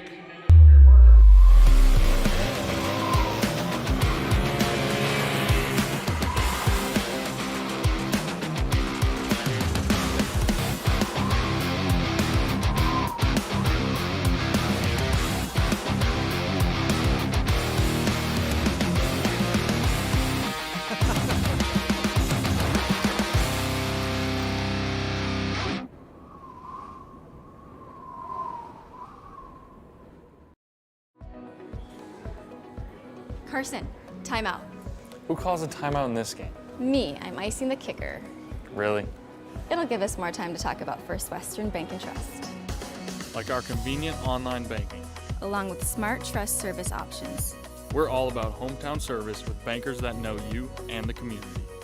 Okay, go ahead and kick.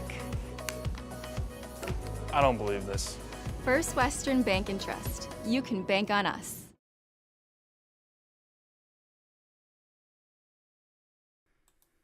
This presentation on the PSP Network is proudly brought to you by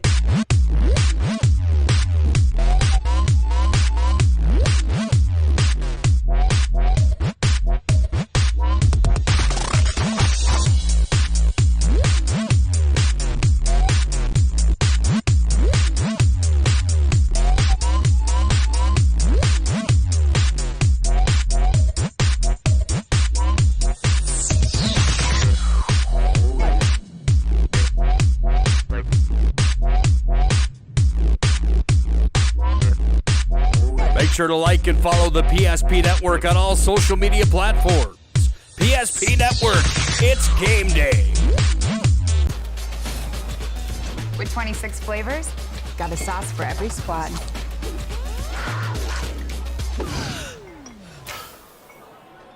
Don't drip on the drip. It's the greatest of all times. Buffalo Wild Wings. Now, welcome back to the Shields pregame show. Scott Woodmansey, Joe Cattell with you. Shields offers clothing, footwear, and gear for all your passions from fishing to fashion. Shop sporting goods, clothing, hunting, and fishing gear, and more at Shields of Bismarck and Minot. As we get set to bring you quarterfinal game number 3, give you an update on the boys' side. For those of you watching us on the girls' side, with about 16 minutes left in the game, St. Mary's is all over Dickinson by 48-20. So St. Mary's being impressive there. As we've got 2 more to go on this side, as the upper bracket has been determined. As tomorrow afternoon at 2 o'clock, you'll hear it on the PSP Network. Century will take on Legacy at 2 o'clock, and then at 4:30 tomorrow afternoon in the event center. Right here in the exhibition hall. It will be Watford City taking on Jamestown in a loser out game. So we'll have all those for you on the PSP network. Well, the starting lineups are being announced on the floor. They'll go like this. First of all, for the Bravettes from Turtle Mountain, they'll go like this. At one guard will be Amaya Gornell. She's 5'8" and a junior. At another guard will be Jersey Parisian. She's 5'9" and a senior. At one forward will be Mason Ferris, 5'8" and a senior. The other forward will be Katie DeLorme, 5'10" and a senior. And at another forward will be Cadence Gorneau. She's 5'10" and a senior. Their head coach is David Gorneau Jr. in his second year. For the Majettes from Minot, they'll go like this. At one guard will be Maggie Fricky, 5'7" and an 8th grader. At the other guard will be Maya Aguilar, 5'9" and a junior. At one forward will be Mariah Evenson, 5'9" and a senior. And at the other forward will be Avery Lundy. She is 5'8" and a sophomore. And in the middle will be Lily Bell. She's 6 foot and a senior. As it appears, yeah, she's going to get the start. Lily Bell is, as they continue introducing the starting lineups. As we have one more to go after this one, as it will feature Bismarck High and Mandan. And good to see Avery Lundy back. She's wearing she was hurt in that last game against Century. Hurt her elbow, and I see she's got a wrap on that, but appears that she's okay. Talking to her father this week, Mitch Lundy, says she's good to go.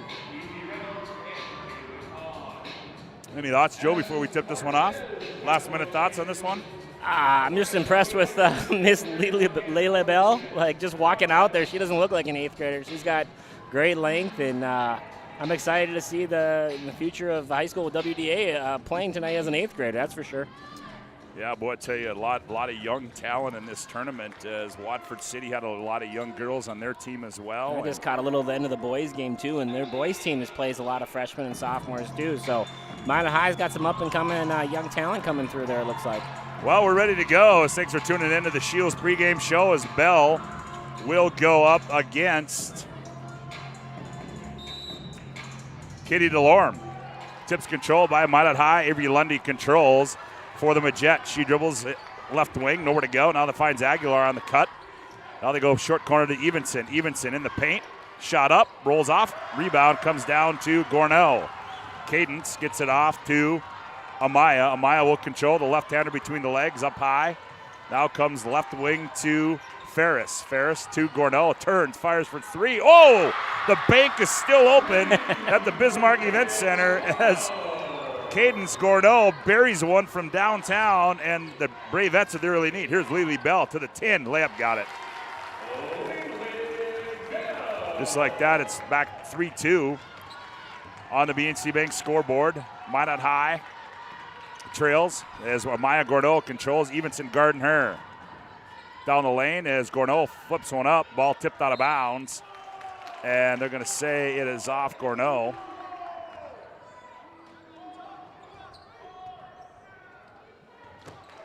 As Fricky will control now for the Majettes. Here's Lundy with it. Lundy, high right side. Oh, here's Evenson on the cut. Layup got it.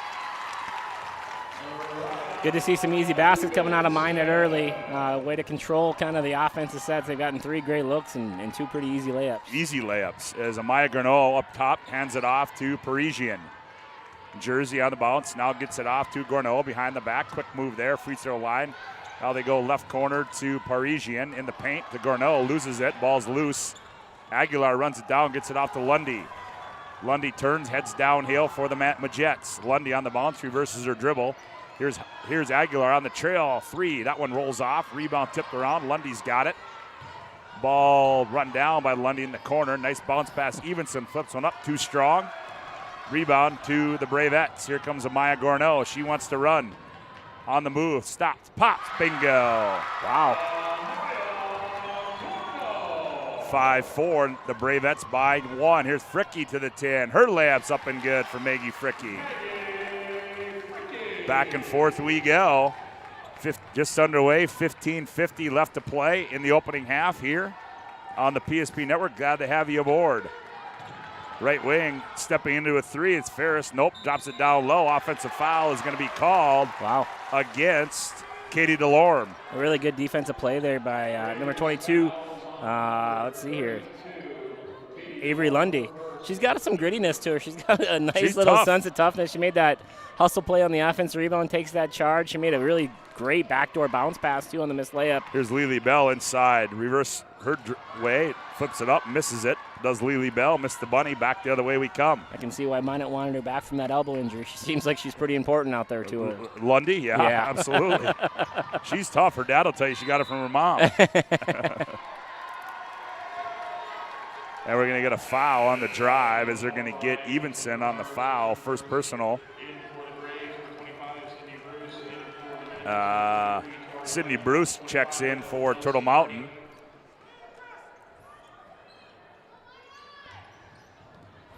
As Amaya Gornell controls between the rings, behind the back, goes Gornell. Stop and go move, now kicks in the left corner to Parisian. Parisian up high, they come to Bruce. Right corner, Gornell turns, fires that one off the back of the backboard as Cadence Gornell's three is no good. Here's Aguilar in the front court for the Majettes. Left corner, here's Fricky. She's going to fire for three. Bingo. Great play. Really good transition there. They really ran the floor well, covered up all the corners, spaced out, and that was a really, really nice play there by the Majettes. 9-5, the Majettes by 4, 14:34 left to play, opening half on the BNC Bank scoreboard. Gornell nowhere to go with it. And we're going to have a Hubbard National Insurance timeout on the floor. Contact your local Hub agents, Leif Olson and Josh Cattell, for your personal insurance needs. 14:30 to go on the BNC Bank scoreboard, opening half. It's Minot High 9, Turtle Mountain 5, as you're listening to the West Region Tournament on the PSP Network. Remember where this goes? I don't know. Are you sure it was a clicking and not a zoo? I think your quash litter valve's stuck. Do you even have insurance? If we soak it, it should be good. No matter how much you know or don't know about your vehicle, trust the experts at Tires Plus. Real answers from real mechanics. Purchase 4 eligible Firestone tires and receive up to $120 in a prepaid Visa gift card. Thinking. That quick timeout there by David Gornell Jr. as he wants to draw something up as they inbound it to Amaya Gornell. She attacks right elbow, 16-footer on the way, rolls around, comes off. Rebound to Aguilar. Aguilar, they turn, and she wants to run quickly in the front court. Fricky on the trail. Set fires a deep, high-arcing three. Air ball. Lundy there to catch the air ball. Fricky. Here's Aguilar. Right wing three on its way. That one rolls off. Lundy the weak side rebound. And they're going to say it was tipped out of bounds off of Sydney Bruce. Minot looks really comfortable offensively right now, getting really good looks. Not making them right now, but definitely getting good looks and getting extra looks by just popping in some offensive rebounds here and there. Jackson DeLorme checks in for the Bravettes, also in the ball game. Here's a steal by Amaya Gornell, back in the front court, guarded by Lundy, falls down. Lundy takes away, and she's going to be tripped by Gornell. As they will get Gornell. Boy, I think we've got two Kleingens refereeing in this basketball game. Oh, I don't think you're supposed to tell people that stuff. I'm not sure. We do. Here's Fricky in the corner. You think they'll start fighting mid-game about something? That's what me and my brother would do if we were ref in the game. Here's a loose ball on the trail. Here comes Bruce. Her shot, air ball, into the hands of Aguilar. Here comes Fricky in the front court. Fricky slows things up between the legs. Now Aguilar. Now they go high post. Inside, that's Elsie Hardy. Here's Lundy in the corner. Lundy attacks baseline. Goes a baseline to Fricky and tipped out of bounds. They're going to say it's going to stay with Minot High. More substitutions coming in. Crew Lamore comes in. Evenson back in. Tori Height in the ballgame for Minot High as well. In there for is Ayanna Vivier. Is that right, Joe? Did you get that one? Yeah, Vivier, yep. Vivier, okay. Yep. Here's Height. Now they go to Evenson. Shot clock violation. This afternoon's game, or tonight's game, brought to you in part by the Medicine Shop of Bismarck. They're proud to support local athletics. The Medicine Shop offers free delivery. You can get your flu shot at the Medicine Shop. I like Turtle Mountain's energy right now. They're not scared of anything. They're getting some decent shots. Defensively, they've picked up a couple steals. Like, they just make some shots here in a row. They could be hanging in this thing for a while. Yeah, Bruce's shot comes out too strong. Rebound into the hands of Lamore. Gets it off to Fricky. Fricky in the front court, leaves it for Lamore. Lamore is going to attack. Lamore leans in, shot up, no good. But Carew is going to be fouled, and she will go to the line. And who's that? And that's going to go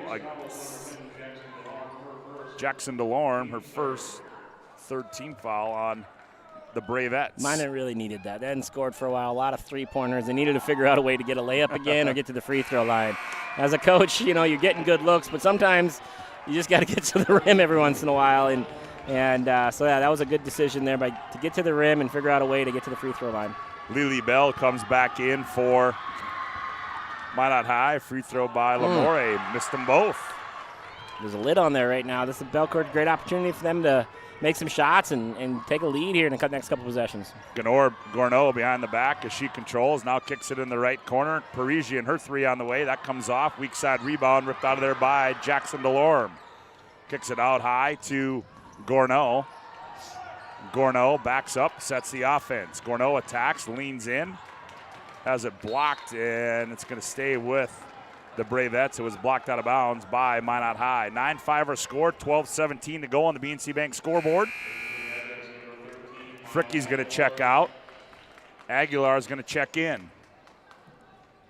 Ooh, boy, that one's bad over on the other side. Yeah, I watched the first 10 minutes of that, and I think it was 15-2 for the Dickinson St. Mary's game. It was fast. It happened fast. Three by Gorneau is no good. Lily Bell, the rebound. She's going to run it in the front court. Here's Lamore. They leave her all alone. Now she attacks, reverses her dribble. Took an extra step. Now here's a steal. The breakout on the move. Parisian layup. Got it. Minot's in the danger zone right now a little bit. They need to settle down offensively and make some plays around the rim. A lot of turnovers, a lot of missed jump shots. 9-7 our score.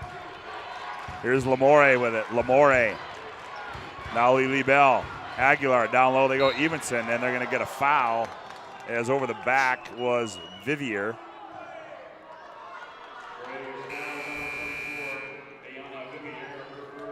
Ayana Vivier, okay.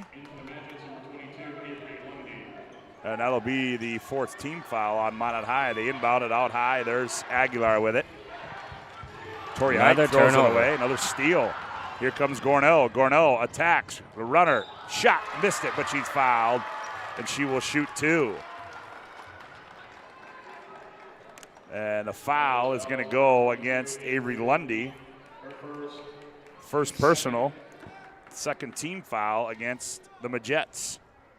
Tonight's game brought to you in part by Jersey Mike's. Make sure to vote for this week's Jersey Mike's Player of the Week on the PSP Network Facebook page. Jersey Mike's is a sub above as Gorneau converts. 9-8 our score. On the BNC Bank scoreboard, Bismarck High, Mandan to follow this one. Second one is Gorneau ties it at 9. You know, these two teams played in the regular season. Obviously, first game, Minot 82-50, and then they win 97-62. Right now they're in a ball game. Here's Lundy, left corner three is up and good for Avery Lundy. Hopefully that'll settle Minot's nerves a little bit. They, obviously giving up a lead and being in a tight game with the 8th or the 7th seed is not what you want to be in at the WDA, but hopefully they can settle in here defensively a little bit. Gorneau, Vivier from the free throw line, it's no good. They get it back out. Here's a high arcing three is up and good for Mason Ferris. Got a ball game. Settle in. We're tied at 12. Here's Lundy on the baseline. Evenson down low. Bell, 15-footer on the way. Too strong. Rebound to Lorme. Gets it off to Gorneau. We're tied at 12. 10:34 to go. Opening half of play. Gorneau down the middle. Kicks it back out to Bruce, and suitcase violation will go the other way. Yeah, that was a good call. Shuffled the feet a little bit there on the jump stop. Minot's just got to settle down a little bit, try to figure out how to get layups and free throws here, or inside-out threes. Don't settle for just passing around the perimeter. 1-2-2 zone being played by Turtle Mountain inside Lily Bell. Kicks left corner to Aguilar. She's going to fire for three. That one too strong. Weak side rebound. Comes down to Sydney Bruce. Gets it off to Gorneau. Gorneau runs it into the front court. She's going to pull up in motion, and three comes up short. She knows it. Boy, Amaya, just a junior, averaging 19.3 on the season. Second leading scorer in the West region. Guess who's the first? Here's Lily Bell. Nice find, right corner. Aguilar, that one rolls off. Bell battles for the rebound. It's pulled out of there by DeLorme. Gets it off to Bruce, now to Gornell. We're tied at 12 on the BNC Bank scoreboard. Gornell throws one up, comes off, rebound to the Majets. Here comes Evenson. Evenson, left corner to Lundy. Bell, catch, fire, three, bingo. Lily Bell makes it 15-12 on the BNC Bank scoreboard. Gornell in the front court. They try to go down low to DeLorme. Right corner through the legs. It'll be interesting here to see these last 9 minutes. If I can't imagine that the shot chart doesn't look like it's all three-pointers right now for Minot, other than those first two layups that they took. I feel like they're just kind of settling for jumpers. Even though they're good looks, they're not going in now. So it's maybe time to start getting around the rim a little bit more and figure out ways to shoot some more free throws. There's Lundy in the right. Lundy goes baseline, kicks it out. Evenson, she's going to fire for three, bingo. Well, what do I know?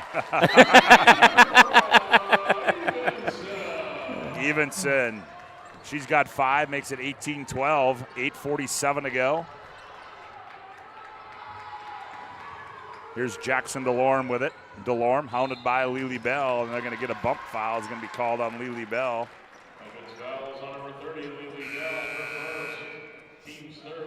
First personal, team's third. Substitutions coming in. Micaiah Lattiser coming in. Katie DeLorme in the ball game. Also in there is Caden Scorno Something back happened. in. Uh-oh. Just got popped right in the nose there somehow. Amaya Gornell converts that one, and Evenson. Oh, she got popped right in the nose again by the trainer by accident. 18-14 our score. As a 10-2 Maggie Fricky on the bench. Down low, Evenson, nice catch, shot, scored, and she's fouled. Nice pass there by Presley Bennett. Yeah, that's a really good possession. It was a great backside post up there, good pass. I just think they can get more of those, and I know they're getting open threes, and they've made a couple. I get all that. However, it is nice. Layups are nice and free throws are nice to build a lead, stretch leads, especially when you're the team that's supposed to win. It settles everyone's nerves a little bit when you get layups. And Evenson converts, makes it 21-14 on the BNC Bank scoreboard. 8:13 to go down the lane. Shot up and too strong there by Cadence Gornell. Lily Bell back with it. Stop and go move. Another one out on the right side. Wow. Scoop to the hoop and a hoop and a harm for Lily Bell. Okay, I'm impressed. I mean, I was like, oh, she's a young post, blocks shots, makes layups. That's cool. And then she drives right handle. Okay, that's pretty good. And then she picks and pops for a three. Okay, like, oh, you do that too. And then the pullback cross for another N1 layup. She's pretty good. I'll give her credit. We got a Hubbard National Insurance. Timeout on the floor. Call 355-3100 and ask for Michael Borman for your commercial insurance needs on the BNC Bank scoreboard. 8:02 to go, opening half of play. Minot High 23, Turtle Mountain 14. Back after this timeout. You're listening to the PSP Network. You have built an amazing life by working hard and doing your job well. Delivering financial advice is what we do well. At Ameriprise Financial, our job is to use our skills, experience, and research to help you become more successful in today's economy. What we want you to walk away from each encounter with is satisfaction in knowing that together, we've done what we can to help you work toward a better future.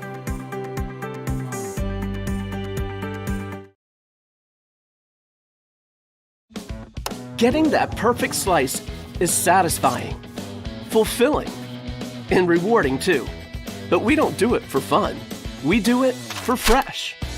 Slice to order makes a sub above. Well, Lily Bell goes to the line for a and one conversion. Free throw on its way, and it's up and good for Lily Bell. Going back to my comment there, Scott, like when you're talking about players and young players or developing whatever, it's like Is he a 3-level scorer? Is she a 3-level scorer? Can she get to the rim? Can she pull up? Can she make threes, right? And usually you have like one. If you got two, you got something special. Like literally in the first 10 minutes, she's done all three, and she's been able to drive there. I mean, that's really impressive for a young lady to be able to do that at her age on a stage against older kids. It's unbelievable. Like I told you. I'm beside myself right now looking at her out there. Said you watch her, and I watched her against St. Mary's, and it's one of those things where she caught and shot in transition a three. Yeah. I mean, those are just things that you don't see. No. There's a block away by Hardy. When you see length and athleticism, you think, oh, she's going to be a great athlete and da-da-da. But then to throw the skill set on top of it, wow, it's really impressive. Yeah, Sydney Bruce's shot comes off. Here's Aguilar with it. Now to Lundy. Lundy on the elbow. Now inside to Hardy. Hardy gathers, nowhere to go. Now to Presley Bennett. Bennett attacks, back to Lundy, or to Hardy. Hardy has it taken away by Bruce. Ball's loose. First on the floor wins. Oh, and Ferris comes out of there with it. Here's pressure in the backcourt. Gets it off to Lattiser. Now in the front court to Gornell. That's Amaya right down the lane. Teardrop shot. Rolls out, and we're going to get a foul, and that's going to go against Maya Aguilar. Belcourt's had some success getting to the lane and getting free throws on right now. I think getting Amaya down the lane and getting her off 2 feet, and I think that's the way to stay in this game for them right now. Gornell will shoot two. Misses that one. Well, Gornell, a right-hander, Joe, and you see her dribble a lot with that left hand. Mm-hmm. So right away I thought she was left-handed, but she is not, as she converts on the second. So she's 2 of 4. I stand corrected, 3 of 4. Makes it 24-15 on the BNC Bank scoreboard. Here's Lundy. Lundy, baseball pass to Height. Now one more to Aguilar. Left wing three, too strong. Long rebound to Height. One bounce goes up. Blocked out of bounds there by Katie DeLorme. Fricky's going to come back in. She must be all taken care of as Tori Height will check out. Inbound it to Hardy, now to Fricky. The zone's bothering them a little bit there. They're not getting some of the looks that they expect to. Here's Lundy with it. Lundy attacks in the lane. Lundy scoop to the hoop, up and good by Avery Lundy. She's got 5. 26-15, Minot by 11 on the BNC Bank scoreboard. Gornell drops it down low to Katie DeLorme. Here's Bruce for 3. That one back iron, Hardy the rebound. 26-15, Minot high by 11. Here's Lundy again. Lundy right down the lane. Shot, scored, and she is fouled. Avery Lundy starting to take over. Foul against Cadence Gornell. Definitely getting to the rim has been a huge beneficiary for these guys right now. And the other thing Scott does when you score, you keep Belcourt out of transition. A lot of their buckets were coming early in the game from transition threes, or getting the lane in the free throw. When you score, you just make it so much harder to score on half-court defenses. Lundy misses the free throw. Up the near side, ball tipped out of bounds by Fricky. That pass was intended for Jersey Parisian. 28-15. Boy, on the other side, 82-38. St. Mary's running ramp shot all over Dickinson. Ooh, nice pass as Gornell can't handle it, and neither can Hardy, and it goes off Elsie Hardy out of bounds. Elsie Hardy coming in here.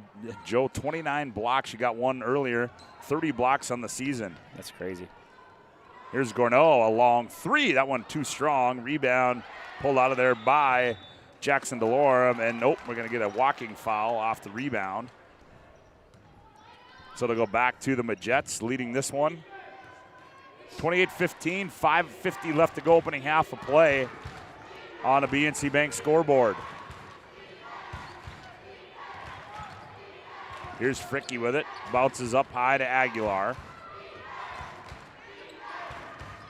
Fricky now down the hand back to Height.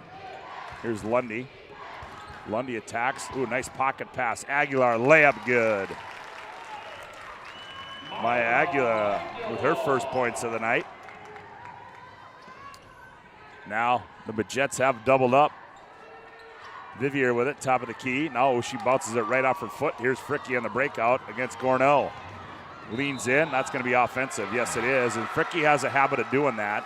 She probably would have got away with it if she didn't give the extra. She kind of gave a little bit extra arm motion and looked a little bit out of control with it. She probably would have got away with it if she'd just gone up right away. Yeah, I've seen that one too many times out of Maggie Fricke. That's one thing she's got to control better in her game. She has a tendency to initiate the contact. And more. Oh, Vivier loses it in the backcourt. Now they get it to Gourneau. Gourneau in the front court up to Bruce. Here's Bruce. Now they hand off. Gourneau. Vivier now to Gourneau. Amaya between the legs, guarded by Aguilar. Loses it, now regains possession. Ayana Vivier. Down low, they go to Delorme. Ball thrown away. Now Vivier gets it back. Left corner three on the way by Parisian. Rolls off. Delorme the rebound. Delorme the putback. Missed it. Ball tipped in the hands of Fricke. She wants to run. Numbers are not there. And she wisely backs it up. Now she's going to step into a long three, and that one rolls off. Boy, and Lundy has been so active, Joe. She's unreal, yeah. Around She's the basket. tired. Yeah, she wants a break. You know, Fricke and Aguilar and Lundy, man, they got some grit and toughness to them. I mean, they got some of those winner mentality things about getting layups and extra rebounds, and defensively they're kind of got their hands all over the place. Those three really make these girls tick as far as just toughness and effort things go. Hubbard National Insurance, timeout on the floor. Hubbard National Insurance located at 4204 Boulder Ridge in Northwest Bismarck. On the BNC Bank scoreboard, it's Minot High 30, Turtle Mountain 15. You're listening to the West Region Tournament on the PSP Network. We raise the bar on bar food with sandwiches, tenders, and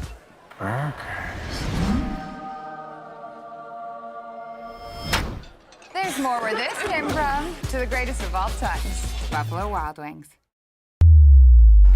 Hey, Buffalo Wild Wings, your tournament headquarters, located in North and South Bismarck. And the one South Bismarck, well, within a 7-iron of the Bismarck Event Center.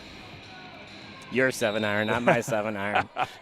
Stop over there. Got some nice text messages from people watching it over at PSP, or watching the games on the PSP network at BWW. So that's your postgame and pregame and in-game headquarters, Buffalo Wild Wings. As the ball will stay in possession to the Majettes. They inbounded Aguilar. She's got to fight for it. She's tied up underneath. And those friends are saying only good things about how well we're doing. Oh, right? yeah, you always get that, don't They're you? just telling us how great we are. There are no snide comments whatsoever from any of our friends. Yeah, then you add in those adult beverages and things get even better. As Gourneau controls, hounded out high. Lost it now into the hands of Vivier. Now Gourneau, she's going to fire a long three. That one rolls off.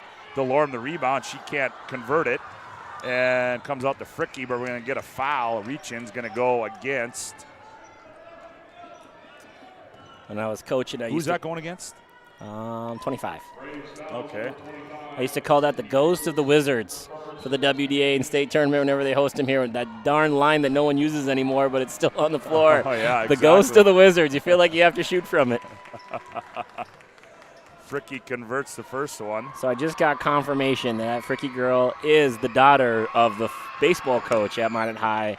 And I know her dad, and her dad is as intense as she is. So that doesn't shock me whatsoever. Her dad's a great guy, great baseball coach, great guy. There's a steal by Fricke. She gets both free throws and converts on the steal. And now Minot High really starting to open things up here as they lead at 34-15. And the front court is Parisian for the Bravettes to Gourneau. Gourneau backs it out, goes down low to Vivier. Vivier turns, fires on the baseline, shot short. Rebound run down by who? That is Tori Height. Gets it off to Lily Bell. Bell shakes, bakes, finds Aguilar on the backside. No, she can't hang on to it. Now try to go out high to Fricke, and the ball goes out of bounds. Today's game brought to you in part by Northern Plains Heating and Air. Northern Plains Heating and Air has over 25 years of experience as your heating and air experts. As the factory authorized dealer for AeroSeal, there's no other choice to seal your heating and air game other than Northern Plains Heating and Air. Find them online at northern-plains.com. Left corner three by Parisian on the way, up and good for Jersey.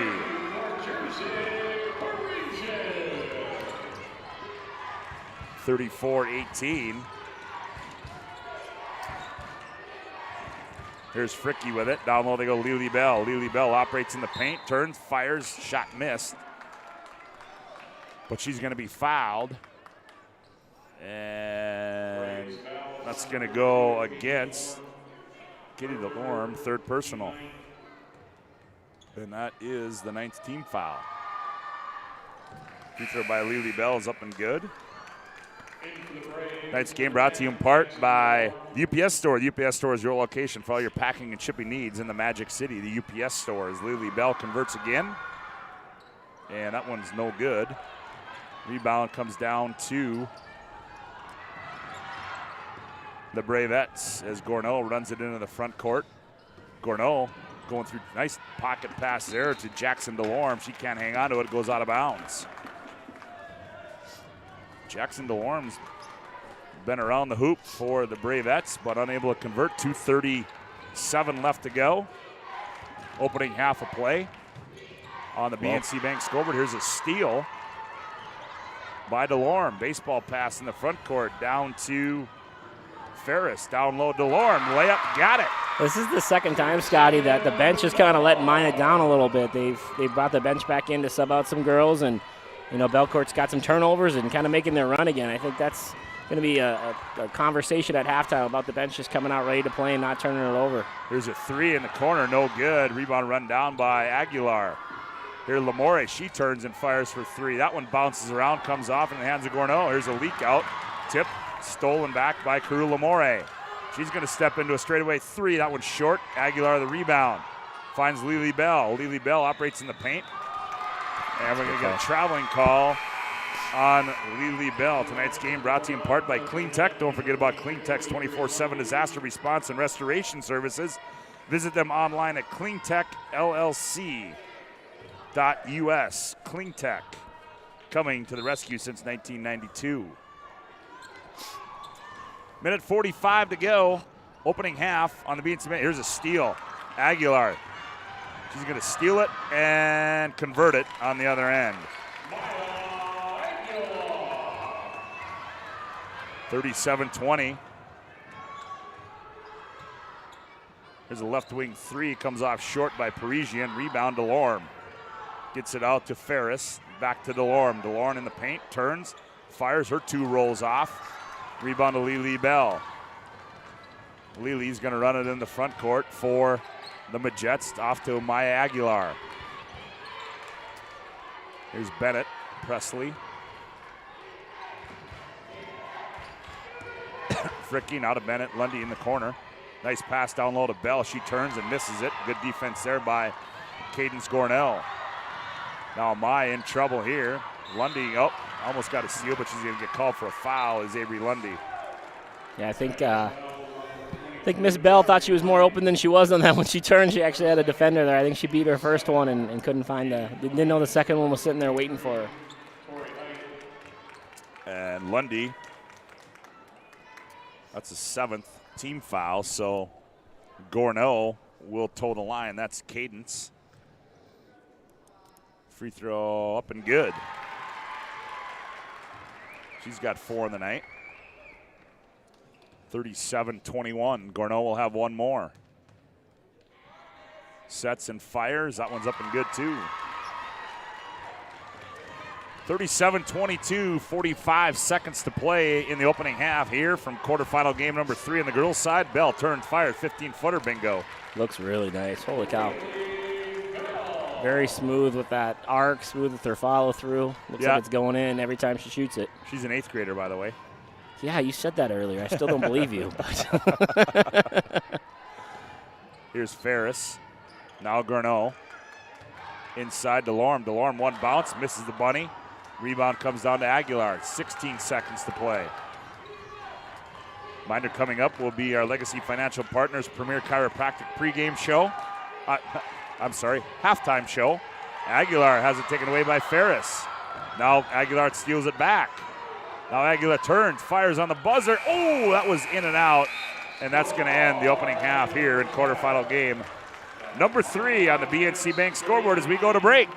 It's Minot High 39, Turtle Mountain 22. We come back. Our Legacy Financial Partners Premier Chiropractic pregame show next as you're listening to the West Region Tournament on the PSP Network.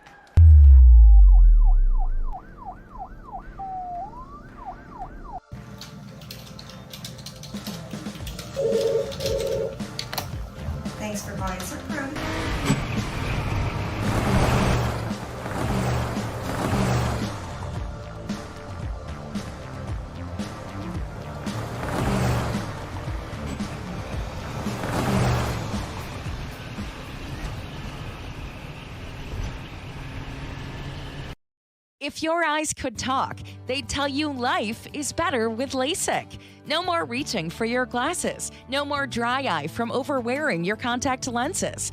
Right now, Bismarck LASIK is offering free consultations for LASIK procedures. Break free from the daily hassles and expenses of glasses and contacts. Life is clearly better. Book your free consultation today with Bismarck LASIK and see the difference. Call 222-2020 or schedule online at bismarcklasik.com. Life is all about moments. Big moments. Small moments. And those moments you can't put into words. It's how we at First International Bank and Trust live first and have been for more than 110 years. One customer, one family, one moment at a time. First International Bank and Trust. Live first. Many of our clients come to us already accomplished in their lives and on the right track. However, whether it's in response to a life-changing event or you are nearing retirement, you can sleep well knowing that together we have planned for both life's opportunities and challenges. And no matter what happens, we are here to help guide you.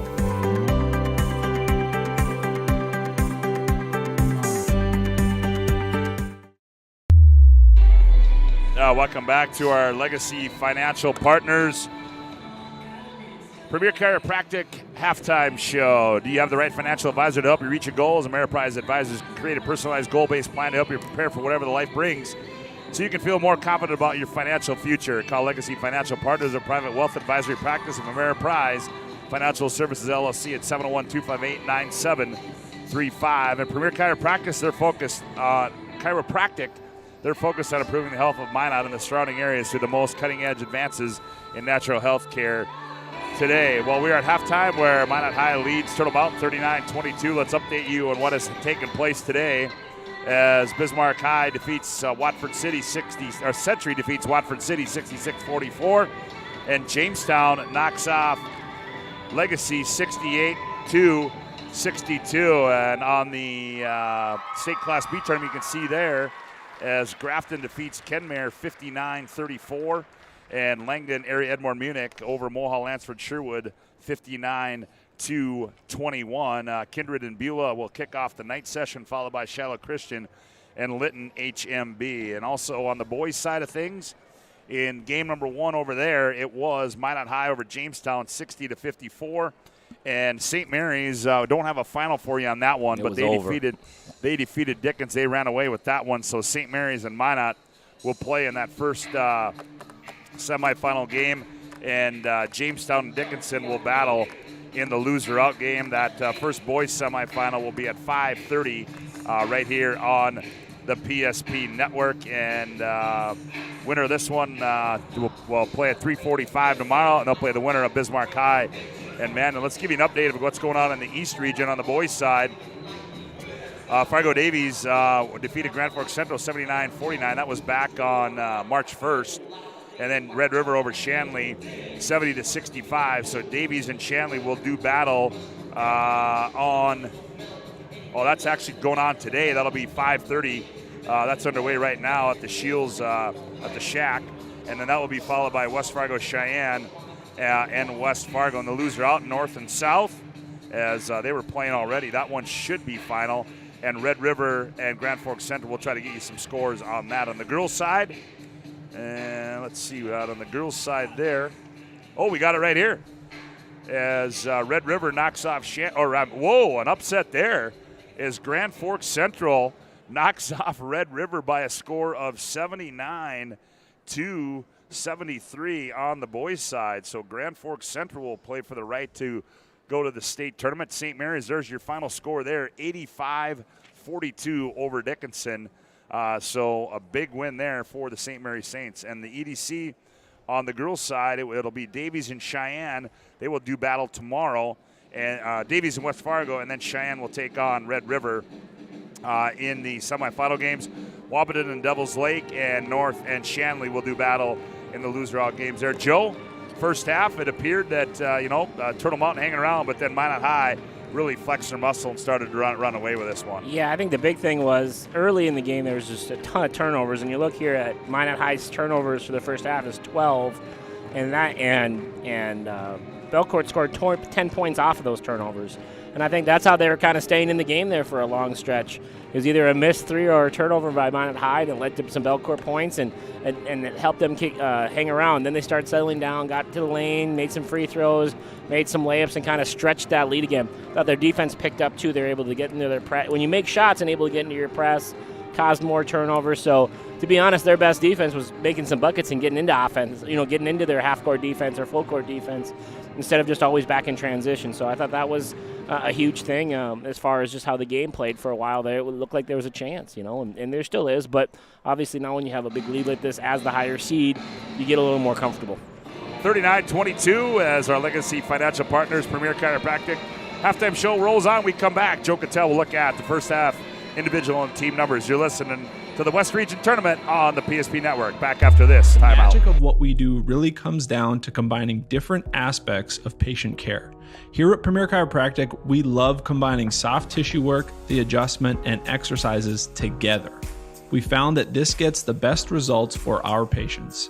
We have 3 chiropractors to fit the needs of the entire family, a rehab area for our exercises and equipment, for any athlete to improve performance. Give us a call and we will get you back to doing what you love. Great smiles come from Vibetta Orthodontics. Vibetta Orthodontics is a certified Invisalign provider. Invisalign fits your budget and your lifestyle. Braces for children, teens, and adults with affordable monthly payments. Schedule your complimentary consultation and exam by logging on to VibettaOrthodontics.com or by calling 701-839-6010. Great smiles come from Vibetta Orthodontics. Welcome back to our Legacy Financial Partners Premier Chiropractic halftime show as both teams make their way back on the floor for a look at the first half individual and team numbers. Here's Joe Cattell. Yeah, Maya Garnrue for Turtle Mountain had 7 points, leading all scorers for Turtle Mountain. Jackson DeLorme had 2 points, but huge first half as far as rebounding goes with 9 rebounds in the first half. We have Jersey Parisian with 5 points. Cadence Gurnot with 5 points, and Mason Ferris with 3 for a total of 22 points and 18 rebounds for the team. They also had 12 turnovers and only 4 assists, so obviously probably something to worry about a little bit. As far as for the Majets go, we had 9 points from Maggie Fricky with 9, 3 from 6 from the field, 8 points from Mariah Evenson, 4 points for Maya Aguilar. Maya also had 5 rebounds, which was a huge, obviously, asset for the first half. We have 7 points for Avery Lundy, and she's on the triple-double watch, I think, a little bit with 4 rebounds and 3 assists and 2 steals. She's obviously was really, really important there in getting some extra offensive rebounds. I think she had 3 offensive rebounds in the first half. And then 11 points for Lele Bell with 3 rebounds, and just, again, was really impressed with just her poise and doing a little bit of everything, driving to the rim, posting up, hitting the 3, getting to the free throw line. She got a little bit of everything in her repertoire right now. Well, yeah, you look at that, too, and you talk about, I thought Turtle Mountain turned it over a lot in that first half, but so did Minot High, both with 12 turnovers in that first half. But Minot High, they shoot 48% from the field. Turtle Mountain shoots just 23% from the field. So certainly a big difference there, Joe. You're shooting 48 in the first half. You're going to be ahead in a lot of games. Yeah, and like we talked about earlier a minute ago, is just those turnovers were really keeping Turtle Mountain in the game, and also poor shooting. They went 4 for 14 for the half from the 3, and 2 of those came back to back after I said stop shooting 3s. So for a while there, it was probably 1 made on 8 threes, and so those numbers obviously came back a little bit in Minot's favor. But at the same time, that was keeping Turtle Mountain in the game. So it'll be interesting to see here how they come out, if they turn it over, or if they're able to get easy shots and make some baskets and get into their pressure and kind of put this thing away early, or let Turtle Mountain hang around, make some shots themselves, and stay in this thing. It'll be interesting to see how it plays out. Well, that'll put a wrap on our Legacy Financial Partners Premier Chiropractic pregame or halftime show. Legacy Financial Partners, a private wealth advisory practice of Ameriprise Financial Services, LLC. Visit them at planwithlfp.com. PremierChiropractic.com, and Dr. Kurt Mason, Dr. Cody Haugen, and Dr. Becky Perry Domrys can be found at PremierChiropracticND.com. Well, we start the second half. Minot High will have the basketball as they inbound it, and Fricke will control the offense for Minot High as they go inside to Lily Bell. She turns, fires from 12 feet. That one comes off. Rebound to Cadence Gornell, and she threw it out of bounds. Directly out of bounds. It'll stay with Minot High. Just underway, second half. Evenson. Nice pass. Fricke, one bounce, goes up. Oh, nice block from the backside by Gornell. That's Cadence. Here's a steal by Fricke. She goes up and scores it. Well, she just hangs around. I mean, we talk about Miss Bell as an 8th grader, but so is she. Yeah, like, that's exactly. She had 11 points now has 11 points. Both her and Lily Bell have 11 points, 22 points combined as 8th graders. Like, I think they thought this was the traveling WDA basketball tournament and not the actual varsity one. It's unbelievable, impressive for sure. Well, Avery Lundy just picked up her 3rd personal foul as a long inbounds comes out to Amaya Garneau. Gets a high screen from Cadence. Now Garneau behind the back, loses the ball. Ball's loose. Getting on the floor to get it is Lundy. Oh, she just does a lot of dirty work, doesn't she? Man, she's fun to watch. She's one of those coaches' dreams out there, that's for sure. As they inbound it to the Bravettes to Amaya Garneau. Oh, and yep, she got a little kickstart there. It'll be a suitcase violation, and we'll go back the other way. 41-22, Minot High leads this one. Maya Aguilar controls. Now here's Fricke with it. Now back to Aguilar. Tori Height in the ball game.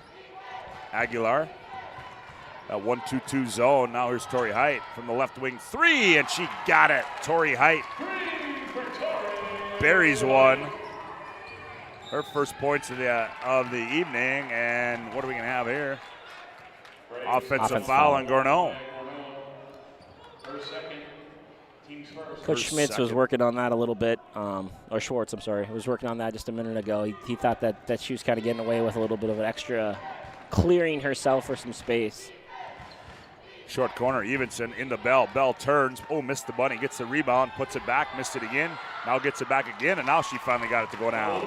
Stat stuffer there, 2 rebounds and a layup. As Lily Bell makes it 46-22. Left corner 3 is up and good for Jersey Parisian. She's got 8.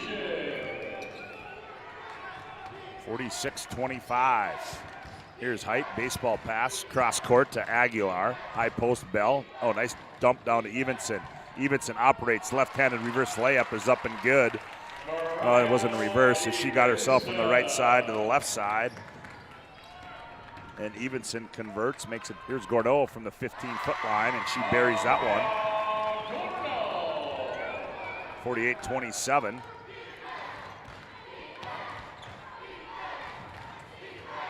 Lily Bell down low, uses the glass and scores it. Yeah, they're finding some holes in that zone this half for sure, and able to get to the rim a little bit more. Evenson with the back reverse layup, and then there's that one as well. Here's Parisians, heat check, too strong. Cadence Gorneau, the rebound, the putback, no good. Aguilar runs down the loose ball, gets it up to Fricke. Maggie runs it in the front court on the bounce, now reverses it, lets everybody catch up, and they get set. Evenson goes baseline, kicks it. Tori Height from the right side, shot fake, goes baseline, looks inside, nothing there. Now it high to Aguilar, now they go into Lily Bell, and Lily Bell has it taken away by Gorneau.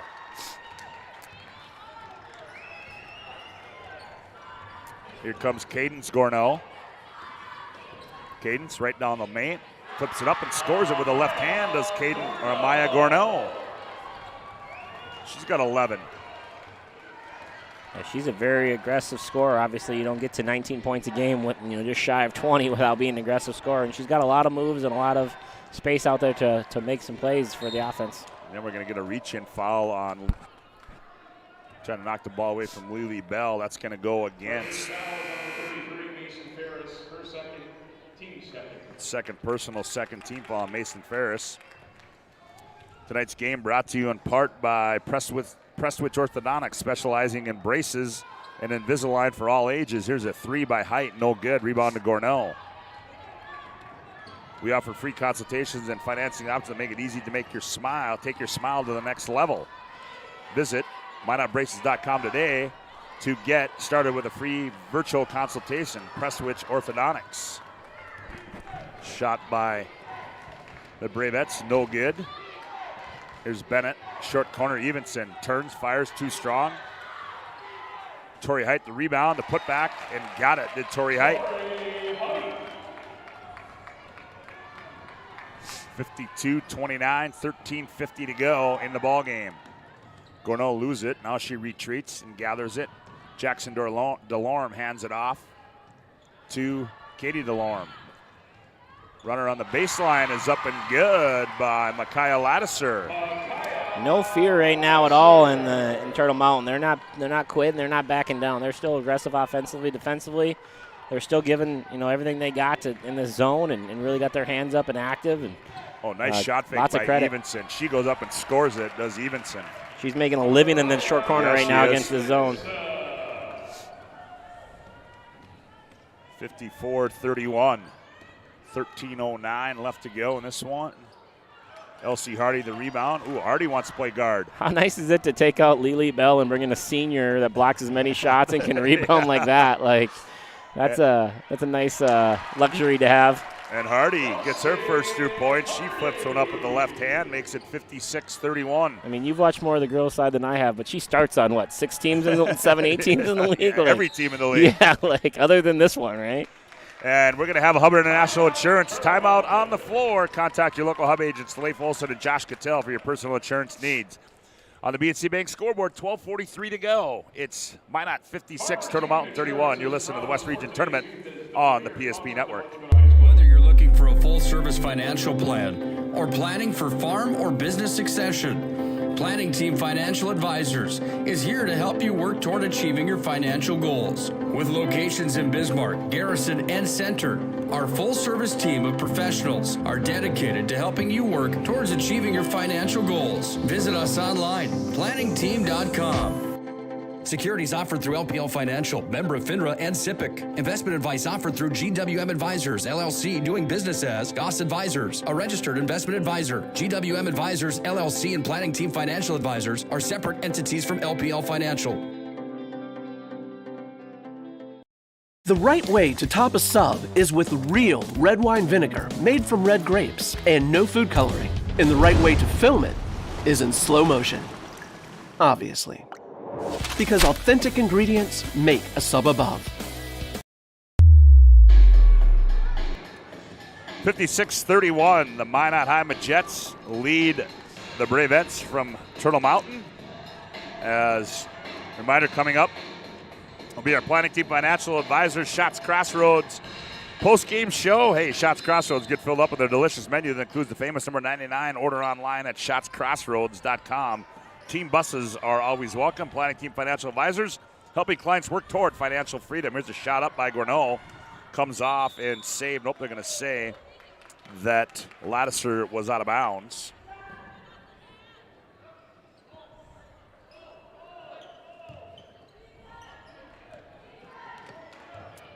.12.5 to go.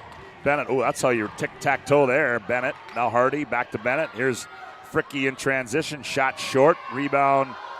Bennett, she bounces it off the melon of Tori Height. Great idea, just wrong team.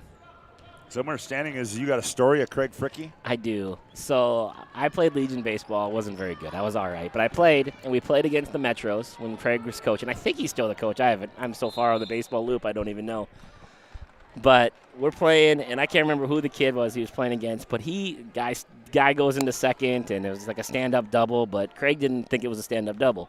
So he yells at his player, who's standing on second base, "Does your mom own detergent?" As loud as he could, like 7 times. Finally, the player goes, "I think so. Why?" "Well, then get down and slide." And it was one of the funniest things I've ever been a part of. The umps were rolling. Both teams were laughing. Like, the kid was so lost. about why he got asked if his mom owned detergent or not. And that's Craig. If you know Craig, he doesn't care who's in the room. He's just going to give it to you. So there's a 3 by Ferris and then a steal by Turtle Mountain. So it does not shock me that his daughter's got a little bit of that toughness, wittiness to her, a little bit too, a little grit and grind to her. As they get it into Gornell. Kicks it to Lattiser. Down low.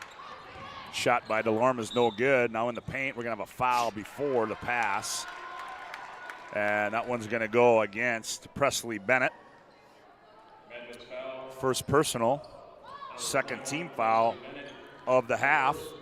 So my bigger question is, so if Lily Bell and Fricky are on the same 8th grade traveling team, when's the last time they've lost in the last 7 years? Like, well, you know, what team are they playing? The thing about it too is I one of the things for head coach Jason Schwartz is that Lily Bell in the regular season was playing some JV, so she didn't only play a couple quarters of varsity. So now he gets her for all. Yeah, he gets her for everything. I mean, not quarters, but halves. Yeah. So now he gets her for the whole tournament as the Bravettes turn it over, 56-34. The Majets lead on the BNC Bank scoreboard. 11:25 left to go in this one. The winner advances to. And this is just semifinals tomorrow. This is just great experience for her too. I mean, look at the boys' side. That Mason Claybo kid who played a little bit as an 8th grader last year. I mean, as a freshman, he had a 50-point game this year. Like, just any of these little experiences these kids get just grows and makes them grow so much faster. There's a steal by DeLorme and the hoop and the harm on the other edge. She goes coast to coast, converts the end one. Jackson DeLorme. Foul goes on. Presley Bennett, her second, team's third. And DeLorme will go to the line to shoot the end one. Free throw by Jackson, too strong. Long rebound comes out to Parisian. To DeLorme, now back to Parisian. Now to Amaya Gornell between the legs. Quick move. Nice pocket pass there to DeLorme. Shot up. Missed awesome it, but pass. she's going to be fouled. Very, very, very nice pass there. There's only one spot she could have put it in, and she found that spot. Elsie Hardy gets called for the foul, her first. That's going to be the team fourth. And to the line again is Jackson DeLorme. Free throw up and good for Jackson. She converts that one. 56-37.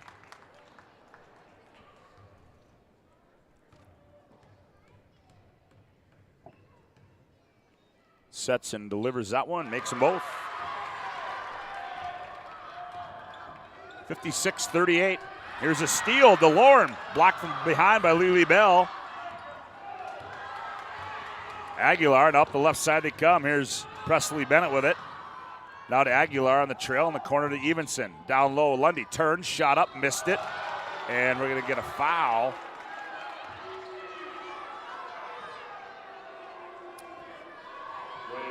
David Gornell Jr. doesn't like that one. And that's going to go against Ferris. So Avery Lundy at the line, shooting 2. Free throw by Avery is no good. She will have another one.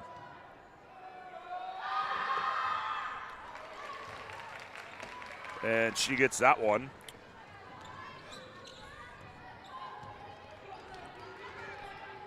(57-38). Well, Century and Mandan underway on the other side. Katie DeLorme gets it off to Ferris, and Ferris tries to save it, but she goes out of bounds.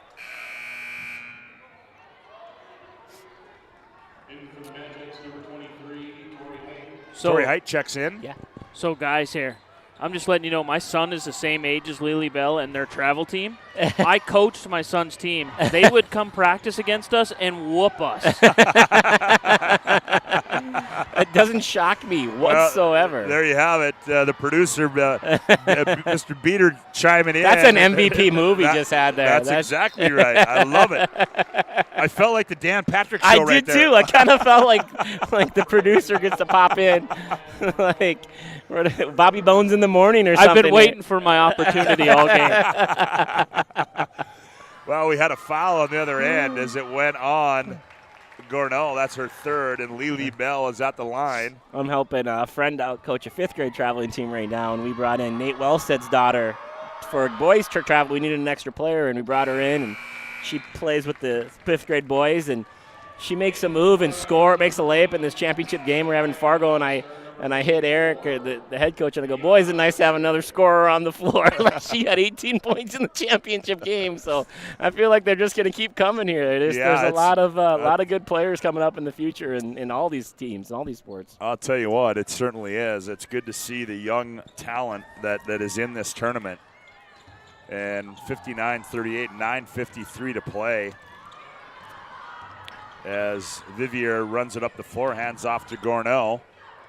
Here's Lattiser from the right wing for three. That one rolls off. Rebound comes down to Lundy.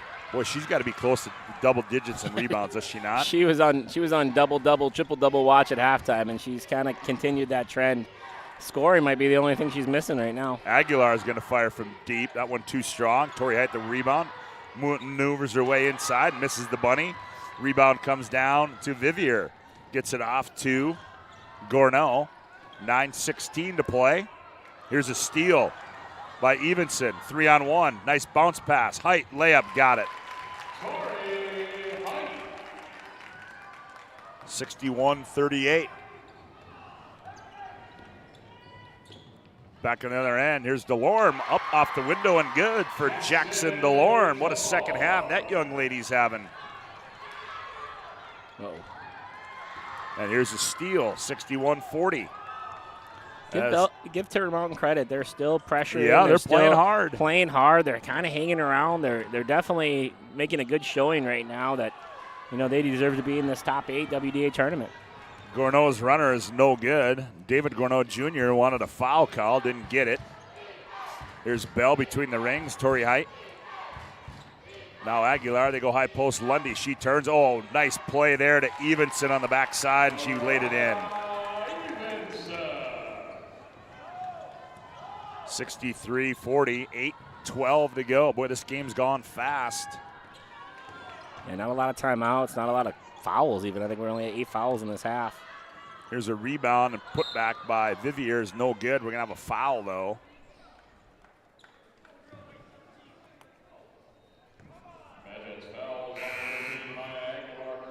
Maya Aguilar will get whistled for the harm.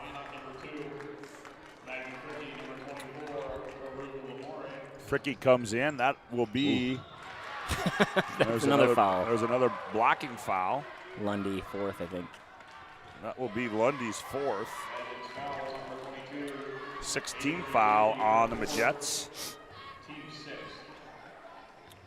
At the line will be Vivier for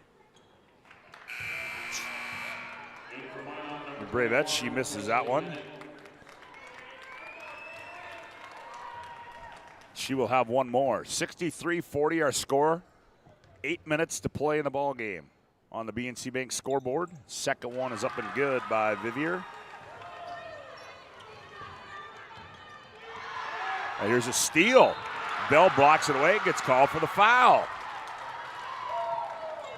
Definitely Turtle Mountains, they haven't quit. They still playing No, hard. they're playing hard. Their pressure is causing problems for Minot High, and I know the scoreboard isn't as close as they'd like it to be, but give them credit. They are battling right now. So DeLorme toes the stripe, free throw up, back iron, comes off. Elsie Hardy comes in, Lily Bell comes out. Reminder, we'll have our Sport Clips MVP at the conclusion of this one. Be the MVP when you go to Sport Clips for an MVP haircut experience. Well, missed that one. Nothing comes close to making you feel like an MVP, quite like the MVP experience at Sport Clips. Sport Clips is located at 411 South 3rd Street in Bismarck. As Bennett runs it into the front court for the Majettes, gets it off to Fricky. In the left corner they go to Lamore. Now back to Fricky. Fricky operates out high between the legs, 9 to shoot. Here's Lamore. Here's Tori Height, and left baseline's up and good for Tori Height. She's got a nice little spark off the bench here in the second half with 9 points. 65-41. As they dump and down low to DeLorme. Vivier now left wing, they go to Parisian. She's going to fire for 3, in and out. Rebound DeLorme. Puts it back up, blocked by Hardy. Saved into the hands of Hardy. Now to Tori Height. Height gets it off to Fricky. Here come the Majets on the move. Fricky in the paint, flips it up. Nope, and we're going to get a blocking foul. And Fricky will go to the line and shoot 2. And Micaiah Lattiser picks up the foul. 15 foul, so Fricky at the line. Free throw up and good for Maggie.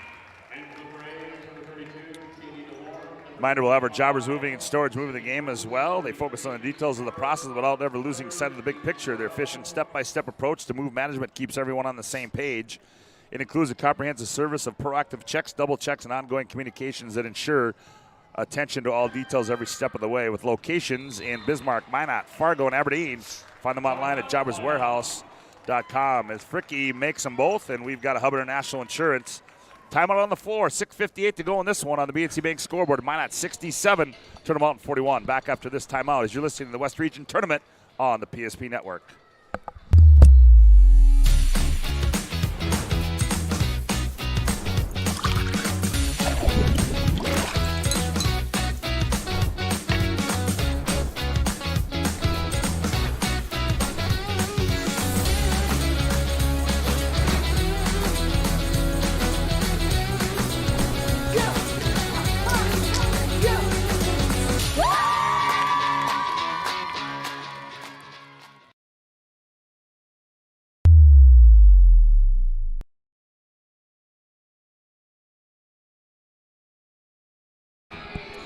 (67-41) our score. Hey, today's game is brought to you in part by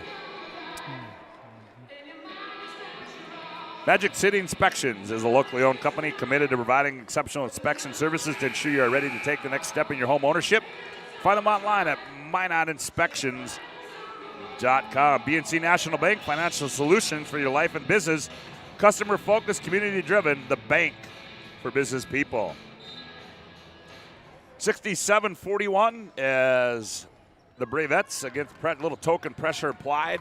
Break the pressure by Gourneau as she runs it in the front court. Leaves it for Cadence Gourneau. Here's the 3 by Amaya, no good. Loose ball on the floor, picked up by Cadence Gourneau. Now to Amaya. Amaya works off the left elbow. Forces a tough shot up there, but she got bailed out there. She got fouled. Foul's going to go against Presley Bennett, her 3rd. Yeah, she definitely doesn't. Yeah, she doesn't get easy ones very often, does she? She has to really work for them and work to get to the line. And give her credit. She's a good player. She's a very good ball handler. That helps create some space for her. Amaya Gourneau at the line. Free throw in and out. She will have another one. In for Minot, number 13, Maya Aguilar.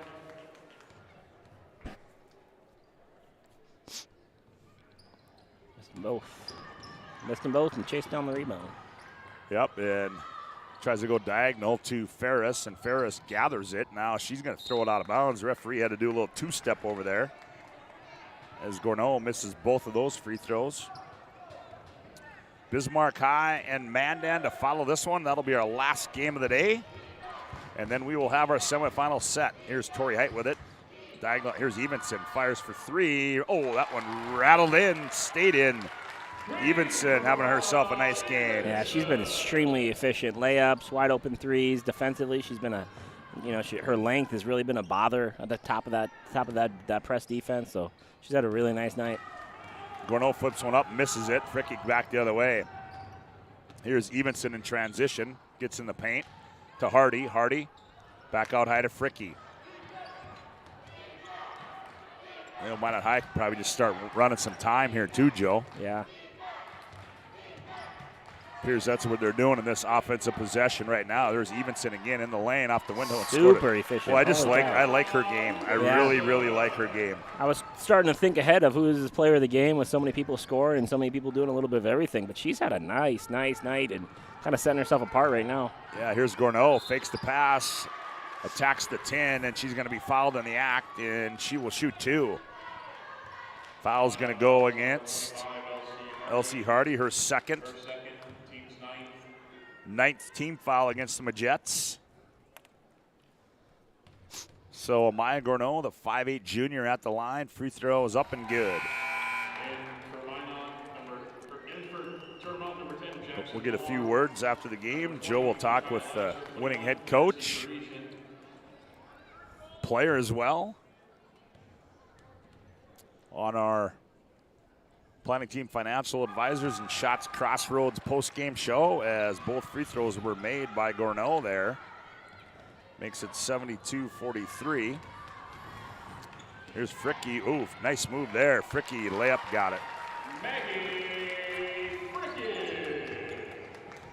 74-43.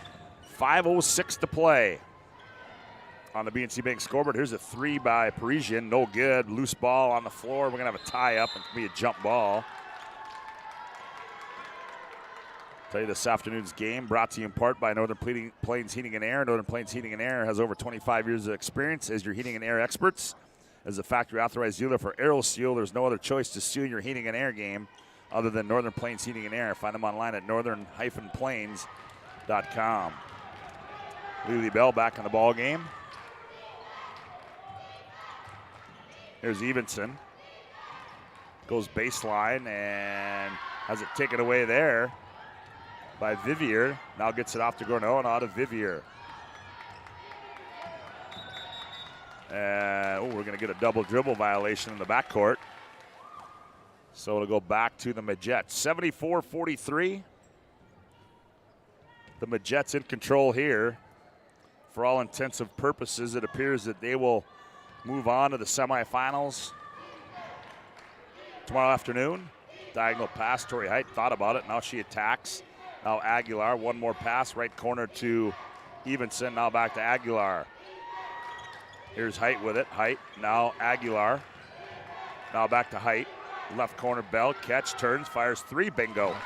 I feel like Minot High has a lot of different ways they can win games and play. You know, they got some transition with them, with Lundy and with Fricky and with Evenson. They could really handle it. And then in the half court, they have posts that they can throw it in there too and throw it out of. And they're a pretty good three-point shooting team. They got a lot of different weapons that can shoot it. I feel like they're a hard matchup because they feel like they have a lot of different ways that they can win a basketball game. Well, not what you want to see there, Joe, as Aguilar fouls Lattiser on the three-pointer. And so Micaiah Lattiser will shoot 3. Converts the first one. Makes it 77-44. She will have 2 more. Got that one.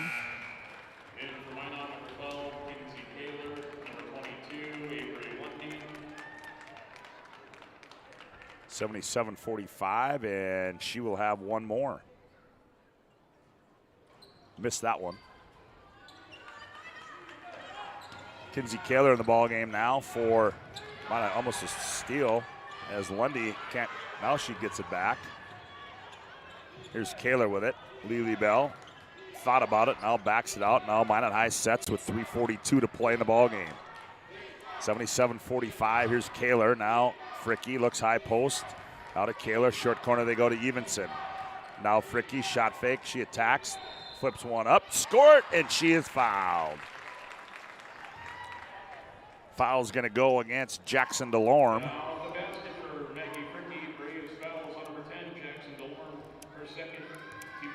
79-45 as Fricky converts the three-point play.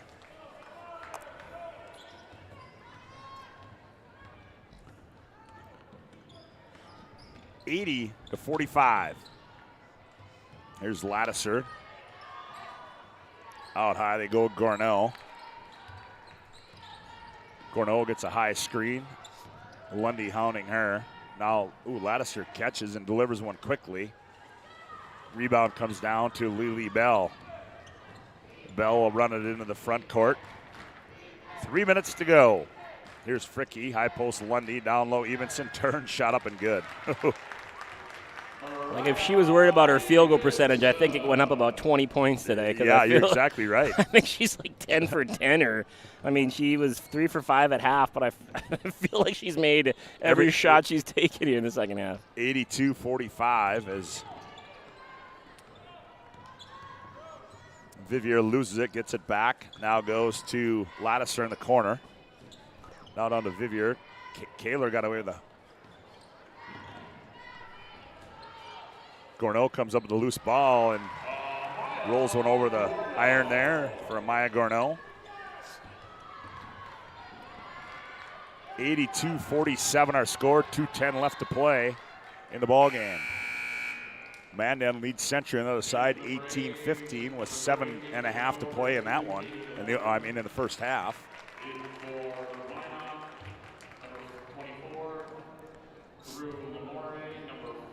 Laney Will in the ball game for Minot.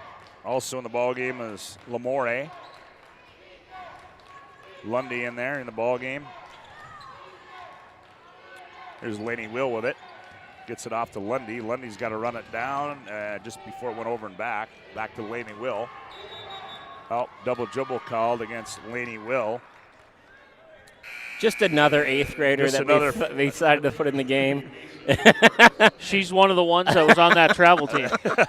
There's another one, Eve, a redhead down here. Maybe she'll come in here shortly. Oh boy, oh boy. Like literally, oh, just another 8th grader out there. Like I get that they're winning by a lot, but this is still the WDA tournament. Like, and it's Minot High. It's like the biggest school in the state. Like, it's unreal that these 8th graders are able to get out there and perform well. That's awesome. It's so awesome. And it's just great experience in an event like this. There's no question. Here's Kaler with it. Your years just advance so much. You know, like I remember talking to Eric Erdman one time about, getting hurt and then getting to play when he was 23 and how, like, the whole game slowed down. Wilhelm, I think, was very similar to that. Those guys all, like, they have this moment. Well, if you can do that younger, too, like, it's just unbelievable. All that time you get, the lessons you learn, it's just practicing with this team on a daily basis, let alone getting in the WDA, Yep. As we're going to get some substitutions as Gracie LaRocque's going to come in. Giselle Vondahl's going to come in. I don't have 40 down. I guess I should have got a program, but let's see if we can find out. Looks like Quinn Laducer. It's on the box score. Quinn Lattiser in the ball game. Yeah, we'll just go by that. Here's Carew.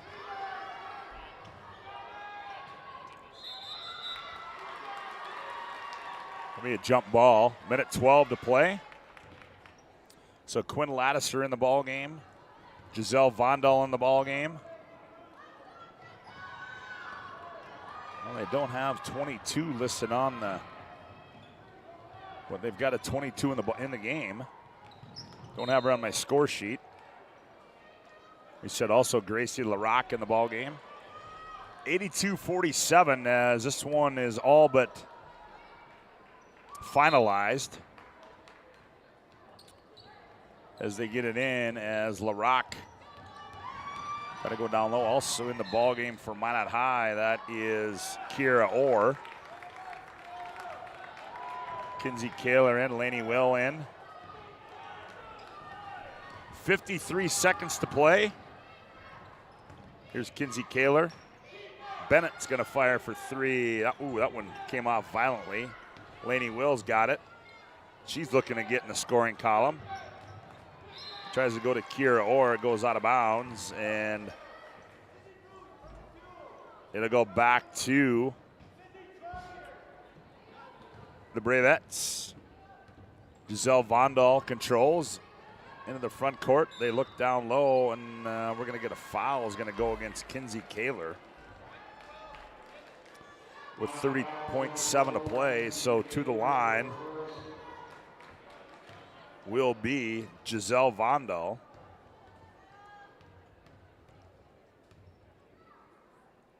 Free throw up and good for Giselle. She gets in the scoring column, make it 82-48.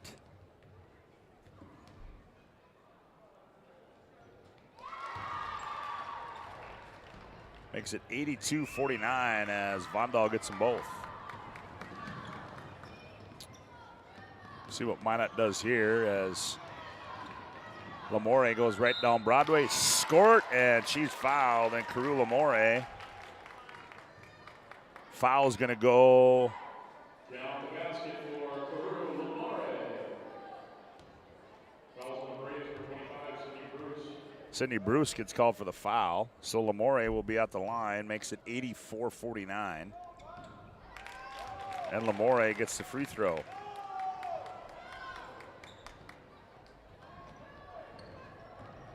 $85-49, 10 seconds play. Joe Cattell has made his way down on the playing floor.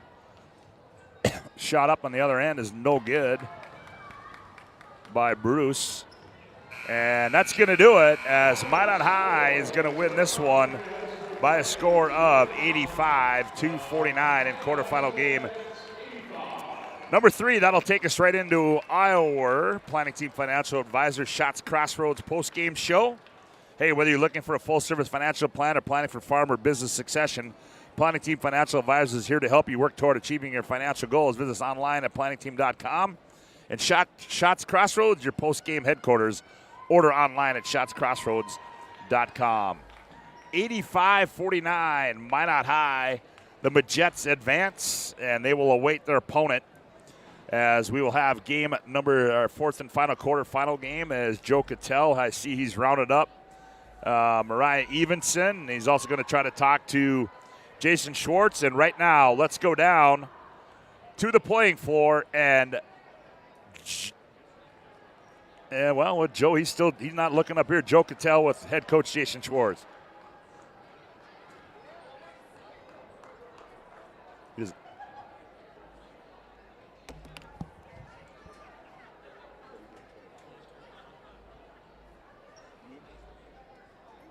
Got to turn the mic on, Joe.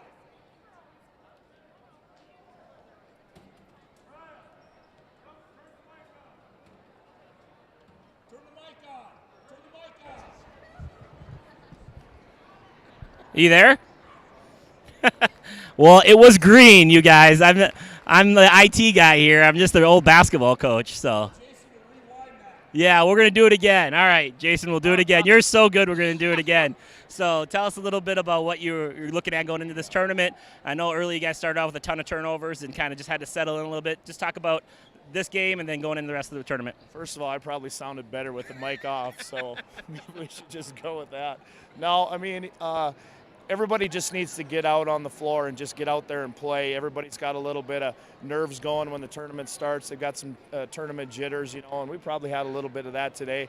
And you know what? We're probably going to have that with a young crew. And so it was really important for us to get out here and just get the game underway and get it going. And, yeah, we didn't play as sharp as we wanted to, but, there might be some other teams that could say that as well today. But all in all, we got to be happy with the points we put up today, and we defended pretty well. But obviously we want to sharpen some things up, though, too. Yeah, you mentioned that you guys got a youth movement going on, and it's impressive what those young girls are able to do. But we got a girl behind you here that's a senior on your roster. Super efficient game today. Just talk a little bit about her and what she means to this program. We need exactly what we got out of Mar today. She's a fierce competitor on both ends of the floor, and that's exactly what we got to have out of her moving forward. Awesome. Thanks, Jason. Good luck the rest of the tournament. Thanks, buddy. He called you Mar. Should I call you Mar? Is that what everyone calls it? Awesome. Just talk about the WDA tournament, how excited you are to be here, and just what the plan was for today. We just wanted to get into this game. We knew it was going to be, a lot of people were going to be nervous. A lot of people haven't played on this floor yet, so we just wanted to wipe those nerves off. So it kind of started a little rough, but we just wanted to get going, play our defense, and play how we know how to play. Awesome. Well, you had a great, efficient game, especially in the second half. Super great job in the short corner. Made all your layups. Obviously, that helps. Just talk about a little bit of the adjustments at halftime and how you were able to execute in the second half. We just had to move the ball a lot more, get it going, and then on that, we just wanted to get the ball inside, kick it out if we needed, and then keep reposting. Awesome. Well, congrats on the win today, and good luck the rest of the way. Thank you. Back to you, Scotty. All right, good job, Joe. As there you have it, a victorious Minot High, Jason Shores and Mariah Evenson as they win this one 85-49. As we'll take another timeout as our planning team financial advisor, Shots Crossroads post-game show rolls on with more after this timeout. You're listening to the West Region Tournament on the PSP Network. Whether you're looking for a full-service financial plan or planning for farm or business succession, Planning Team Financial Advisors is here to help you work toward achieving your financial goals. With locations in Bismarck, Garrison, and Center, our full-service team of professionals are dedicated to helping you work towards achieving your financial goals. Visit us online, planningteam.com. Securities offered through LPL Financial, member of FINRA and SIPC. Investment advice offered through GWM Advisors, LLC, doing business as Goss Advisors, a registered investment advisor. GWM Advisors, LLC, and Planning Team Financial Advisors are separate entities from LPL Financial.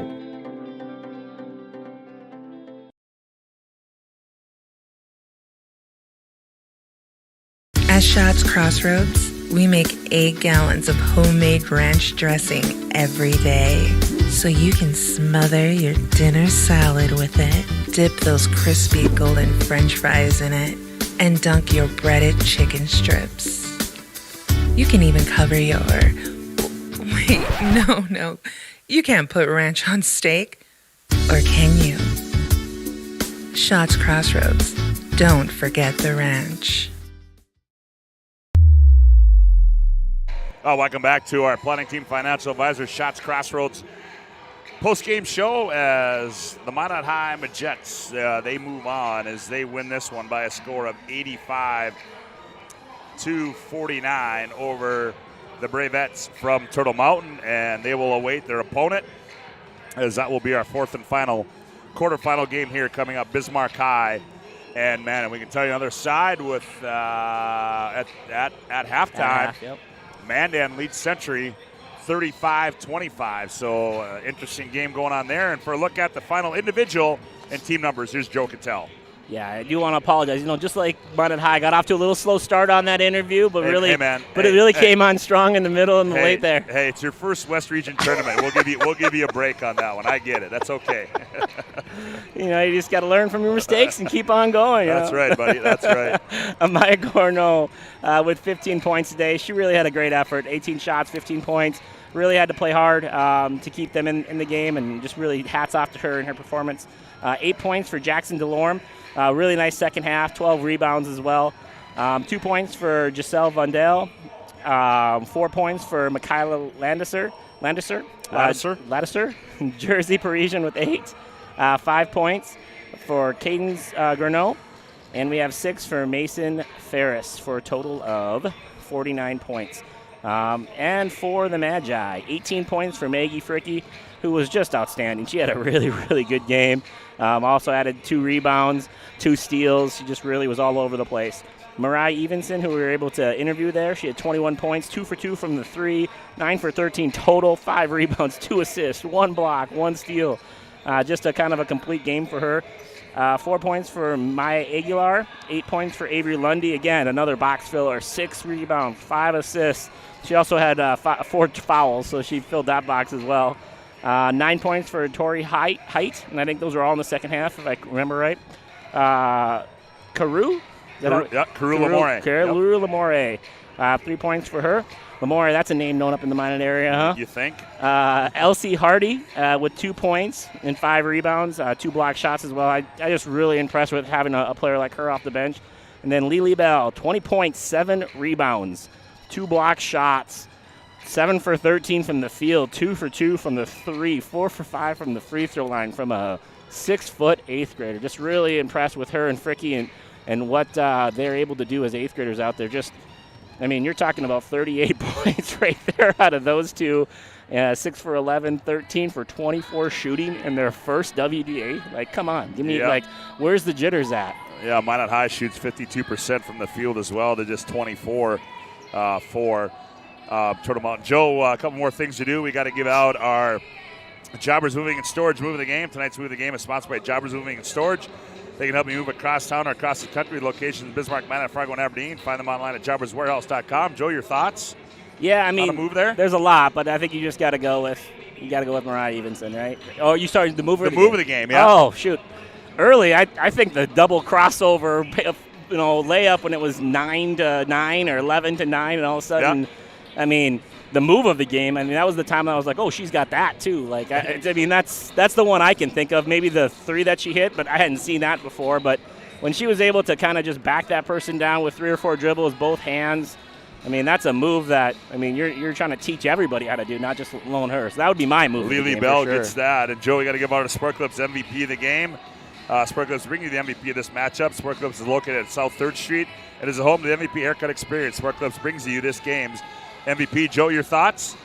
I would go with Mariah Evenson. Even though there's a lot of people, I really just thought that, whatever the game plan was coming in the second half about getting to the short corner and making plays in there, like she took coach's words and she walked it onto the floor and executed it. And I mean, like I said, the efficiency, and then she deflects a lot of balls and she makes people pass around her in that press too. She's kind of up in the front, so she doesn't get credit for all the steals and stuff, but she's definitely causing a lot of havoc up there. So I just thought her length was a real problem. And then obviously offensively, just a super efficient night and kind of settled everybody down a little bit. Well, that's going to do it for quarterfinal game number 3. We've got one more to go over here in the exhibit hall, and that one will be 2 local schools, Bismarck High and Mandan. We're going to reset up here, and we come back. We'll have our Shields pregame show and set you up for the Bismarck High and Mandan girls next right here as you're listening to the West Region Tournament on the PSP Network. This presentation on the PSP Network is proudly brought to you by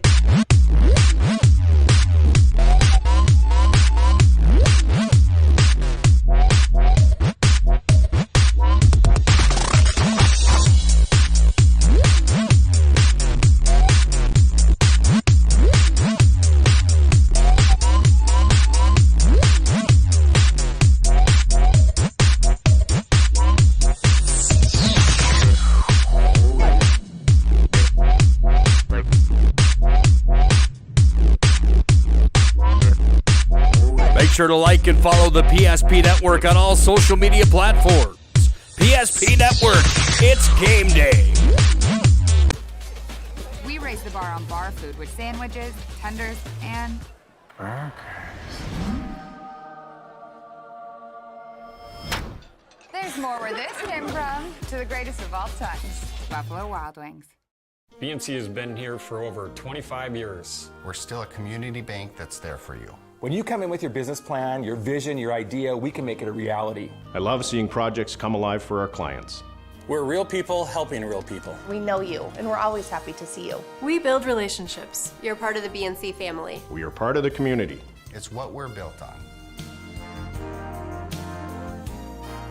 Yours truly, BNC.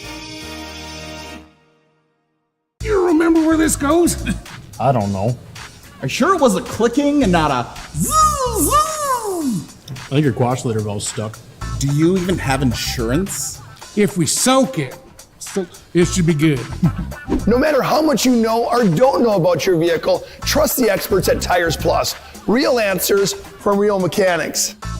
Inspections are free to ensure your vehicle is always in peak condition. Thinking service? Think Tires Plus. With 26 flavors, got a sauce for every squad.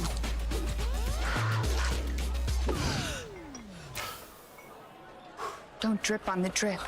It's the greatest of all times. Buffalo Wild Wings. You have built an amazing life by working hard and doing your job well. Delivering financial advice is what we do well.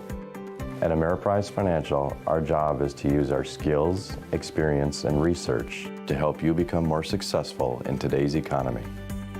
What we want you to walk away from each encounter with is satisfaction in knowing that together, we've done what we can to help you work toward a better future.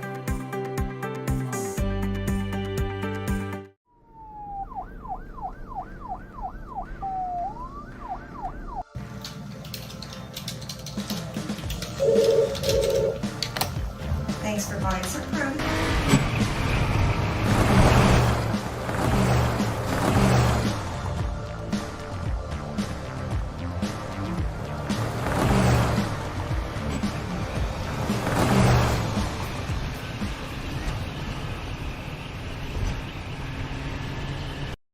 The magic of what we do really comes down to combining different aspects of patient care. Here at Premier Chiropractic, we love combining soft tissue work, the adjustment, and exercises together. We found that this gets the best results for our patients. We have 3 chiropractors to fit the needs of the entire family, a rehab area for our exercises and equipment for any athlete to improve performance. Give us a call and we will get you back to doing what you love.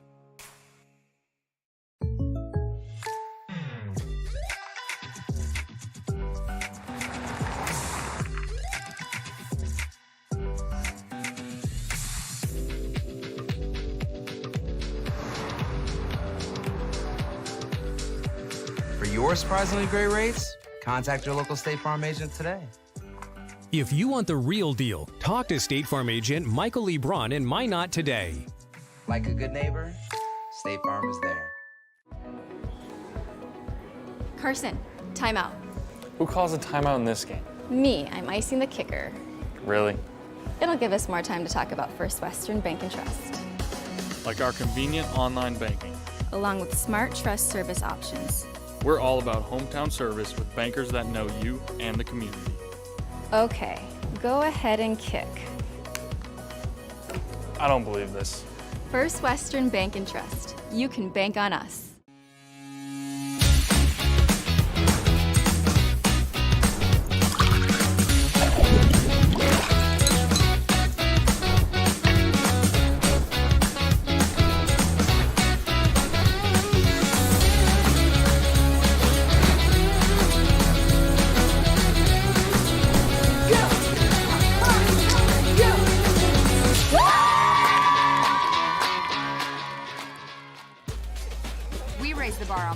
With sandwiches, tenders, and burgers.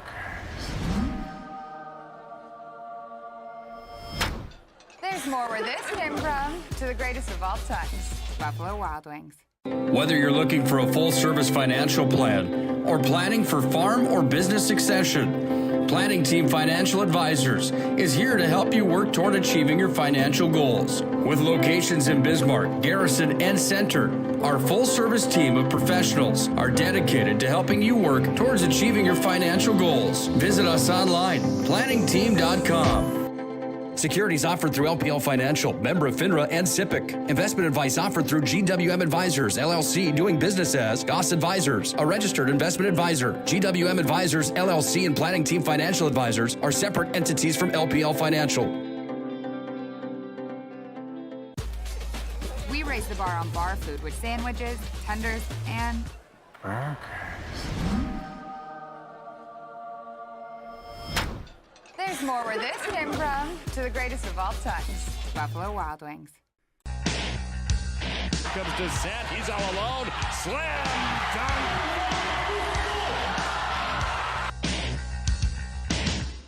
Nice right-handed pass inside. Step back, Heinert, and she gets it to go. It's time for North Dakota high school basketball on the PSP Network. Gross crosses over, fake the pass, flips it up, scored, and he's fouled. Oh, what a nifty move there. Now cutting into the lane is Lundy, but Fricky does it herself. Nice move by Maggie. Here comes William Ware. He's going to go up and two-hand slam dunk. Took off from about 6 feet out, maybe 7, and just elevated the two-handed jam.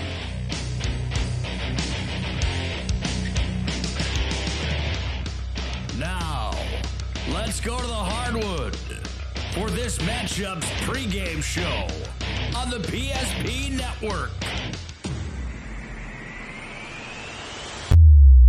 Oh, welcome back to the Bismarck Event Center. Scott Woodmansey alongside Joe Cattell, John Hogman on the camera, Brandon Beater, the executive producer of our broadcast today. Those guys done a great job going wire to wire here with us. We've got one more to go here on the exhibit hall as Bismarck High and Mandan. The Demons come in here 17-3, ranked number 5 in the state of North Dakota, and Mandan comes in 10-10. And Mandan is and the Braves and the Bismarck High got Mandan twice this year.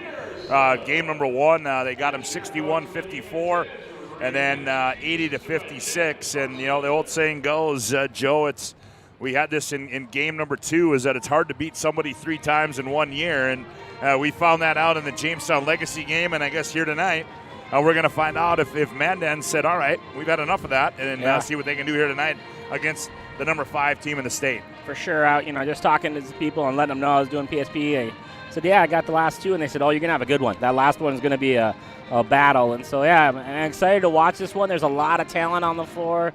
Both teams really play at a high tempo, and they got a lot of nice athletes on the floor and can really make some plays happen. So I'm excited to watch this one. I'm excited to see how competitive these 2 teams and how early competitive that gets. And so it's going to be an exciting one for sure. Well, as we take a look at the Mandan Braves, you talk about the storied 9 state championships. Last one's 2008, 15 WDA championships. Last was 2011, 2020. They beat Grand Forks Redbird 46-45. Lost to Shanley in the final. Set to play Davies did not do that. The playing, so certainly this lost the state qualifier last year in Jamestown. But certainly this is a storied team, and a young lady that leads this team, McKenna Johnson, 13.6 points per game, 11.2 rebounds per game, and she's getting some D1 looks. Yeah, good player, good athlete. As a 9th grader as well. I'm going to sound like a broken record or just wear myself out, but the young talent that the state just continues to throw out there, and the WDA is no different, and Bismarck is no different. And so it's going to be excited to watch her play and see what all the hype is about, and hopefully she put on a good performance for us. Oh, by the way, she's only a 9th grader. Yeah, it's just unreal.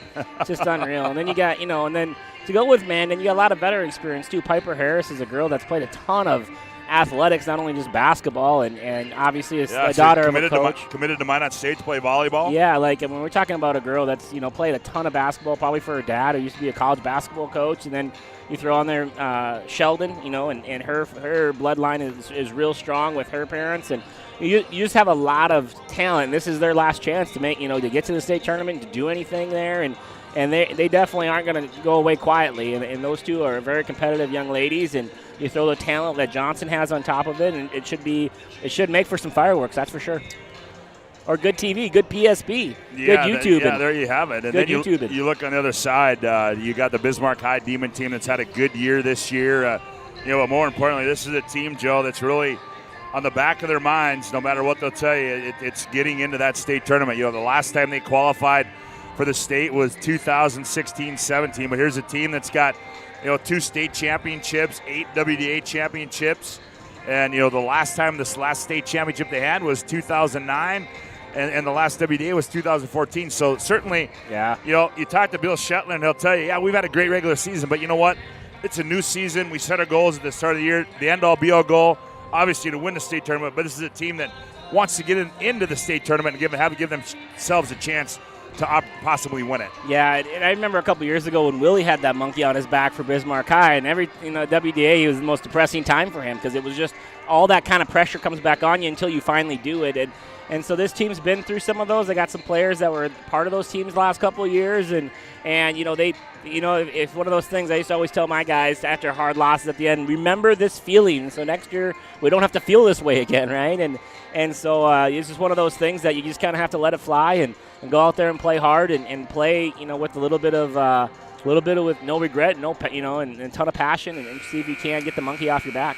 Well, update from the other side is Mandan starting to edge away from Century. I don't think they've scored in the second half. They had 25 at halftime. 41-25, so Century's struggling in that one. As we'll take a timeout as you've been listening to our Shields pregame show. Shields offers clothing, footwear, and gear for all passions from fishing to fashion. Shop sporting goods, clothing, hunting, and fishing gear, and more at Shields of Bismarck and Minot. We come back, the starting lineups, opening tip, quarterfinal game number 4. You're listening to the West Region Tournament on the PSP Network.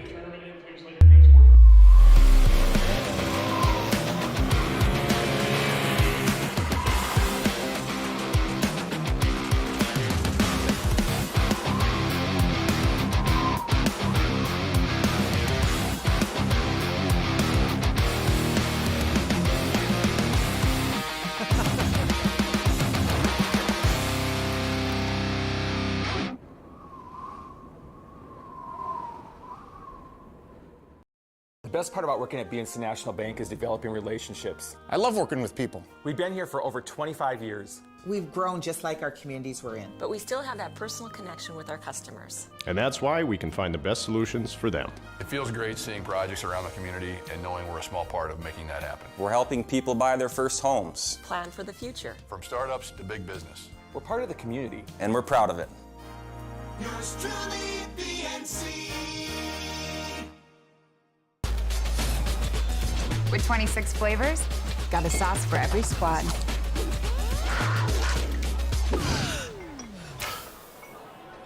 Don't drip on the drip. The greatest of all times. Buffalo Wild Wings. Getting that perfect slice is satisfying, fulfilling, and rewarding too. But we don't do it for fun. We do it for fresh. Slice to order makes a sub above. Life is all about moments. Big moments. Small moments. And those moments you can't put into words. It's how we at First International Bank and Trust live first and have been for more than 110 years. One customer, one family, one moment at a time. First International Bank and Trust. Live first. Back at the Bismarck Event Center Exhibit Hall as we've got 3 games in the books. Glad to have you aboard on the PSP Network for wall-to-wall coverage of the West Region Girls Basketball Tournament, also the West Region Boys on the PSP Network. Todd Darmery's Chuck Claremont with the call of that one, and Scotty Cattell up in Minot with the call of quarterfinal night of the state Class B basketball tournament. But we've got one more to go here, as in we started out the afternoon at 2 o'clock. Century knocked off Watford City 66-44, and then Jamestown was defeated to Legacy 68-62, and then a game that just went final was Minot High over Turtle Mountain 85-49. You'll see those scores up there, as in the EDC tournament, you'll see those quarterfinal games. It was Jamestown, where are we at here? There we go, North. Davies, you'll see that. Shanley and West Fargo, that was a Class A EDC tournament. And Jamestown, Watford City, you see that score. Century, Minot High, 85-49. As Minot High awaits who their opponent will be here. Will it be Bismarck High or Mandan? As these two teams, we said, scored off in the regular season. Bismarck High winning them both. But you can bet that Mandan's got something else on their mind here tonight. As on the other side, we'll give you an update as the Mandan boys are playing on the other side, as they're leading Century 41-29 as they get ready to introduce there we go. Fargo North defeats Fargo South 81-64, and then Davies defeats Shanley 68-63. This is the boys' side here. This is the boys' side, okay.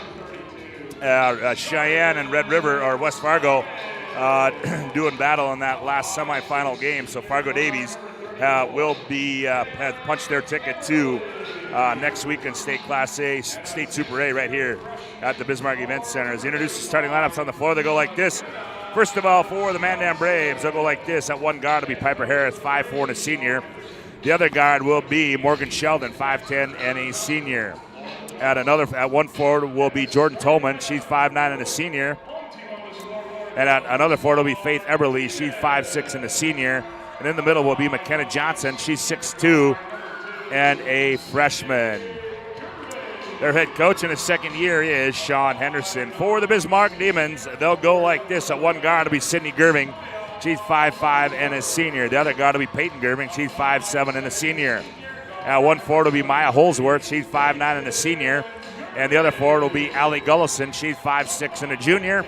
And in the middle will be Peyton Newmiller. She's 5'10" and a junior. Their head coach is Bill Shetler in his 8th year at the helm for the Bismarck Demons. So it will be Gerving, Holsworth, Gerving, Newmiller, Gullison for the Demons. The Braves, Harris, Sheldon, Tolman, Eberly, and Johnson.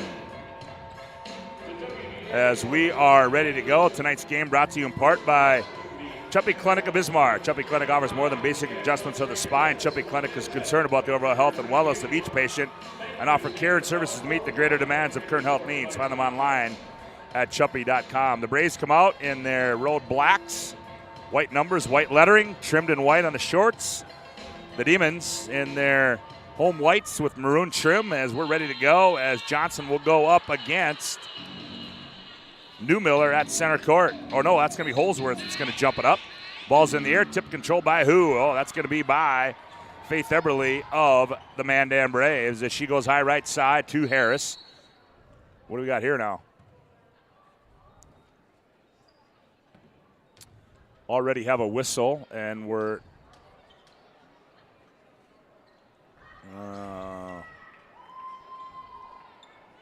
got an issue with the clock. Really picky to start this game. Yeah, how about that? Well, let's try this again. The only thing we don't have to do is jump it up, so we'll try this again. They get it into Harris, look down low to McKenna Johnson, tipped out of bounds by Gerving. So it'll stay with the Mandan Braves. Just underway on the BNC Bank scoreboard. Harris looking to get it in, and that's going to be a 5-second violation against Mandan. So here come the Demons with it. Their first offensive possession, a little token pressure applied. Here's Gullison, now gets it off to Holsworth, back to, nope, Holsworth keeps it, now back to Gullison. Now they go to Sydney Gerving. Sydney attacks, nothing there, now to Holsworth. Holsworth, got away with the push-off, right elbow jumper's up and good for Maya Holsworth as she starts scoring off for the Demons. They lead 2-0 on the BNC Bank scoreboard. There's that pressure that's applied by the Demons as Piper Harris breaks the pressure. Now she'll run the offense for the Braves. Enters it right side to Tolman. Up high they go, McKenna Johnson. They look inside to Sheldon. Now kicks left wing. Here's Eberly. Fires for three. That one's off. Rebound to Holsworth. Gerving. Here's a breakout, Newmiller. Newmiller's going to attack. Newmiller flips it up. No good, but she was on the move, and she got bumped, and she will shoot two. Will Peyton Newmiller. Fouls get. Morgan Sheldon gets called for the foul, her first, team's first. So Peyton Newmiller at the line for the Demons. Free throw is up and good for Peyton. She will have one more. Will Peyton Newmiller. Second one is also good. Demons out early. 4-0 on the BNC Bank scoreboard. Just underway, 16:55 left to go. Here's Johnson, here's Sheldon with it. Sheldon in the front court. Eberly, now they go high right side to Tolman. Tolman, top of the key, Sheldon inside Johnson, turns, triple teamed. Eberly, long three, Tolman, bingo! Jordan Tolman rings the bell for the Mandan Braves. About to say Mandan's a little choppy early with some turnovers and just some kind of poor play, especially on the defensive end, but we're able to get a nice inside-out three there. Just like that, it's down to a 1-point lead at 4-3. Here's a turnover for the Demons as Tolman comes away with a loose ball. She gets it off to McKenna Johnson. McKenna now to Piper Harris. Harris slows things down. Enters it left side to Johnson. Oh, and they try to go to Sheldon, but she was not expecting the pass. It goes out of bounds, and it'll go back to the Demons.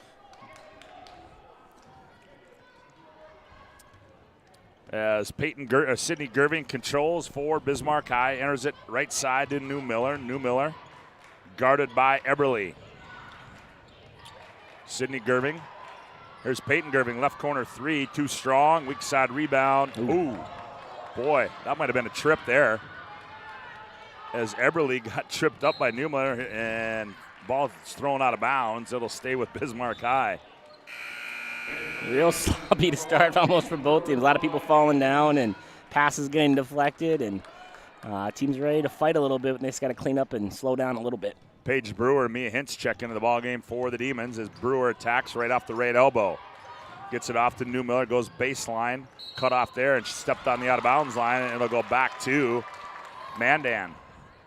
Definitely see some WDA nerves here. Been sitting around all day watching everybody else play, and now that it's their turn, and Just trying to get into a groove somehow. Oh, Johnson, turnover. Oh, Newmiller, there's a block. Newmiller fired for 3. McKenna Johnson blocked it away. That's block number 75. Here's Tolman in the front court. Here's Eberle.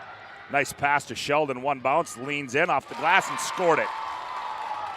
And Mandan leads by 1 at 5-4.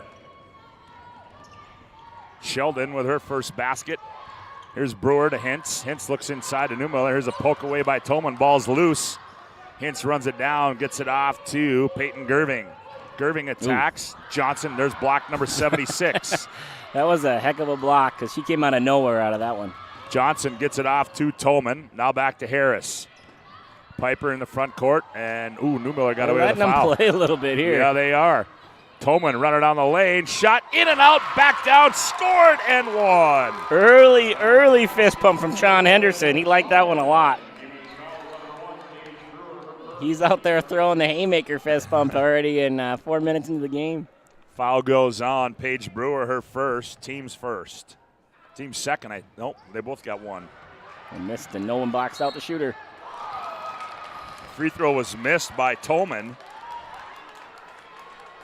And the free throw, she gets her own rebound and puts it up again and misses that one, but she was fouled in the act, so Tolman will shoot again. That foul goes against Mia Hintz.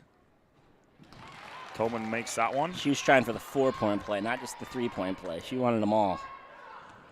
8-4. Mandan by 4 on the BNC Bank scoreboard. Second one on its way and good. 9-4.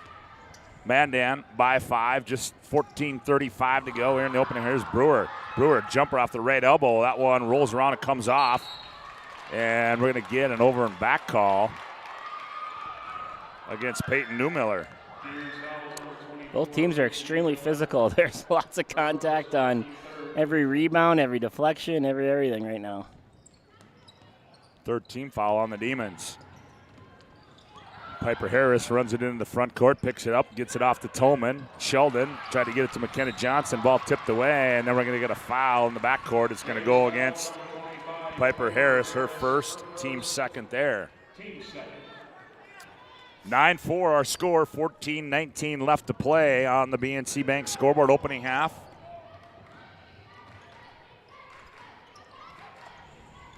Here's Hintz with it. Almost, good poke away there by Eberle. It goes out of bounds, and it will stay with the Demons. Tonight's game brought to you in part by the UPS Store. The UPS Store is your location for all your packing and shipping needs in the Magic City. They inbound it. Gullison on the baseline. She's doubled up there. Now Newmiller fires left side 3 short. Rebound Brewer saves it. Good save. Oh, yeah, off the foot of Really Sheldon. good save. Good hustle there by Paige Brewer. Those are the kind of things you need that when you're out of rhythm and you just need something to go your way. And I'm not saying that'll be it, but like just to see a hustle play and do all those things that you can control. Can't always control if the ball's going to go in or not, but you can control that kind of stuff right there, those type of plays. Haley Markle checks in for Mandan. Haley is a 5'8" sophomore, Joe. Man, I'm telling you what, I feel like this is the sophomore JV league right now more than it is the... Yeah, I'm not sure that shot clock reset. Oh, boy, I don't think it did either. There's no way it did. That can't be. There's that can't no be way. a 10-second violation, can it? It's the right call for the ref, but I think he's now realizing there's no way because that was a defensive rebound and like 4 dribbles. Well,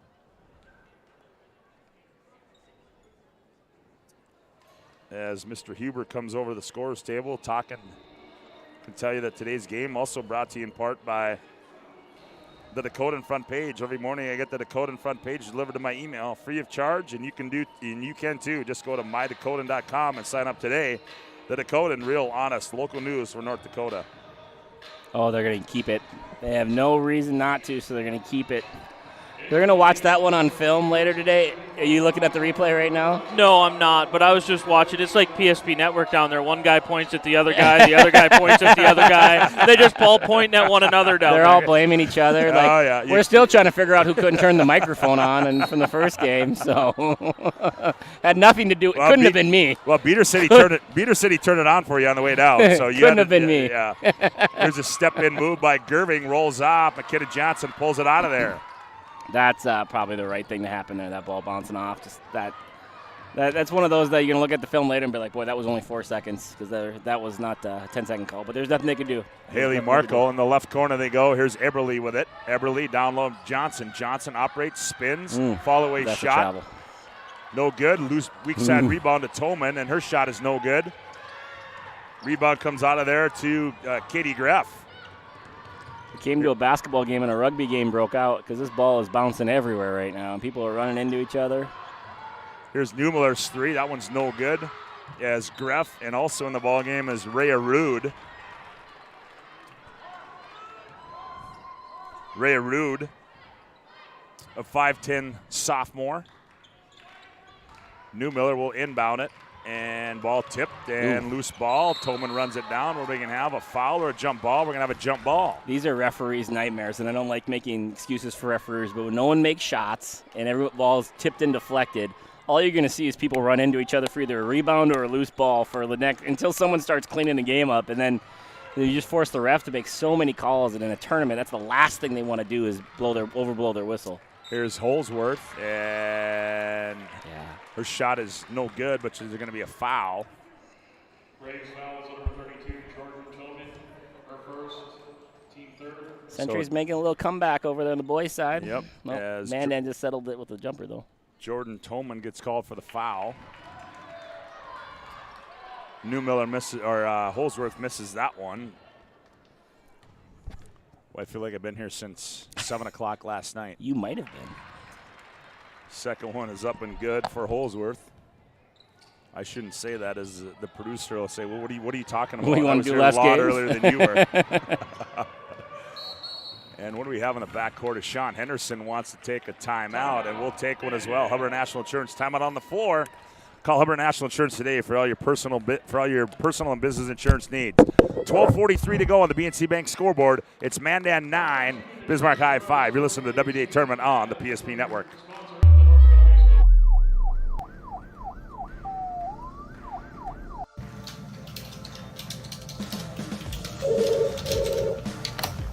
Thanks for buying some room.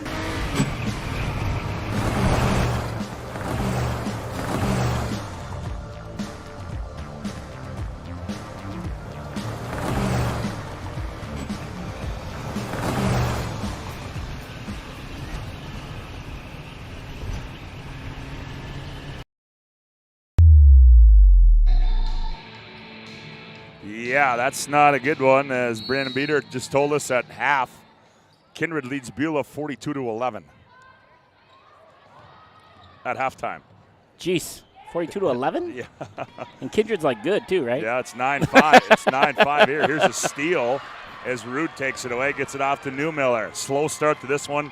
12.5 to go in the opening half. Neumiller, that one's going to get turned over again. Boy. Look at Piper Harris fighting for basketballs. Wow, what a play. Gets it off to Toman. Toman in the open floor. Layup scored and one. Toman runs the floor, converts, and gets the bucket and the bump. How about the half Jordan Toman's having? Yeah, first 5 minutes she's having. Yeah, it's physical. It's not pretty, but right now Mandan is winning the 50-50s. I mean, Piper just dove halfway across the floor like she was digging a volleyball out to keep it alive. Kept the ball first on the floor, usually wins it. Gets the ball up and was able to throw it out to a teammate. I mean, they're not pretty right now, but they're just way more efficient. And I've been where Coach Shetler is right now. He is. But look at this. Toman has blood. Toman's got blood, and she talked to the official and wanted to be able to shoot the free throw, and they're going to let her go over. Yeah, she gets about 30 seconds. Is that what she gets? Yeah, it's the same amount of time you get if you have like a technical and you have that auto sub. Okay. It's whatever that 30. What just depends on how nice the referee is, to be honest. But yeah, they're gonna let her clean up stuff like this. But Coach Shetler, I've been there, man. When your team isn't, the ball's kind of bouncing around, and he's sitting there, and he's like, she traveled or whatever. And whenever you lose those hustle plays, you just want something to go your way, and he wants one right now. And I think his team just has to be able to, keep the ball in their hands and get some shots on goal. Shots on goal, Joe. This is a basketball game. Yeah, I know. I used to say that every once in a while. Huh? You got to get shots up, man. You can't win if you don't put shots up. I've never watched a full hockey game in my life, and I just used a hockey reference. Yeah, you did there. Shots on goal. Yeah. Here's Gerving off the. It's called goaltending, so it's got to be a goal too in basketball, doesn't it? Jersey Berg's got it. Boy, Mandan's cranked the defense up a little bit. Down low, they go to I feel like Jersey they got Berg. 6 guys or 6 girls on the floor right now. They're Here's just Brewer. everywhere. Contested, shot no good, rebound, and we're going to get a foul on the rebound. You might be here at 7 in the morning if there's this many fouls. That's going to go against Jordan Tolman. Her second, team's 4th on the Braves. Nick's the hockey guy. He's not listening. I He's got his own show, so you don't have to use hockey references. I'm trying to kiss up to him a little bit. Maybe I get a few more games next year. 12-5 score as Gullison right down Broadway sticks it on the back iron and gets the roll. Maybe if I learn swimming, I could do some Todd Domry Saturday swimmings with him. There you go. Pressure by the Demons, and McKenna Johnson gets it up to Sheldon. Sheldon's going to attack, leans in, offensive foul against Morgan Sheldon. And that's good defense down below there by the Demons. On the other side, 57-47. Mandan still leads with almost 4.5 to go. They've held them 10 off pretty much the whole game over there on the other side of the Civic. Good defense by Eberly against Brewer. Brewer being hounded. Here's Holsworth. Now that's Peyton Gerving with it. Now to Gullison. She catches, fires for 3. Comes off. Brewer the rebound. Off the window and scored it. Well, that's just good recognition there by Paige Brewer in an awkward position. She knew she had to use the board. She did, and she converted. Yep. Got it up quick before defenders could come over. Here's Eberly with it. Eberly to Markle. Markle on the baseline. Stop and go move. Nothing there. Now out to Piper Harris. Harris operates, gives it off to Sheldon. Sheldon splits the defense. Runner off the window. Scored, and she's fouled. Morgan Sheldon. The nifty move there. The bank is still open, and she used it. Yeah, that was a great move and completely under control, kind of step through there, and obviously the help side defender was just a hair late. Good call there by the Stripes. That foul, I don't know who that foul was on. They still got 32 up there. As Sheldon converts the free throw as well. Demons foul is number 33, Allie Gullison, her first. There we go. Allie Gullison gets called for the foul. 15-9, 10:39 to play in the opening half on the BNC Bank scoreboard. Quarterfinal game number 4 of the Girls West Region Tournament. Gullison attacks baseline, reverse layup, blocked out of there. Brewer, right place, right time, and she finishes at the rim. 15-10, Mandan by 5. Piper Harris. Eberly, now Harris down Broadway, scoop to the hoop. Too strong, rebound weak side. Johnson, air ball, no good. Rebound comes out of there. Here comes Jersey Berg. Berg leading the charge. Nice dump pass. Holsworth, flyby. Oh, missed the bunny. Markle does the flyby, and Holsworth can't convert.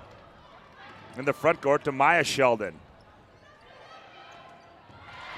There's a steal back by Gullison, and they're going to say it's off of Bismarck High, and it'll go to Mandan. Yeah, whoever holds on to the ball right now, like just the turnovers here. We saw 12-12 in the last game at halftime. I'm guessing it's going to be a little higher than that because right now they're just not being very efficient on the offensive end. It's just a lot of bobbled balls and missed shots. And they go high post to Johnson. She turns, spins in the lane, leans in, up, shot, scored, and one. Wow. Oh. And Bill Shetler wanted an offensive foul, didn't get it.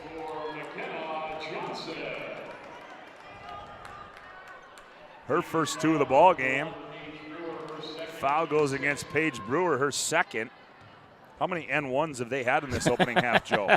A lot. I feel like, geez, 2 more people go to the ground. Like, this is a physical, we want to go to the next round basketball game right now. This is your typical Bismarck Holy Mandan cow. game, no matter where it's at. Here's Jersey Berg. Ooh, a good closeout by Harris.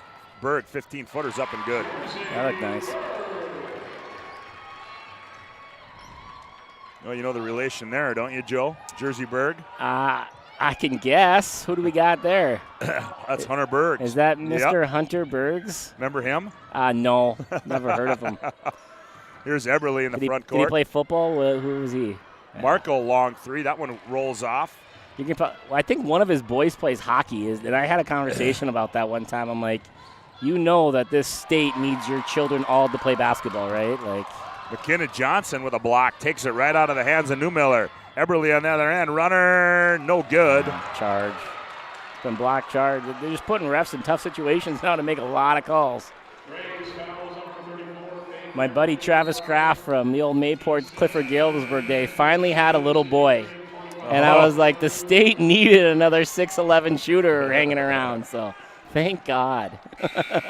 And that one goes against Eberle, and getting up off the bench, Anna Huddle for Mandan. They're going to need some bench. Both of these teams. Both teams are in 6 fouls right now, and it's not getting any less physical. This is becoming that kind of a game. Good one going on next door, 59-52. Time winding down over there.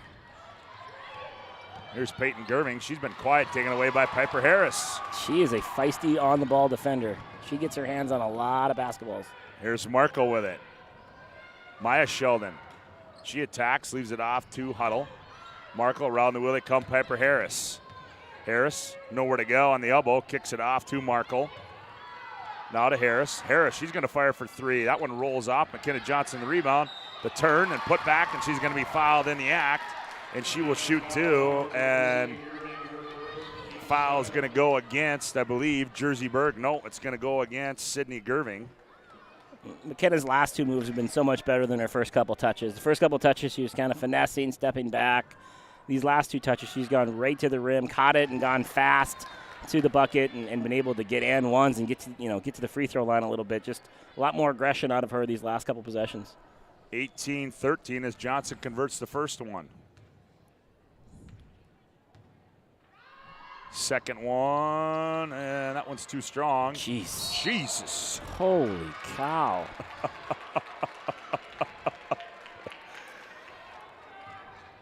And the foul is going to go against Haley Markle, her first.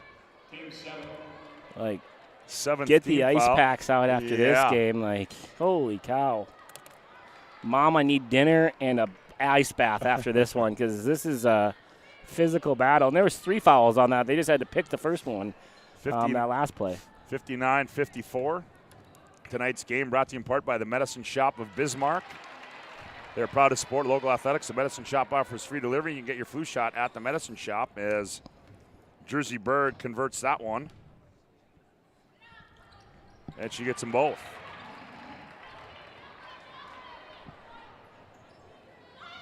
(18-15), and here's a throwaway by Mandan. Bismarck High looking to tie this one up. Minute 22 left, only down 3 for the Century boys. They've been down 10 pretty much the whole game. So big comeback here in the last minute and a half. Going down to the wire, you can catch that on the PSP Network. Todd Domrey's, Chuck Claremont have the call on that one for you. The JV team, right? Yeah, there you go. Yeah, yep. Team 2. That's right. Oh, and Berg just dribbles it off her foot out of bounds. Don't tell Chuck I said that. I'm scared of him. Well, Chuck came over here and saw the size of my table over here and the size of their table over there, and he was really jealous. So, Peter, good move. I should let him know I can't even touch the ground on my chair. And the monitor. Yeah, that's exactly right. And the monitor. He likes to spread out, and he's just, like, nervous. Ooh, nice step through. Newmiller flips it up. No good. Rude the rebound. One bounce. Turns. Out high. Here's Berg for 3. That one rolls off. Johnson the rebound. To Harris. Here's Maya Sheldon. Diagonal pass, Aberly, catch, layup, missed it. She's going to be fouled. And Gerving questions the official. He tried to avoid calling that, but there was just no way he couldn't. He should get brought to the floor. Second personal, team's 8th. 18-15, as at the line will be Faith Eberly. Free throws up and good. Her first point. And for the Demons, number 0, Katie Graff, 11, Maya Holsworth. 19-15.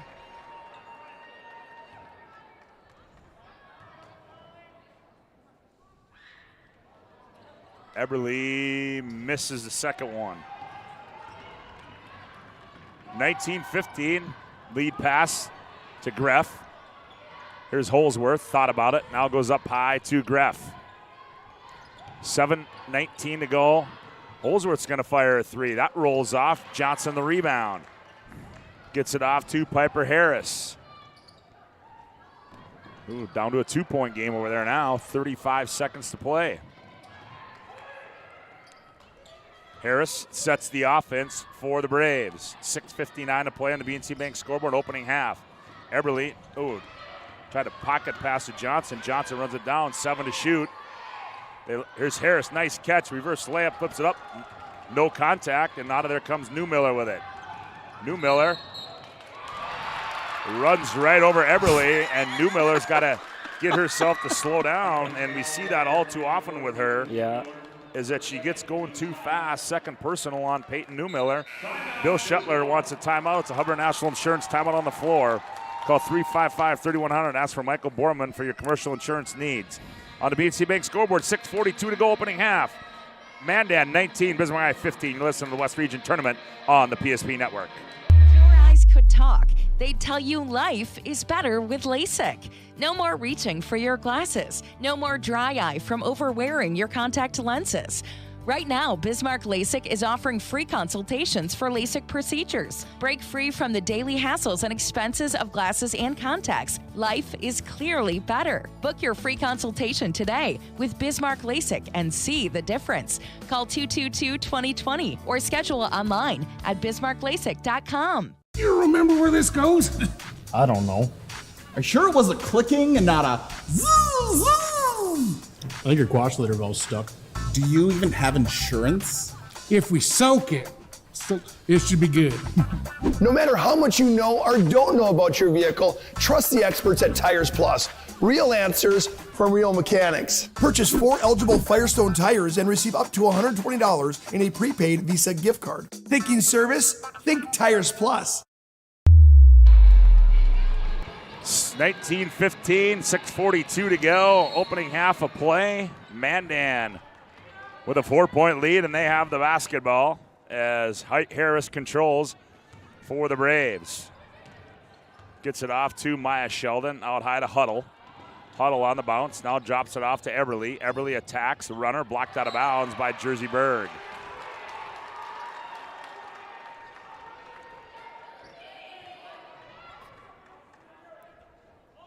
.15 to shoot for Mandan. Harris will trigger it inbounds. Finds Maya Sheldon, catch, shot short. Rebound to Holsworth. Holsworth wants to run. Holsworth still on the move. Finds Jersey Berg, steps into a three, bingo! She looks good, man. She's got that, wow. She's got a nice smooth stroke, super confident. 19-18, here's McKenna Johnson. Johnson in the paint, turns. Maya Sheldon, now here's Huddle. She's gonna fire a high-arcing three. Too strong, rebound to Jersey Berg. Nope, that's Gerving with it. Peyton into the front court, attacks. Goes by Sheldon, stopped, fires, short. Rebound McKenna Johnson. Jersey Berg is a sophomore too, by the way. Oh, 63-62. Mandan wins that one. By one. Hit a three at the buzzer there to cut it down to one. Here's Sheldon on the baseline. Teardrop shot is up and good by Maya Sheldon. I feel like this is, that the Mandans just had such an advantage offensively and scored way more points, and somehow Bismarck's 3 points down. For some reason, it feels to me like they're kind of lucky and fortunate to be still hanging around right now. 21-18, 5:12 left to play here in the opening half on the BNC Bank scoreboard. Eberle loses it, gets it off to Huddle. Now back to Eberle. Now to Huddle. Organized chaos right now. Ooh, nice step through move by Harris. She misses it. Rebound to Peyton Gerving. Gets it off to Rude. Now back to Gerving. I think Gerving's taking one shot. Here's Berg stepping into another three. Bingo! Ho-ho, Jersey Berg with a heat check. Here comes all the Mandan kids to cheer on their girls after the boys just won. And we're tied at 21. Johnson on the other end. Shot up, rolls off, rebound to Holsworth. Gets it off to Berg. Now to Peyton Gerving. Gerving goes baseline. Cross court to Rude, loses it into the hands of Maya Sheldon. Now to Huddle, now to Piper Harris. They came charging in. Here they come. Johnson turns, baseline, shot, scores. Yeah, when she makes quick decisions and gets to her left shoulders quickly without letting a double get there, she's very, very, very effective. 23-21 and an over and back violation called.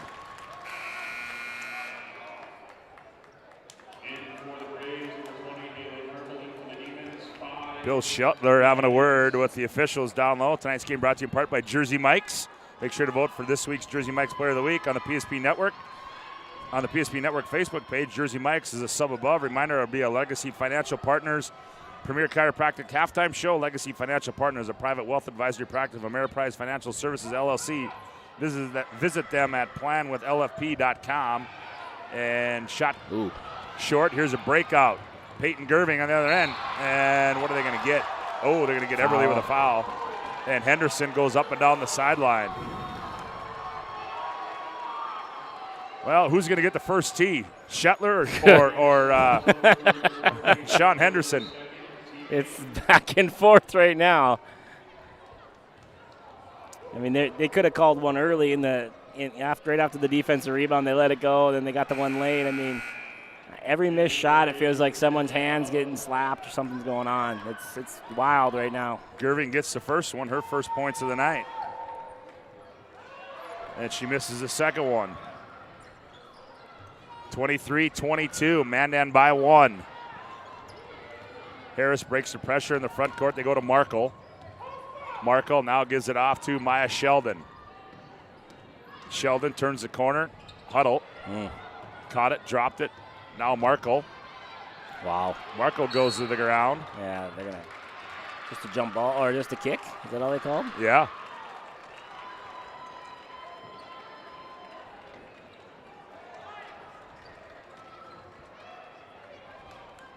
Or what they called it. They didn't call a foul because they didn't report a foul. Bill Shuttler walking with the official. He's got the ball. It's animated, yeah. I think he got the call there, and he's still upset about something. Here's Jersey Berg with it. Jersey Berg from the left corner is up and good. Oh, she's got it stuck in automatic. She got a pep talk before the game because she is going right now. She looks smooth out there. I think she's got 12 already. Is that what you got for her, too? 24-23. Demons by one, 2:47 to go in the opening half. Here's Huddle, left wing three, bingo! And a Huddle buries her three, and back goes Mandan on top by two at 26-24. 2:34 left to go in the opening half. Here's Holsworth with it. Here's Peyton Gerving. That one's short. Rebound, McKenna Johnson. To Maya Sheldon. Oh, Sheldon's in trouble. Now gets it off to Harris. The Mandan faithful are getting their money's worth of the WDA today because they're all coming in flocks to watch the end of this one. Yep, 26-25. Here's Markle with it. Down low Johnson. She's doubled up. Huddle. Thought about it. Ooh, boy. Bismarck gets the ball back, but that could have been an offensive foul as this one is an old-fashioned Demons Braves football game. Holsworth in the paint, flips one up. Arc. Johnson blocks it. Offensive foul she's against in the Holsworth. arc. Are they calling it a charge? Yeah, I think they are. She was at least a foot in the arc.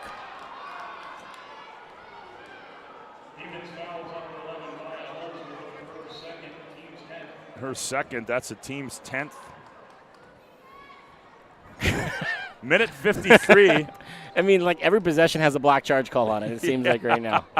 Like the worst call to have to make as a ref, they're giving them every possession right now. Piper Harris will bring it in the front court for the Braves. They lead it 26-24. Johnson with it. Johnson now back out. Sheldon now Harris baseline, kicks left corner. Markle fires for three. Bingo! Shots are starting to fall now. Buries a three. Her first basket, 29-24. Minute 19 to go. Turnover, Demons. Ooh, big fist pump again from Mr. Henderson. I like it. I like it. He's juiced up tonight. Well, you'd think it was Rick Pitino and Rick Pitino and Tubby Smith. Tubby Smith going at it. The Louisville, Kentucky, or it's Calipari back when they were at Louisville and Kentucky. 29-24. Marco controls for the Braves. And this place has filled up with black and white. Oh, Huddle from deep. That one's off. Rebound comes down to Greff. Girls, find your line. Find the three-point line. To Jersey Berg in the front court.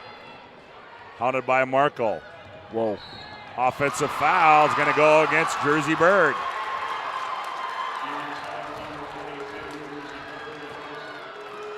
I think Bill Shuttler is saying, well, can I get the call on my end? Bill's guarding a referee currently, showing him what happened. Oh, man. Under a minute to go, 46 seconds as Piper Harris controls. Dribbles it into the corner, down low to Johnson. She loses it, now regains the possession. Now Markle. Markle's going to fire a three. That one too strong. Rebound run down by Piper Harris. Berg fights for it, and it's going to be stay with the Mandan Braves. My favorite, that wasn't I miss coaching a lot, but the one thing I can say is I really enjoyed not having to yell at referees for an entire season. Like, I can talk to those guys again. They're kind of my buddies again. I don't have to avoid them in a crowd. It has been a relief not going to bed having to be mad at a referee, that's for sure. Maya Sheldon attacks. Jersey Berg blocks it away. Run down by Gullison. Here come the Demons. Shot clock is off. Nice bounce pass. Holsworth catch. Shot. Oh, she missed it. She couldn't convert as they're going to get Piper Harris with the foul. Both teams are tired here, too. This last 16 seconds is important. A bad turnover here by Mandan could tie this game, or a poor play by Bismarck High could stretch the lead out to 2-3 possessions. So I know it's just 16 seconds, but you definitely want to take advantage of what you've done so far these first 18. Holsworth misses the first one. Ray Rude checks in. 29-24, Mandan by 5 on the BNC Bank scoreboard. Rude sets and delivers. Stand corrected. That's Holsworth. Make it 29-25. Mandan, shot clock is off. They'll be able to get a shot off. Uh-oh. Here's Piper Harris in the front court, runs it down. 6. Harris behind the back. Drops it down. Johnson, layup, got it. Oh! Really good possession there. It's exactly, I just said it 5 seconds ago. If you could stretch it to 2, really have a nice flow there. That was a very, very good ending for Mandan. They played a nice half. The Berg girl tried to bring them back single-handedly there for a minute, but just a really good ending for Mandan there to go in the locker room feeling good and feeling energized. 31-25 as we go to break here in the event in the exhibition hall. Mandan leads it on the BNC Bank scoreboard. As we'll take a timeout, we come back. It'll be our Legacy Financial Partners Premier Chiropractic halftime show on the BNC Bank scoreboard at the break. It's Mandan 31, Bismarck High 25. You're listening to the West Region Tournament on the PSP Network. Carson, timeout. Who calls a timeout in this game? Me, I'm icing the kicker. Really? It'll give us more time to talk about First Western Bank and Trust. Like our convenient online banking. Along with smart trust service options. We're all about hometown service with bankers that know you and the community. Okay, go ahead and kick. I don't believe this. First Western Bank and Trust. You can bank on us.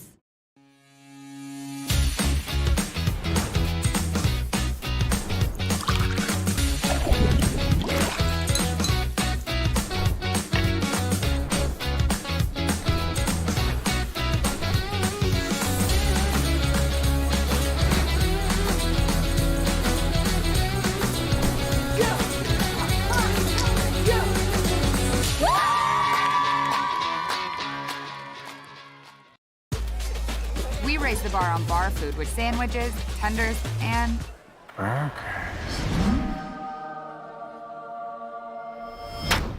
there's more where this came from. To the greatest of all times, Buffalo Wild Wings.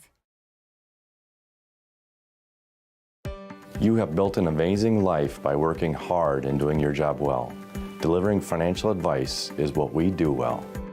At Ameriprise Financial, our job is to use our skills, experience, and research to help you become more successful in today's economy. What we want you to walk away from each encounter with is satisfaction in knowing that together, we've done what we can to help you work toward a better future.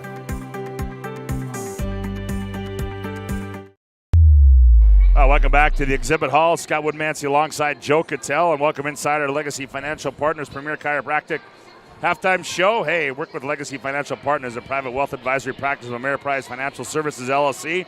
And together you'll develop a customized plan for your retirement. Find them online at planwithlfp.com. Focused on improving the health of Minot and surrounding areas. The most cutting-edge advanced in natural health care today. That's Premier Chiropractic. 31-25 as Bismarck High trails Mandan at the break here as we can Joe, I mean, again, it was a rugged first half of play there, but Mandan, boy, I tell you what, I thought their defensive intensity in that opening half was really impressive. Yeah, I did too. I thought they were extremely active. They needed some bench to step in. They had some girls getting some foul trouble, and they threw some bench girls in there, and they were able to stay active on the ball. They literally held Bismarck to 30% from the field. But it's almost blinding because they didn't. 4 for 5 was Jersey Berg. So the rest of the team was 4 for 21 from the field. Yep. And Jersey got hot there once in transition. They lost her twice in transition from the 3. So if you just put them in the half court alone, I mean, we're talking 4 for 21. And so defensively, just how physical they won. They won every loose ball, every 50-50 ball.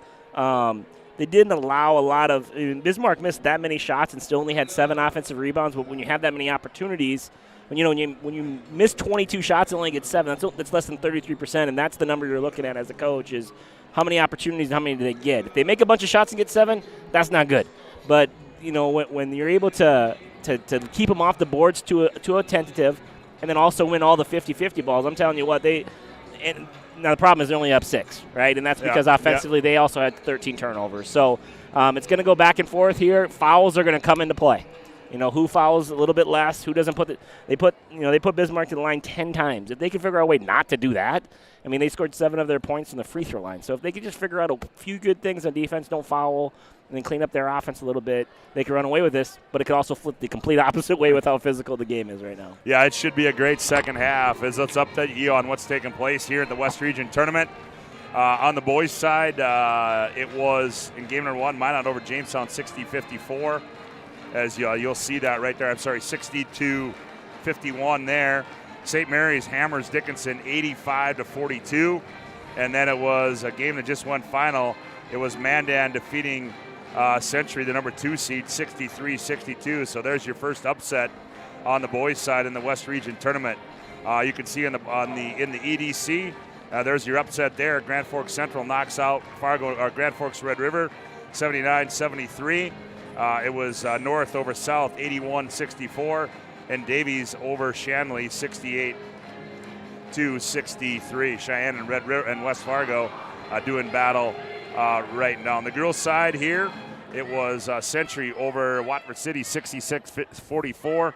Jamestown knocked off by Legacy, 68-62, and it was Minot High defeating Turtle Mountain by a score of 85-49, and there's your update in the Class B. Grafton wins that one 59-34 on the Class B side, and then it was Langdon, Area Edmore, Munich over Mohawk, Lansford, Sherwood 59-21, and Kindred hammers Beulah as they defeat them 72-29. So Kindred advances on to the semifinal round, and now Shiloh and Lytton HMB doing battle. We'll take a timeout on our Legacy Financial Partners Premier Chiropractic halftime show. We come back. Joe Cattell will have a look at the first half numbers. You're listening to the West Region Tournament on the PSP Network. The magic of what we do really comes down to combining different aspects of patient care. Here at Premier Chiropractic, we love combining soft tissue work, the adjustment, and exercises together. We found that this gets the best results for our patients. We have 3 chiropractors to fit the needs of the entire family, a rehab area for our exercises and equipment, for any athlete to improve performance. Give us a call and we will get you back to doing what you love. Great smiles come from Vibetta Orthodontics. Vibetta Orthodontics is a certified Invisalign provider. Invisalign fits your budget and your lifestyle. Braces for children, teens, and adults with affordable monthly payments. Schedule your complimentary consultation and exam by logging on to VibettaOrthodontics.com or by calling 701-839-6010. Great smiles come from Vibetta Orthodontics.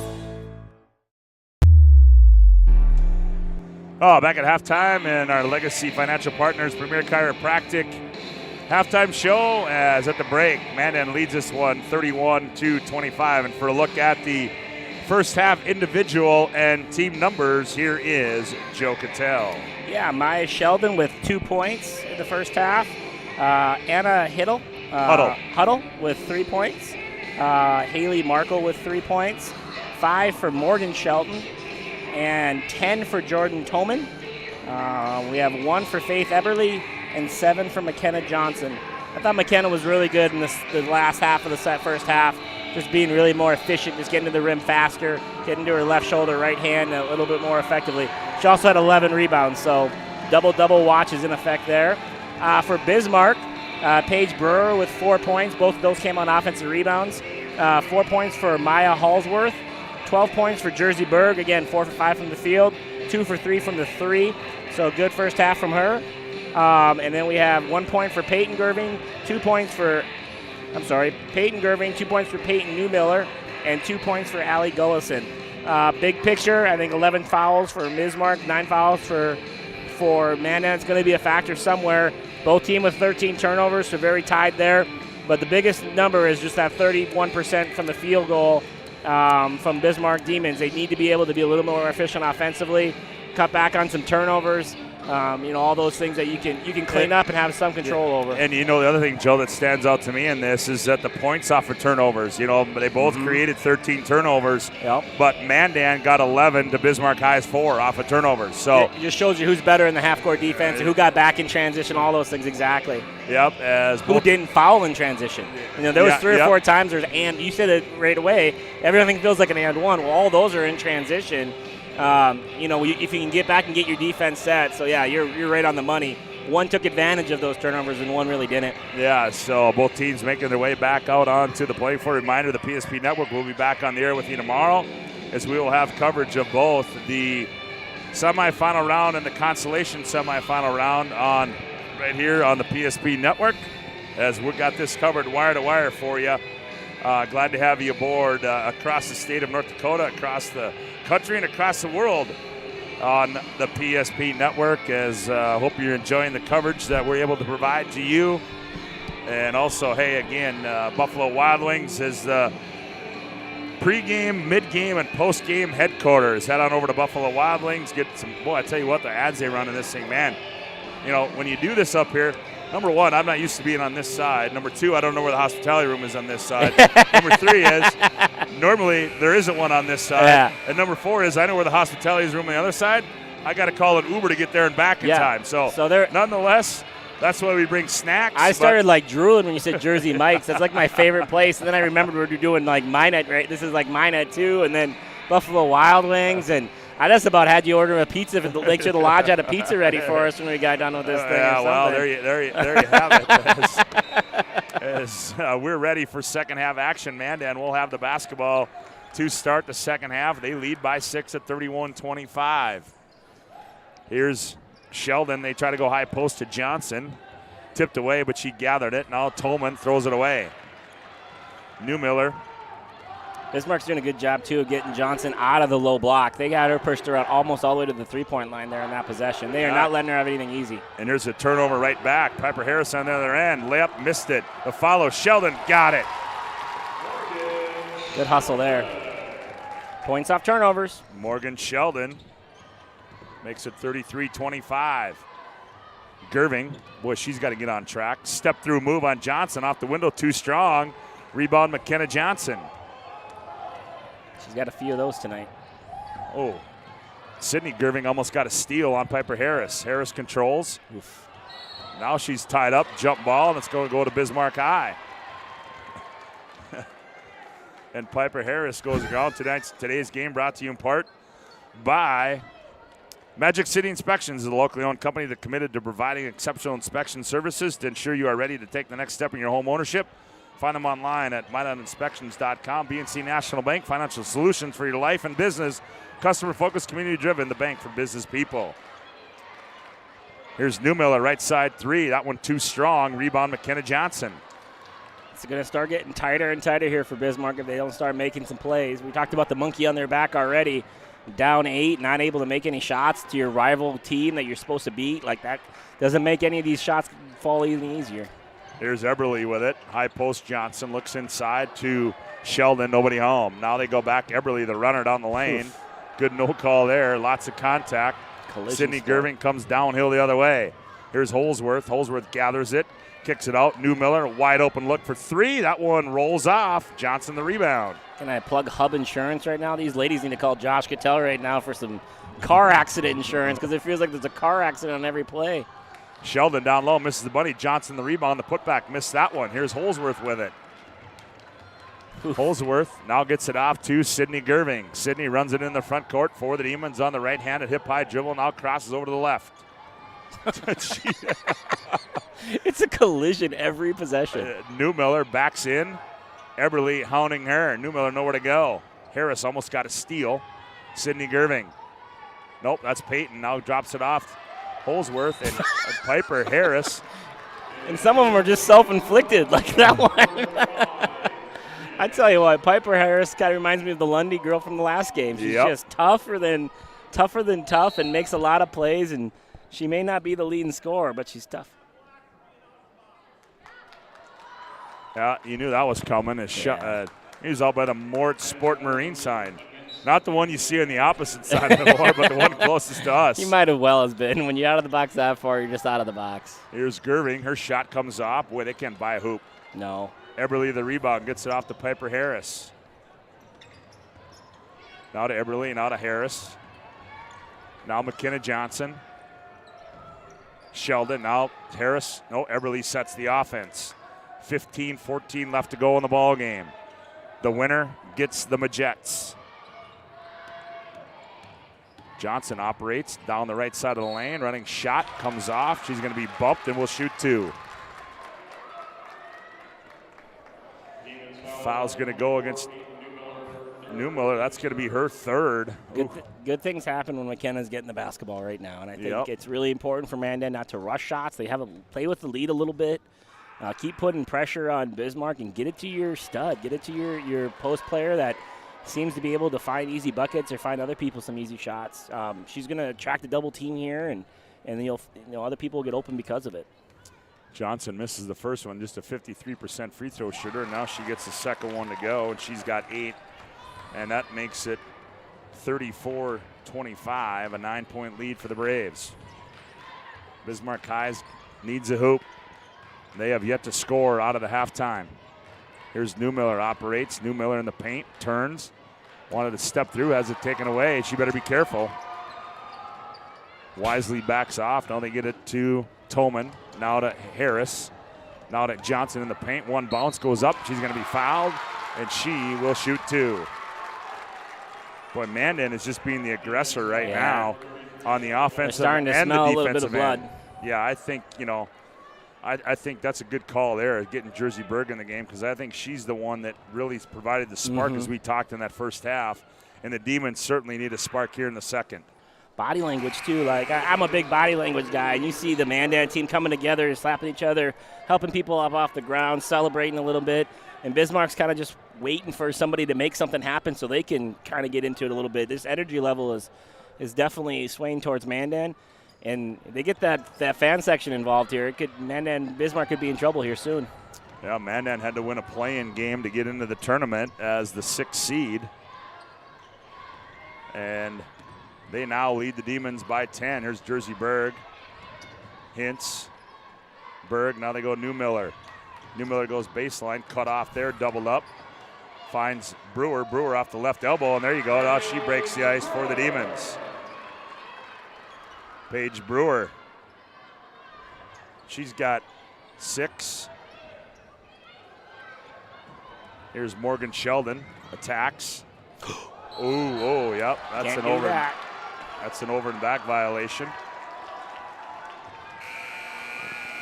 Today's game brought to you in part by Prestwich Orthodontics, specialized in braces and Invisalign for all ages. We offer free consultations and financing options that make it easy to take your smile to the next level. Visit minotbraces.com today to get started with a free virtual consultation. Prestwich Orthodontics. Ray Root in the ball game. Here's Mia Hintz on the bounce, the left-hander off the left elbow. Jersey Berg, hounded there by Harris. Berg backs in, shot fake to no avail. Good ball movement. Here's Brewer. Brewer attacks, and she's going to be bumped by Tolman, and that's going to be 3 on Tolman. Prairie fouls on number 32, Jordan Tolman, her third, team's first. First personal first team foul. Third personal. That's a big deal. Leading scorer going into half. Leading scorer still for the game. Sydney Gerving nowhere to go. Dumps it for Root in the paint. What are we going to get there? Eberly. Yep. That's going to be 3 on Eberly. Here comes Maya Sheldon. Second team foul now for the Mandan Braves. Not sure Coach Henderson knows that that's her third. Maybe he does. Maybe it doesn't matter to him, but hopefully that doesn't hurt. Yeah. Ooh, almost another over and back, but heady play there by Maya Sheldon. Nice diagonal pass. Morgan Sheldon catches, keeps it up, and scores it.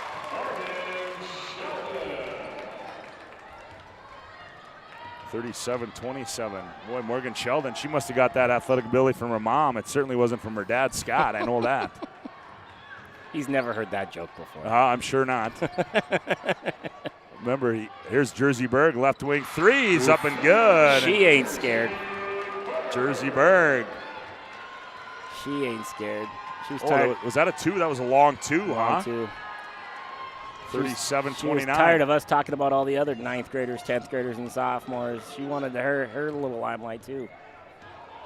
12:30 to go in the ball game on the BNC Bank scoreboard. 37-29. They lob down low. Johnson, she catches, turns, blocked away and saved into the hands of Maya Sheldon. Bodies on the floor. It's just a lot of arc, a lot of contact. Yeah, you have to call that.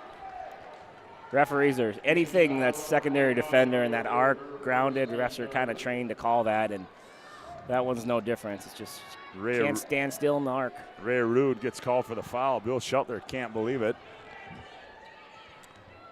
Final game underway next door.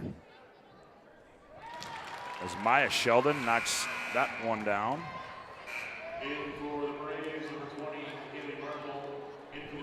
Her father, Todd, the head football coach of the Mandan Braves. 38-29. Make it 39-29 as Sheldon gets them both. They 5'8" junior. Lead back to 10. Gerving going to be bumped out high. They're going to get Maya Sheldon.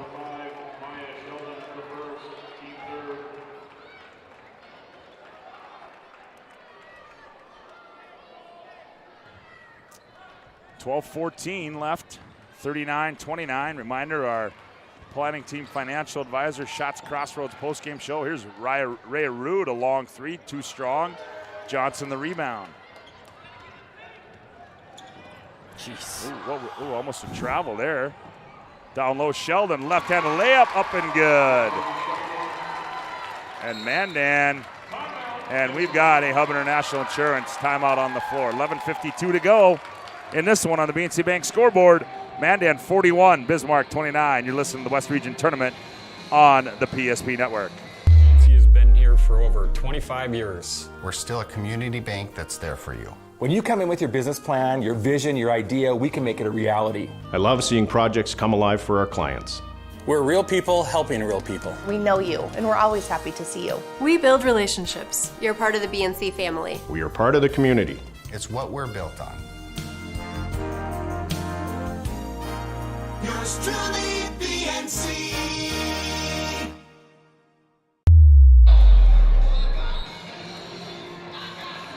(41-29). Mandan playing well here. Remember our Planning Team Financial Advisors Shots Crossroads post-game show. Planning Team Financial Advisors helping clients work toward financial freedom. Shots Crossroads, your post-game headquarters. Order online at shotscrossroads.com. Boy, I tell you what, the number 99 sounds really, really good right now. I've had that before. It's delicious. Here's Jersey Berg attacks off the window and scored it. She's impressive. I know, obviously, she's basketball royalty in this state, but she's making a name for herself. Only a sophomore. Jesus. Markle up the near sideline, hounded by Brewer. The Demons try to turn the defense up. Sheldon all alone again. Layup. Oh, no. Missed it. Gets the board. Oh, no. Missed that one. Johnson, the putback. Missed that one. And we got a foul. No.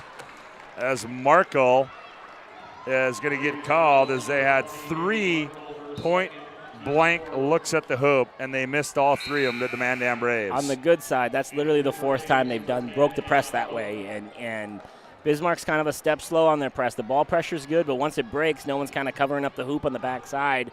Sheldon's been making a living until, just to that one.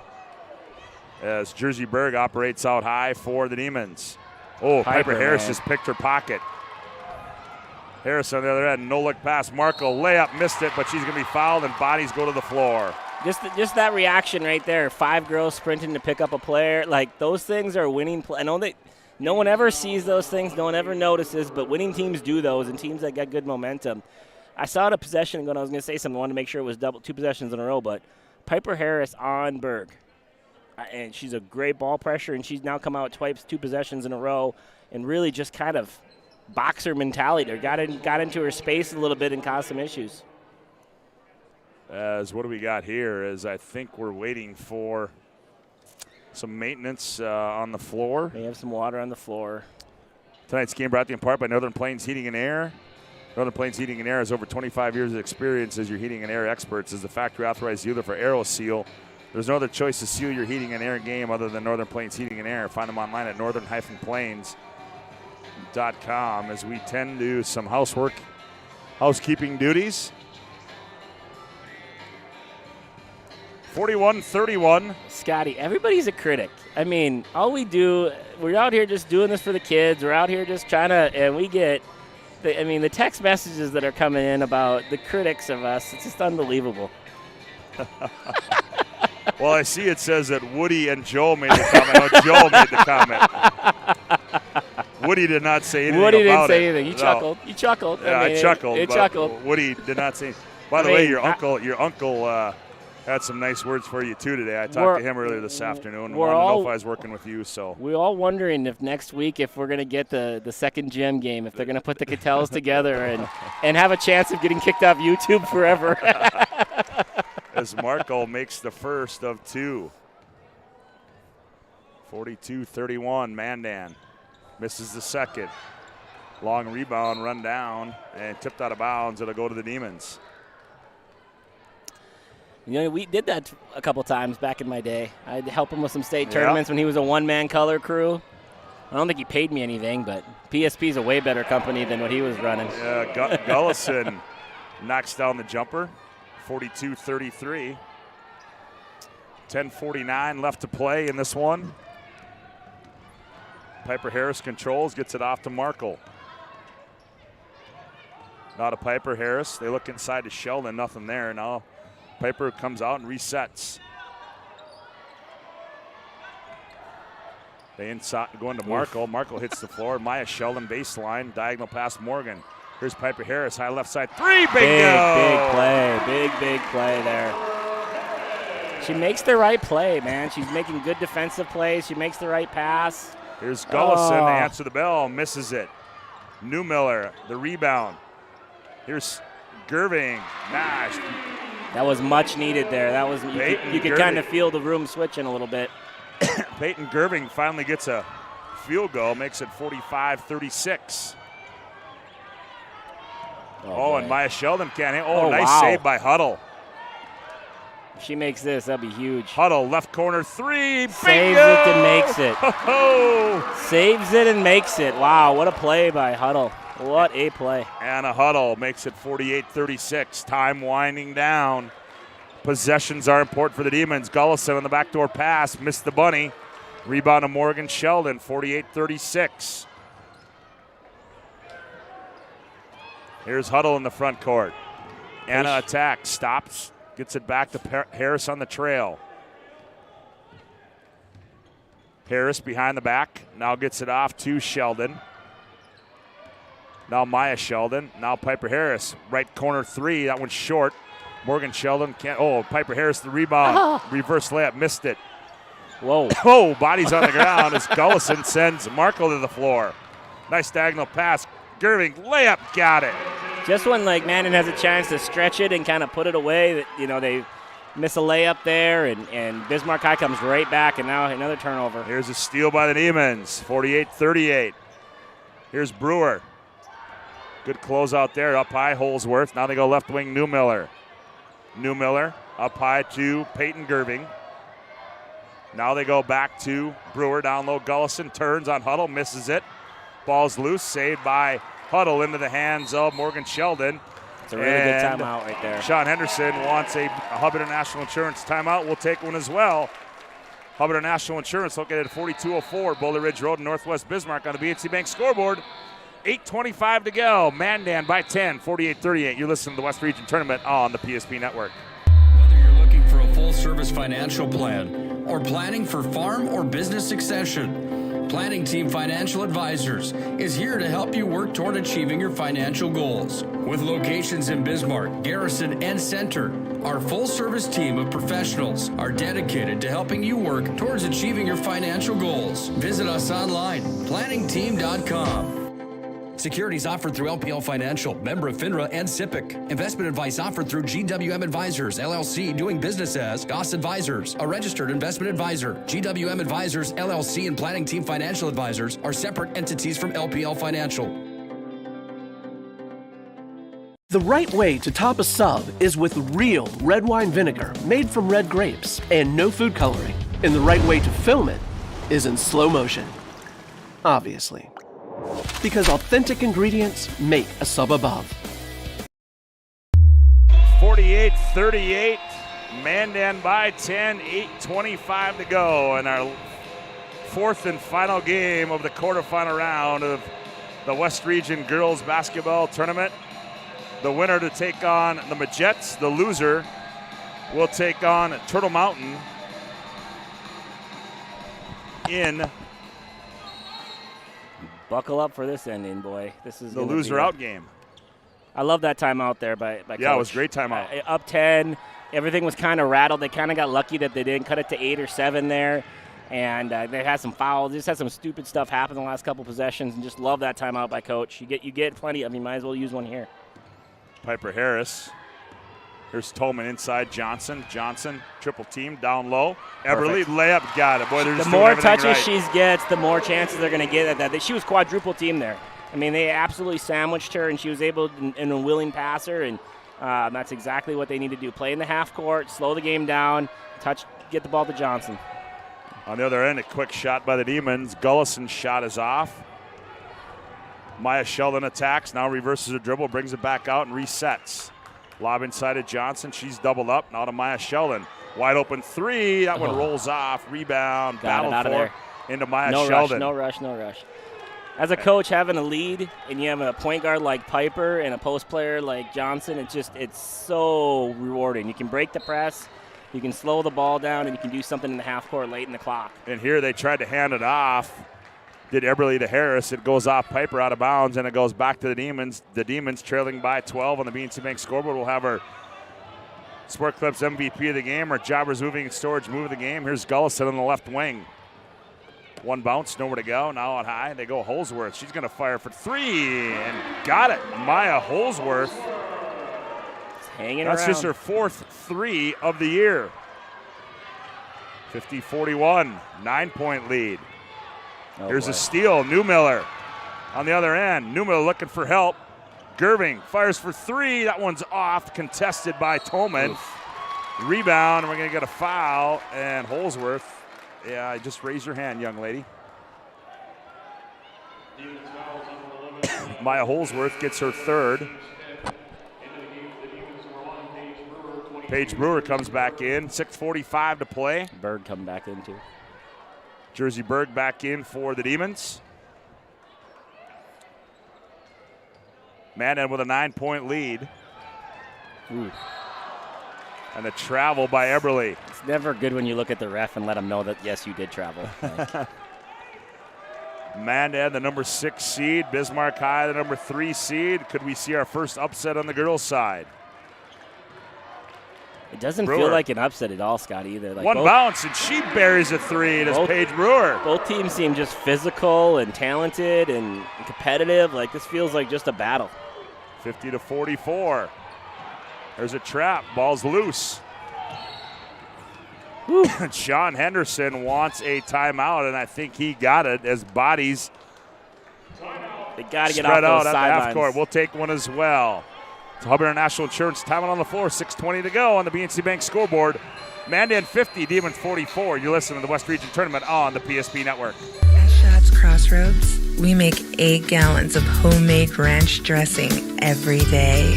So you can smother your dinner salad with it, dip those crispy golden french fries in it, and dunk your breaded chicken strips. You can even cover your... Wait, no. You can't put ranch on steak. Or can you? Shots Crossroads. Don't forget the ranch. Well, Bismarck High making this one interesting as they lead 50-44 on the other side. Bismarck High running away from Legacy as they lead that one 24-8. 9 minutes left to play in that one as Mandan will inbound it at center court, and Tolman brings it in the front court. Hand off to Harris, now back to Tolman. Tolman attacks, bump, hits the floor. Why wouldn't she? And we'll shoot 2. Oh, man. Minot's either thinking over there, these girls are going to be beat up to play us, whatever team it is, or they're thinking, I hope our girls are ready to be in a fist fight. Because either way, this is so much different than the last game as far as physicality goes. Tolman makes the first one. You think there's a Mandan Bismarck High rivalry that we don't know about or something? Oh, that's been going. Oh, yeah. That's, yeah. 51-44. Second one is good. Make it 52-44 as Tolman gets them both. Back come the Demons quickly. Holsworth on a baseline, cut off there. Now back out to Berg. Around the wheel they come. Newmiller, look at 3. Bingo! Wow. All of a sudden, that rim got really big for the Bismarck High team because they were making shots, and they look like a totally different team than they had the first 30 minutes of this game. 52-47. 5:40 left to play. Lots of game left. Ooh. Almost a steal, and they're going to get a foul. It's going to go against Sydney Gerving.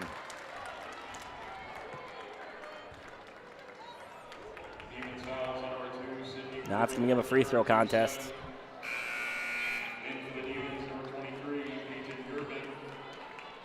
As Tolman toes the stripe again. Free throw too strong. Here come the Demons. They can cut it to 2. Oh, and they turn it over. Holsworth throws it away. Harris out in the backcourt. Eberle, they're going to get Paige Brewer on the reach in. I think that's a good call. I mean, she was beat, and she kind of just reached in, slapped at the ball. Well, here's the difference now, is that Bismarck High has got 8 team fouls. Mandan's only got 4. So Mandan will be at the line the rest of the way. But they haven't converted their free throws, and Eberle toes the stripe here. Comes a free throw contest, and Free throw no good. Pressure, Long rebound. all those things, right? Run down by the Demons as Eberly misses that one. And it's like missing two. I know like the stats are going to show they only missed one, but here's that's missing Peyton two. Curving, left wing three, bingo, and it's a 2-point lead. Here come the Demons. Those are big free throws. It just changes momentum. It's almost like a live ball turnover. 52-50. 5 minutes to go. Here's a steal by Newmiller, and a foul is going to be called against Jordan Tillman, and that'll be 4 on her as Old Mo has switched here in the exhibit hall as it's on the side of the maroon and white right now. Yeah, spacing just doesn't look great right now when they're trying to break that press. I don't think Piper's brought the ball up herself for a while. I think they're like those little things are important, you know, getting the ball in your point guard's hand and having a little bit of spacing. Knocked out of bounds by the Mandan Braves. 4:49 to go in this one, 52-50. Might as well start it all over. Why do we play the first 30 minutes right now? Jeez, this feels like a brand new basketball game. Yep, as Newmiller controls on the bounce out high. She attacks, nowhere to go. Oh, errant pass there, taken away by Piper Harris. Piper Harris on the floor making a play again. Here comes Markle in the front court. Hintz from the backside. Gets a jump ball. Sean Henderson tried to get a timeout. He didn't get it. Reminder, our Sport Clips MVP of the game. Sport Clips brings you the MVP of this matchup. Sport Clips is located at South 3rd Street and is home to the MVP haircut experience. Sport Clips brings you this game's MVP, and our Planning Team Financial Advisors post-game shows where you hear that. And Shots Crossroads, Planning Team Financial Advisors, helping clients work toward financial freedom. Johnson down low on the block, missed a shot. Loose ball, who are they going to have? Oof. And they're going to get a foul, I believe, on Markle. They are. I'm okay with that. Michaela Johnson needed a touch there. You know, they needed to get around the rim. They needed a chance to get one of their best players the basketball. They haven't been able to give it to her the last 3 or 4 times because of the press and the fouls. So you get the ball in the half court, get into Michaela. That's where you want the ball. I'm totally okay with that shot. I think that's a good shot for everybody. Not sure what they're doing. I know they got Clock going here again. now. Clock there again. we go. Yeah, McKenna Johnson just with 2 points.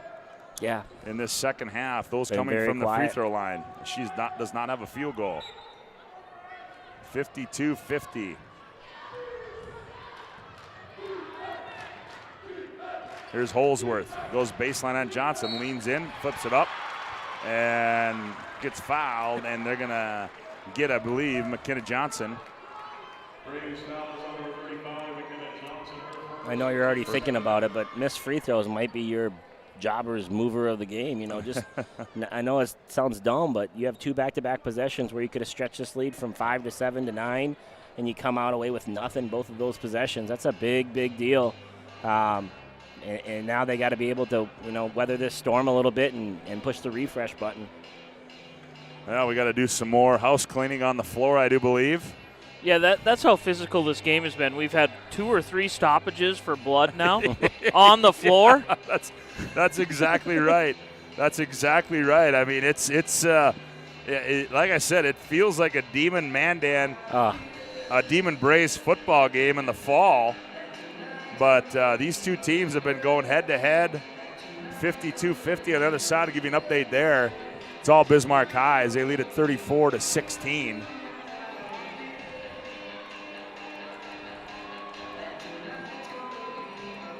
As Maya Holsworth will go to the free throw line for the Demons, just a 52% free throw shooter. Coach Gay's last game this weekend, Scotty. Who's that? Coach K. What would Coach K do here in these last 4 minutes? Make some shots, get better athletes than everybody else? Something like that? Oh, boy, free throws. Free throws. There's Holsworth. Free throws. Chance to cut it to 1, and she missed that one. She'll have 1 more. Couple dribbles, sets it, and delivers it. She gets 1 of 2. Well, Joe, I guess in that situation, you're better off. You don't want an empty trip. She gets 1 of 2 at the line. Yeah, it feels like this game is going to come down to something at the very end, you know, just some sort of a play, a block charge or a loose ball or 52-51 as Piper Harris controls top of the key for the Mandan Braves. To Markle. Johnson turns and attacks. Ball blocked. Loose ball's loose into the hands of Maya Sheldon. Marco, high right side, 3, bingo! That looked good from the moment it left her hands.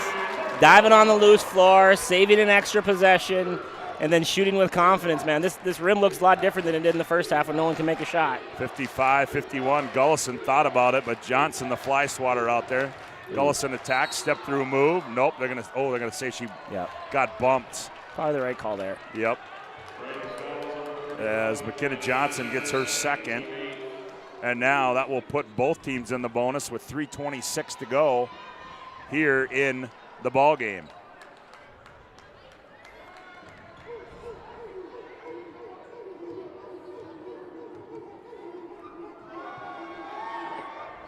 Missed it. Gosh. Yeah, Gullison misses it. Bailed them out a little bit there. You got to put your head down and go a little bit here. You can't hold. Now settle down. Everly in the front court now. They get it off to Harris, hounded by Newmiller. Harris dribbles into the corner, turns. Jeez. Offensive foul is going to go against Piper Harris, so she got out of control there. Good defense there by Allie Gullison. That's 3 on Piper Harris. The ball shouldn't have to be dribbled that much in the half court right now. When you got the lead and the other team's being aggressive, be strong with it, hold it with 2 hands, make good passes. And if you have to dribble, you got to be going somewhere. You can't be just dribbling towards. Gullison. Ooh, that one was in and out. Rebound, Jersey Berg. Here's Gerving for 3. Got it. Bingo. Got her first 3 of the game. Second, 55-54. Peyton Gerving cuts it to 1, 2:42 to play. Yeah, they got to move it up the floor faster. Yeah, they do. Yeah, that's. Sean Henderson runs up the sideline and gets a timeout. They're getting it on that sideline on that first entry, and they're just holding it there, begging for the press to come. They got to get that thing off the sideline, middle of the floor, and they got to make an attack the play. We'll take one as well. 2:38 to go on the BNC Bank scoreboard. It's Mandan 55, Bismarck 54. You listen to the West Region Tournament on the PSP Network. Many of our clients come to us already accomplished in their lives and on the right track. However, whether it's in response to a life-changing event or you are nearing retirement, you can sleep well knowing that together we have planned for both life's opportunities and challenges. And no matter what happens, we are here to help guide you.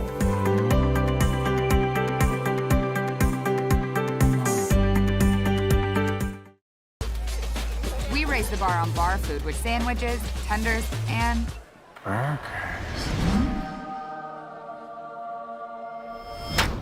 there's more where this came from. To the greatest of all times, Buffalo Wild Wings.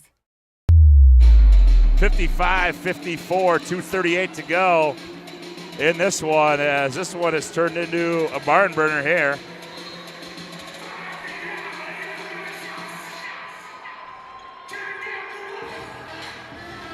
As Sean Henderson crawled up the sideline to get a timeout, and now here comes the pressure. They get it in. Here's Johnson with it. Gets it back to Everly. In the front court, they go. Here comes Huddle. Down the left. Oh, layup missed by Johnson. Rebound comes down to the Demons. That's Jersey Berg with it. 2:20 to go. When's the last lead? Have they had a lead this game? Maybe early in early it? I mean, Newmiller thought about it. It's been a long time. Here's Gerving. Set, fires, bingo! And the Demons lead by 2 at 57-55. Keep the foot on the gas if you're Bismarck High. Settle down, Mandan. Even though you lost a good lead, you're just a possession behind. This could be a layup right here. Here's Huddle with it. Huddle leans in. Offensive foul against Huddle. Oh, boy. And the tide has turned here in the event center. The Demons trailing this one most of the way. And now they lead by 2 at 57-55 with 1:54 to play. Brewer will walk it up the floor for the Demons. Gets it off to Newmiller. Newmiller on the bounce, hounded by Eberly. And we're going to get a foul before the travel. And the foul is going to go on Anna Huddle, her second, the 5'8 sophomore. Peyton Newmiller will toe the stripe for the Demons, where she is a 61% free throw shooter on the year. Sets, fires, and that one rolls off.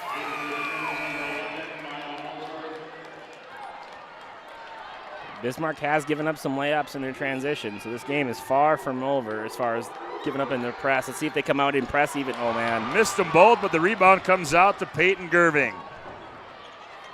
It's going to be one Michaela Johnson wish she could add back. That one went over her head. She wasn't quite ready to go get it. Here's Newmiller with it. Newmiller looks inside. Holsworth poked out of bounds by, poked away. Yeah, it is out of bounds by Piper Harris.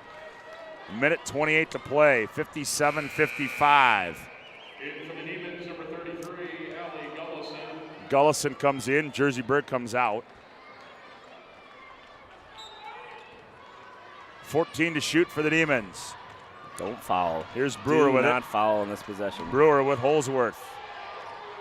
6 to shoot, Holsworth. Gerving. Down low, Holsworth turns on Johnson. Oh, and she got it to go.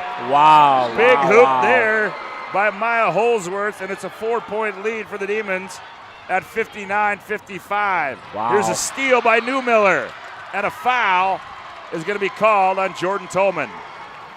And that will be all for Tolman. Yeah, that's a little bit of attack. She kind of tried to split a gap there and wasn't able to get out of there without fouling. Shoot, that's a tough play there. Bismarck High here has this is a huge opportunity. Seems like no one's made any free throws here in the last 5-10 minutes, and this could be a big one here. Could really stretch them apart, and Mandan hasn't scored forever, so this could feel like a dagger, that's for sure. As Peyton Newmiller will go to the line and shoot 2 for the Demons. They lead by 4 at 59-55. Newmiller sets, delivers, got it. Piper's a little hobbled after that last play, too, which doesn't help them break the press at all. Piper Demons Harris. by 5. Make it 6. 61-55 as Newmiller gets 2 big free throws. On the other end, shot up by Maya Sheldon's no good, and they're going to get Holsworth with a foul. Demons foul is on 11, Maya Holsworth, for team's 9. Foul goes on Holsworth. That's a 9th team foul on the Demons. Free throw by Sheldon is up and good. 61-56.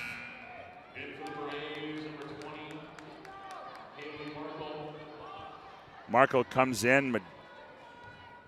McKenna Johnson goes out. Sheldon second one. That one rolls off. Gullison the rebound. All alone the other end. Gerving. Oh, she walked with it. Made the layup. She got away with a walk. 63-56 on the BNC Bank scoreboard. We've got a Hub International Insurance timeout. 47.4 to go in this one. Don't go away. Back with more on the PSP Network after this timeout. BNC has been here for over 25 years. We're still a community bank that's there for you. When you come in with your business plan, your vision, your idea, we can make it a reality. I love seeing projects come alive for our clients. We're real people helping real people. We know you, and we're always happy to see you. We build relationships. You're part of the BNC family. We are part of the community. It's what we're built on. Yours truly, BNC.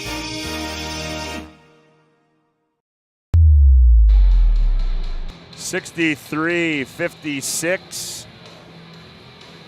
47.4 to go. Mandan trails by 7 on the BNC Bank scoreboard.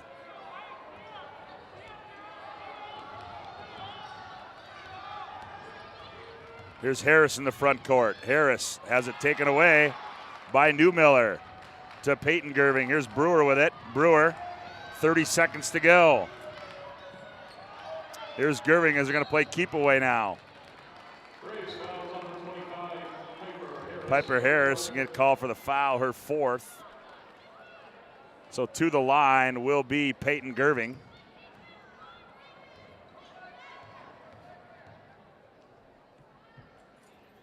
Gerving misses that one.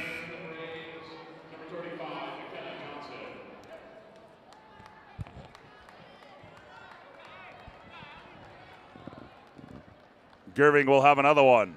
That one's up and good. 8-point lead. Here's Harris as Mandan's got to go quick with 22 seconds to play. Johnson down low, turns at the rim, shot missed it, but she's going to be fouled by Peyton Gerving. First personal, 10th team foul, so McKenna Johnson will have 2 free throws for the Braves.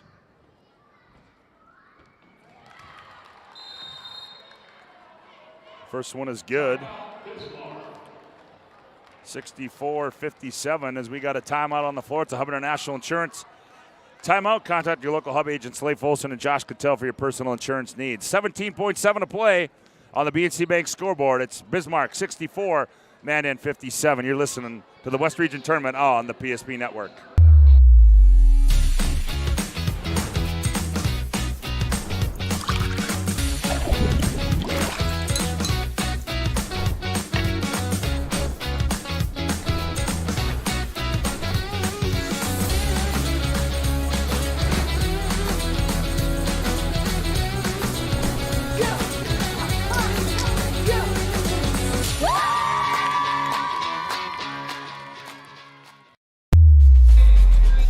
With 26 flavors, got a sauce for every squad.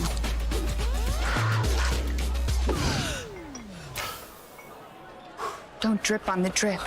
It's the greatest of all times. Buffalo Wild Wings. 17.7 to play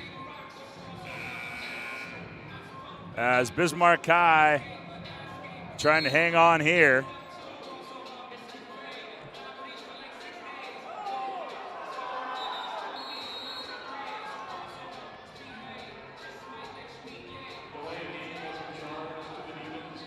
Delay of game has been called against the Demons.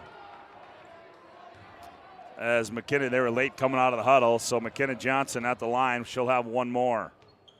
Free throws up and good for McKenna.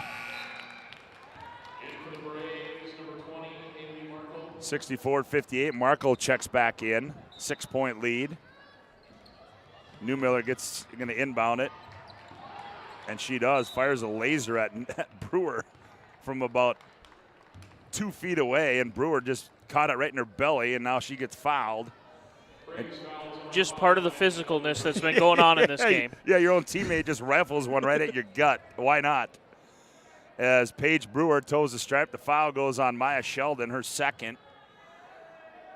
Brewer, free throw rattles in for Paige Brewer.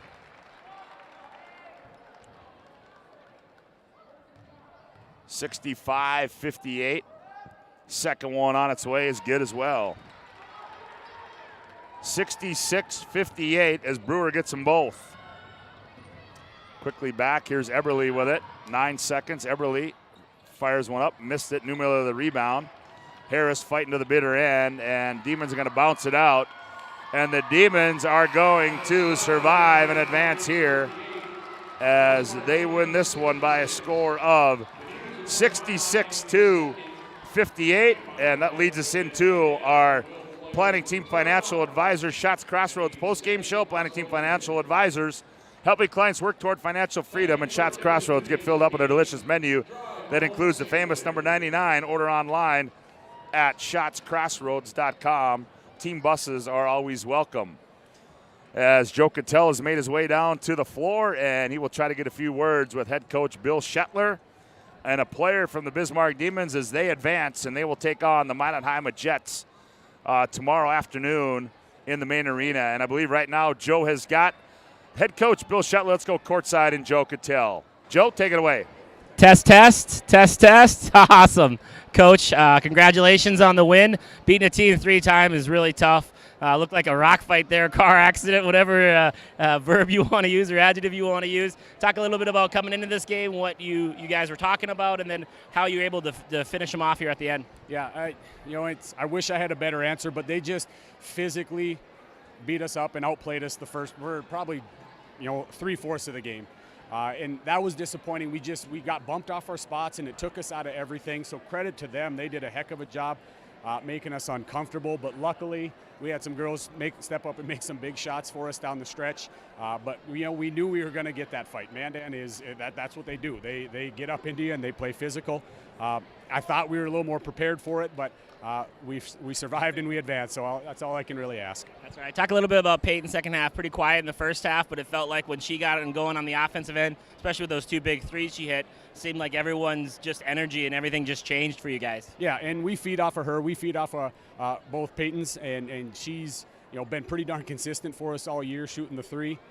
First half she was a little shaky, but the second half made big shots, and then you could just feel the energy and the vibe of our whole squad change after she knocked a couple of down. So super proud of the way she came back from that first half and had a really good second half for us. Awesome. Well, congrats on the win, and good luck tomorrow and the rest of the way. Yep, thanks a lot.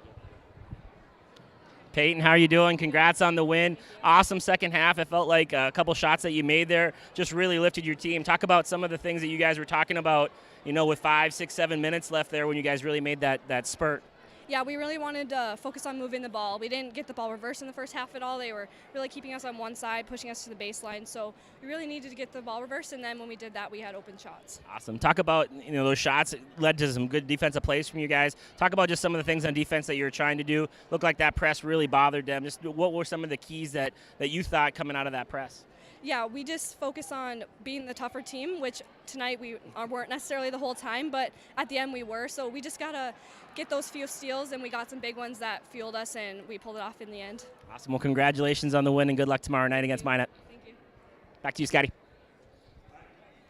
Good job, Joe Cattell, as there you have it, a victorious Bismarck Demon as they battled from behind, and they were able to pull this one off as they win at 66-58.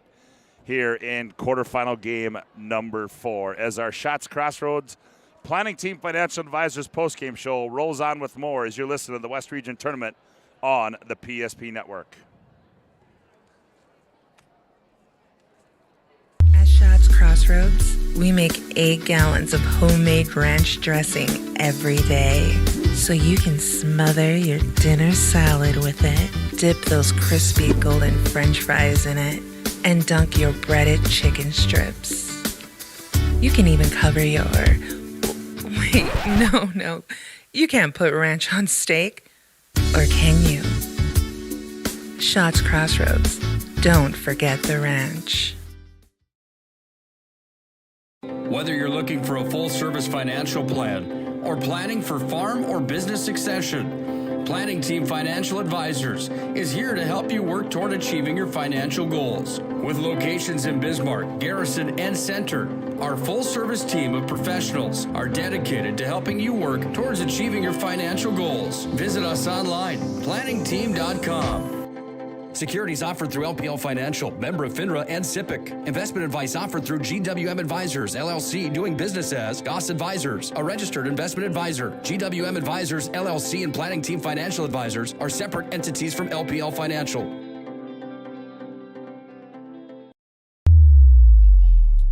Well, day 1 is in the books here on the girls' side of the West Region basketball tournament as we've got our semifinals set as Bismarck High wins the final game of the day as they defeat Mandan by a score of 66-58. And for a look at the final individual and team numbers, here is Joe Cattell.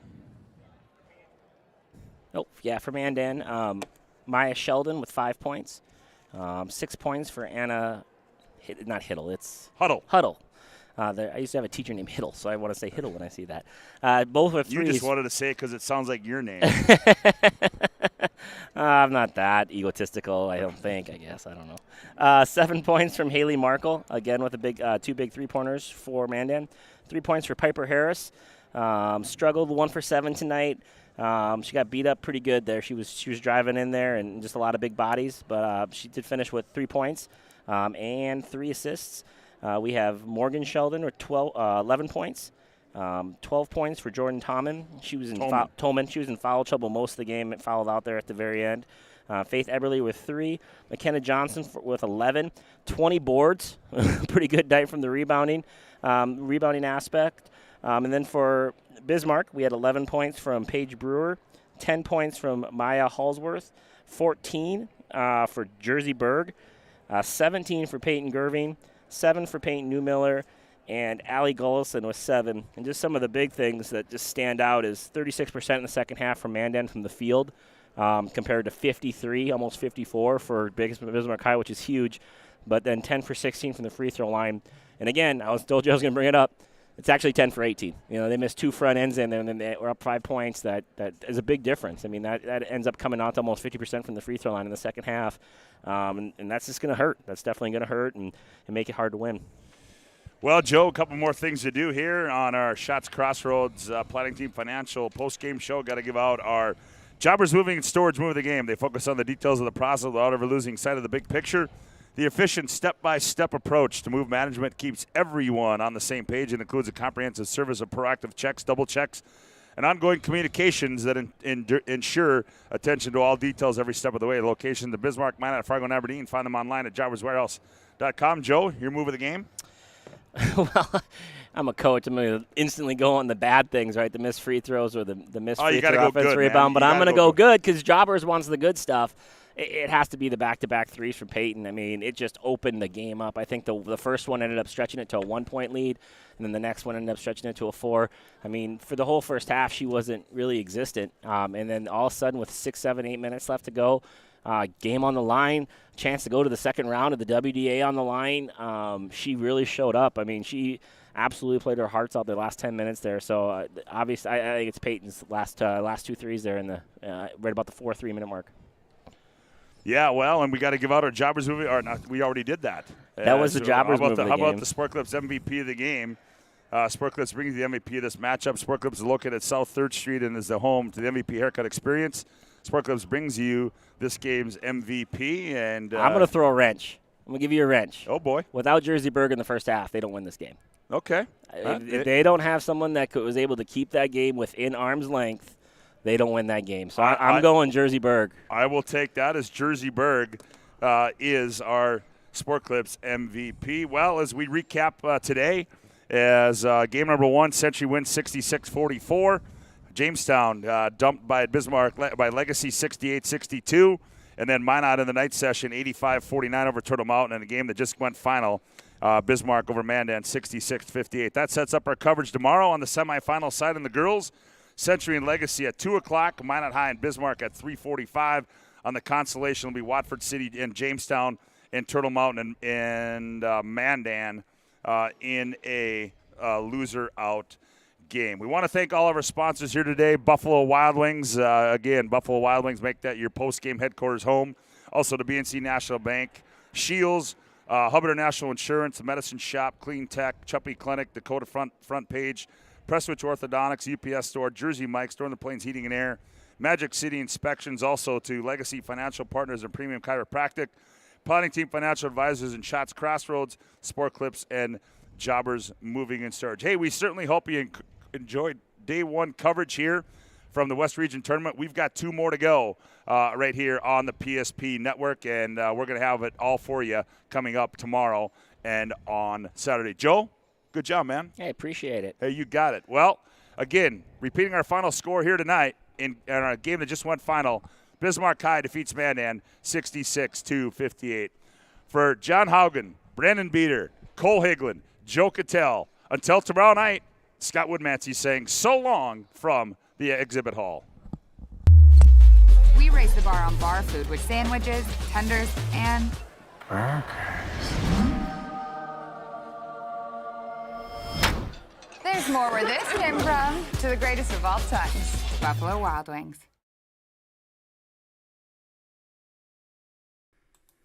This presentation on the PSP Network is proudly brought to you by